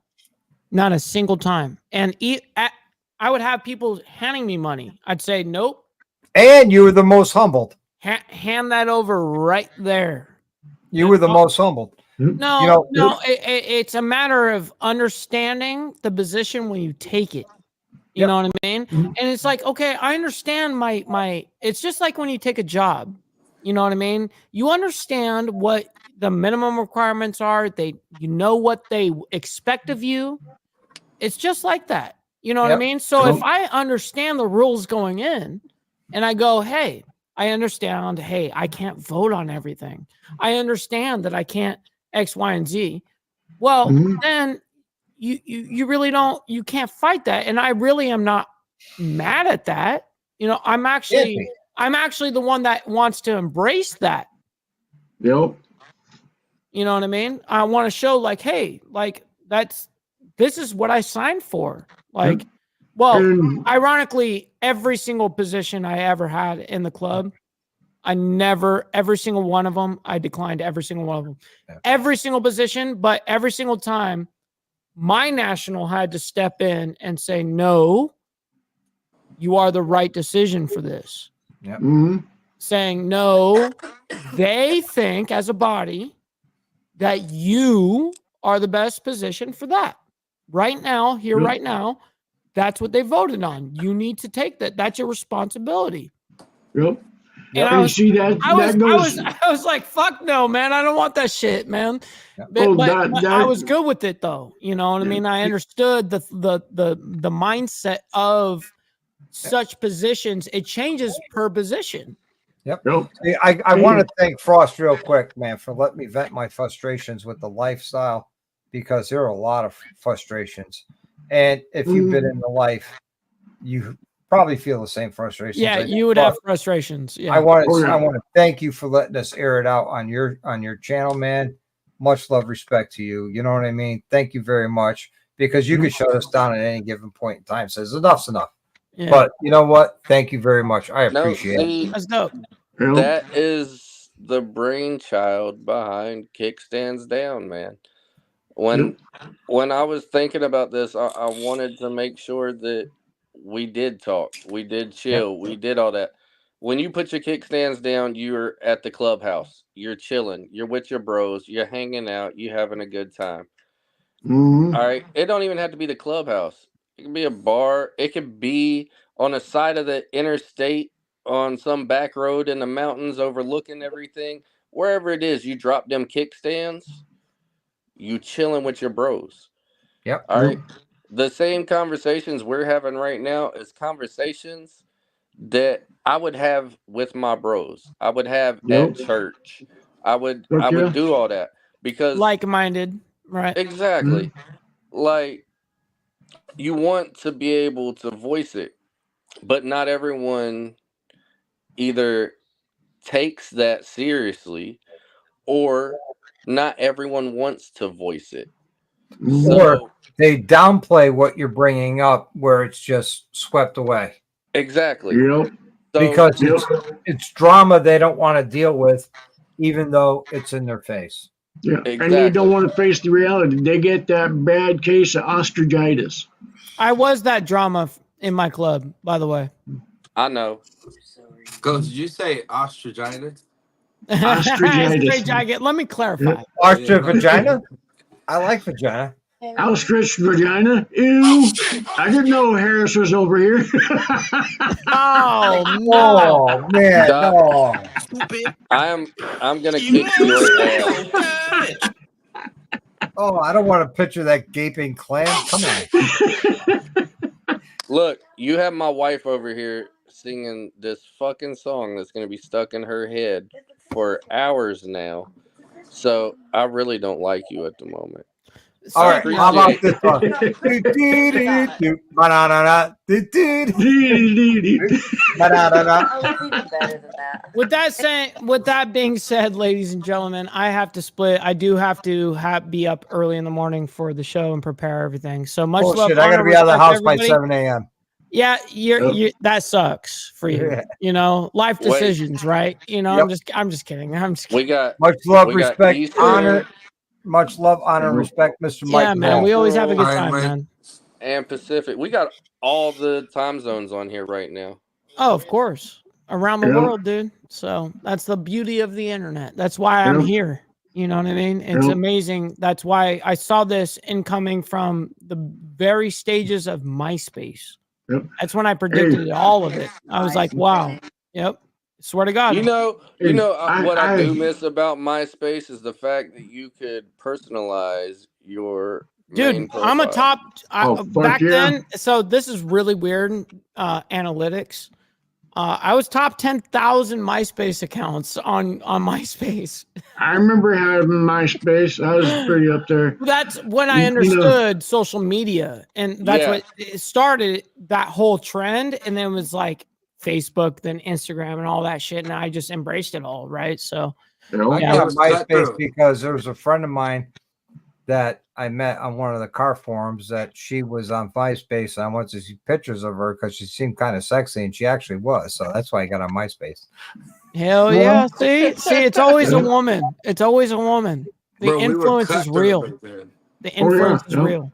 We used to rate our friends like by coolest from one Yes, to however yes. many- Top yeah. five. Yes, some had You top could 10. change it top however Dude, many yep, you want. dude, I had it all. Yep. We were- Sometimes hey, I only yep. had one guy or one woman or whoever that is top. And then, yeah, dude, I used to do all that shit. I You remember it. know, I just got into a fight with Facebook because my I'm- no Fuck listen. Facebook, bro. So Facebook What are you, a tries to boomer? tell me I Get got on Instagram. money. Facebook tries to tell me, I got Meta. Let me put it that way. Meta in general tries to tell me, Hey, yo, Hebrew brother, how you got doing, money man? here. You got money here from where you're able to be monetized, but you got to set up a payout account. So I'm like, all right, fuck it. I go to set up the payout account. As you know, my profile is not on my government name. It is that guy Then you're Frost. fucked. And they was like, yo, so we cannot take your ID as identification. And Yeah, I you're was fucked. like, like yes, you Ocho can. Cinco. No, look. Motherfucker, how you expect to get paid if they don't know your name? No, look, He's got to check this change out. his name to that guy from. I did. Later, Doug. So Bro, I've been monetized for like 7 years on No, listen. like all these platforms, man. Come listen, on, man. so this is what I did. Get real. So they tell me they can't take my government ID as that guy Frost's identification. Of course not. It's So gonna I match. found out that there's an affidavit of identification that you can get. So in the affidavit of identification, it says that that guy Frost is my professional known alias. You just sound like a liberal. It's a And- DBA, doing business as. You just No, sound look. like you're trying to get around the loopholes. Fuck No, that. look. I So- No, feel this it's kid's simple. drawing. You do what you go to your town hall. I'm just calling a You spade a give your spade. government name, doing business as such and such, like my Dr. Harley channel. I am Robert Chop, doing business as Dr. Harley now. So Mhm. I have a DBA that says But you have an Dr. Harley. LLC though, right? And you have an IEN number, right? Nope, How do you not with your entire company? I don't. Because For he your don't entire have to. shop and your If he's Dr. a sole Harley, nothing? proprietorship, Shop all he's is got to do different. is use his social. Shop is No, different. Okay, Different. so it's not labeled the same. Okay, so No. Interesting, because my name since I came on the internet was under an LLC to that Right. day. You know what I mean? And I guess that I looked at it from a different worldview. It's almost like you get a name, you lock it down, well, you fucking secure it somehow, right? And that was my mentality as a young kid. But see, that's I just have it. That 3 guy DBAs. Frost is copywritten, it's trademarked, it is now court documented as my known entity, my identity. Absolutely. Yeah. So therefore, right. So now you Facebook secured it. has to accept it. They finally just accepted it.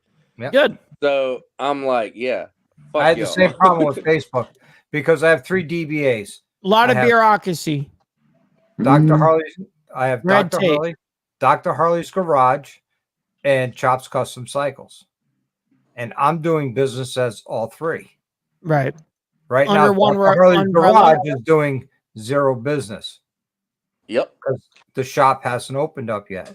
But my garage is Chops Custom Cycles, so I'm Robert Chop doing business as Chops Custom Cycles. So if somebody wrote a check out to Chops Custom Cycles, I could legally deposit that.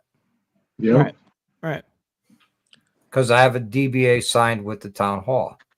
Absolutely. Yeah. So I mean, that's the same thing. Once I got monetized, I did Robert Chop, DBA, Dr. Harley. Right. So when I get my 1099s from YouTube for the monetization, it's, I put it in, my taxes and all that, but I'm me doing DBA, doing business as Dr. Harley. Right. No, I can cash a check as ball valve. You know what I mean? Like I have secured like certain names and things, just like you guys are saying. I just find it as red tape bureaucracy. That's all. No, I but find see, it as. y'all did it. And it's y'all fun. did it It's as just hopping businesses. through hoops of bullshit, which I'm so used to by now, right? I think all of us are used to this shit, Well, right? you're hopping on one leg, though. Yeah, right. right. I don't I had gotta to worry about none of circle that. back around to that. I ain't got to worry about none of that. With the guests that I bring on, the shit they say, I ain't never getting monetized. Yeah. I'm You the don't have to same worry way. about it. Cash I'm the App. same way. Stick to Cash App, homie. Yeah, You know what I mean? dollar dues, baby. Yeah, dollar dues. Just stick to dollar dues. You be good. Yeah, you see the IRS don't ticker? care about dollars. You see the ticker? Just me I'm not opening my monetized mouth either. gets me into trouble. But with that being said, everybody, I really got to hit it. Much love, honor, respect to everybody. Thank you all for watching. Much love, respect to you, and brother. thank you guys for having me. It was a great time. I got to look. Hold on, real quick before I leave. So hold the door, Mike, because I gotta go too. I've got 3 of these just empty, right? I got an empty bottle, Mike. Hold on. Mike.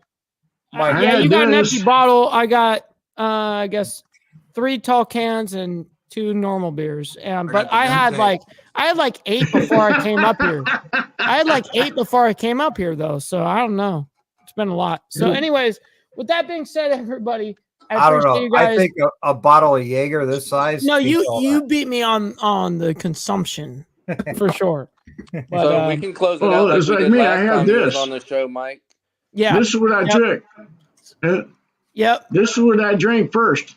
You're crazy. But with that being said, I will close this out and hopefully you guys have a great one. Much love, honor, respect, everybody. We'll see you guys on the next one. Much love. Peace, you guys have a good one. And there's something that I'd like to answer. There was a question a while back. Would you die for your brotherhood? Depends. Everybody up here that we have on tonight, you better believe I'll be right there at the last of my breath. Because each and every one of you guys that are on panel right now have earned my trust enough and my respect enough that I would give my last breath defending. Right on, man. And you know what? I am very glad to actually see you face to face. Same thing with Straight Jacket and Frost, You as well, Dr. I always see you guys in the side chats and all that, and now I finally put a face to the name. Much love, respect to you guys. I mean, seriously, look at your little one there, Straight. I mean, it's passing out. So he's crazy.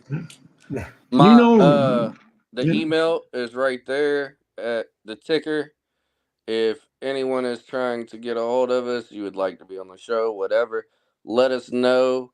If there's a topic, anything you got on your mind, and you just want to hear about it, we will gladly give our opinions. If you are doing some kind of business, you want something promoted, hit us up. We're here for everything. You need that mental health conversation, just need an ear. Are strippers Okay. real people? Do what? Are strippers real people? Yes. Yes. Some. Shut up. Yes, we are real people. I was. I don't know. I've seen a few strippers with like 90% plastic, silicone, whatever the fuck you want to call it. So That's 50-50. That's a hybrid. That's what you call I me. seen A hybrid. I seen one stripper where her nipples went like this, Uh-huh. and her ass cheeks were like this. She had that's bad why I plastic. said some. And they're sisters, not twins. Yep. Hey, I work harder than a ugly strip on welfare daily, so. Well, it was good kicking it with you fellas. I appreciate you guys having me on. Yeah, man. Yep. Yeah, right on, man. Appreciate having you. Hopefully, Yep. Hey, and you know Dr. why? Ollie, Yep. hit me up on Facebook or Instagram, and let's get you on the show one of these Wednesdays. Yep. Yeah. he's talking to you, Doc. Oh yeah, absolutely, man. Sorry, I thought you were talking to the Ghost Eagle because I'm nobody. Hey, I'm nobody as well. Oh, But man, I'm we're going to give everybody a quick little. Okay, I'm going to promote one channel. I'm supposed to be going on Just Us. He's a Australian guy, does live streams and stuff like that. He's a Aussie Special Forces guy. We were talking that this Saturday I'm going to be on his channel, so keep an eye out for that from Cool. Just Us. Yep. All right. Oh yeah. Hey, you know why Straight Jacket's named Straight Jacket, right? Probably because he wore quite a few of them. Or he needs to. Well, no, he originally was going to name himself Straight Pull, but all the dancers be riding him every night. Wow. Right on. Wow, go. And likewise, if you guys want to get on my channel and we could talk about you, whether it's Frost or Straight, Yeah, man. I'm down. Hit me up on my email. It's on my YouTube channel. It's easy to find. It's because I put it out there. I don't give a shit. Hit me up. Let me know. We'll get you scheduled. Get you coming on. We talk about you, your channel, your background, and everything, man. It's a lot of fun. I enjoy having guests on over. Did y'all see that shit? What shit? Oh, you got one of them, not the iPhones. Yeah. What the fuck? You made me look dumb. Yeah. Mike knows all the tricks. It don't work on straight back. It's either does it. Don't work on Hey, mine. what do bikers and veterans have in common? We end up homeless a lot. Structure? Nope. When they greet each other, it's always the same greeting.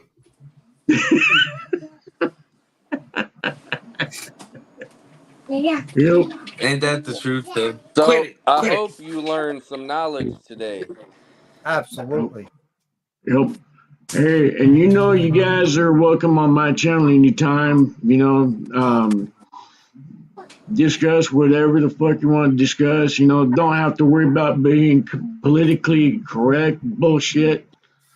Just be yourselves. We're bikers, not choir boys. We don't sit there and wear suits and ties and sit there and go, oh, golly gee, oh, look, there's a little pebble on the road. We got to go around here. Right. Now I got to go shopping because if I'm going to show up at Ghost Artist, I'm going to go out, get a shirt and a tie and wear it on the show. Hello, everybody. But yeah, I'll even wear the only tie that I've got. I've got this really cool skull tie that I'd wear. With light up Christmas trees. You should see it. I have a T-shirt I bought for my brother-in-law's wedding. It's a tuxedo T-shirt. I've actually wore on a live. All right, so check it out. I got married to my wife 2 weeks before going to Afghanistan, right? Right and, on. She was 18 and I was like barely, I was barely 20. And we did the whole courthouse wedding thing, and so one of my best friends from basic training went with me, and we went to Spencer's, and I went and got a fucking tuxedo T-shirt. And we got married. I was wearing some Jordans, a tuxedo T-shirt, and some Levi's. And she was wearing like some dress, some like like sundress or something. And yeah, when I showed up to the courthouse with that, she was fucking pissed. Dude, So, you're so But she so still nice. has with the that shirt. sundress, I would say, don't let a $8 sundress cost you 18 years of child support. Yeah, Look, well, we've been Yep. married 14 years this year now. Nice. Yep. Now, Hey, where were you in congratulations, bro. where in Afghanistan were you? Wardak and Ghazni province. Okay, gotcha. Right on. Right on. I was doing route clearance, so every day Oh, yeah. much love, respect to you for that, man. Thank you for your service. isn't Yeah, he man, so I appreciate nice? Yep. it. Yeah, you're gonna get the full rundown on Wednesday night. Well, Thursday for me. Yeah, Thursday for you. Yeah, it's it's quite the story, man. I was in 2010, so this is fucking wild. 9-10, I was in Iraq. 12-13, I was in Tarakau, Afghanistan. 15-16, I spent time in Kandahar, Bagram, and Salerno. Okay, yeah, I've been through Kandahar is Salerno. hard. I spent like fucking 3 weeks in Bagram, before I got Disneyland. to. Yeah, it was a very interesting place. Especially being counter IED. The mines signs all over the place. Yep. It's really fucking hard not to steal those. Yeah. Oh, Yeah. So Actually, I got my wife a certified. You caught me off guard with that one. I got my wife when I was in Bagram. I got my wife a certified 3.6 carat black diamond. Oh yeah. Yeah. nice. The Bagram gem trade is fucking second to none. And Yep. I brought it home and we had it set for her and I had it appraised. The diamond alone was appraised for like $8,000. Wow. That's Yep. one of the things that I regret from my deployment is not buying like rugs. Like I bought a nice rug and we used it in the hooch to fucking, you know what I mean? Like it just destroyed it. Like Bro. must be fucking savages. Dude, a Desert Storm, right? I Yep. went. We were in Saudi Arabia, and I picked up a prayer rug, right? And the guy goes, "Oh, you're gonna use it for prayer?" I said, "No, I'm gonna put it right next to my bunk, put my feet on it." Fuck yeah. Yeah. Nah, Yep. man, I And no spent all my disrespect money to on Muslims, fucking I didn't know at the time, but there's a thing about putting your feet on their prayer rugs, yeah. and They really pissed off about you know, that. You can I can put tell your you, feet on the rug. You're just supposed to wash them first. yes, Okay? You wash and before every prayer. yep. And I did meet a couple locals in Afghanistan that I became very good friends with. And I still talk to Yep. via email today. They're really nice people. They're Yep. awesome people. I mean, I went and had dinner with this guy at his house and his son, his wife and daughter were in the kitchen. That's just their culture. And what really threw me is at the end of dinner, he pulls out a box of Belgian chocolates. Now, the price that he paid for these Belgian chocolates could have fed his family for a month, and he's sharing them with me. And love to Nabi. I hope he watches my show and everything like that, and nothing but respect for him and his family, because he just wants to grow old, raise his family, and die. Yep. And play with his grandkids, just like every other human being. They didn't have the type of culture there now. Back in the 70s, like the more research, I didn't know shit about Afghanistan. Oh, in the 70s, Afghanistan was more like the United States. Yeah, Yep. everybody was driving fucking Volkswagen Beetles and they're playing fucking Beatles in the street. Yeah, Yep. it wasn't until we got a hold of them and somehow instituted a What happened was government. there was a change in leadership or presidency within Afghanistan, and a religious what we call it, someone who is diehard Muslim got in and put in Muslim law where the Yeah, Quran, Sharia law.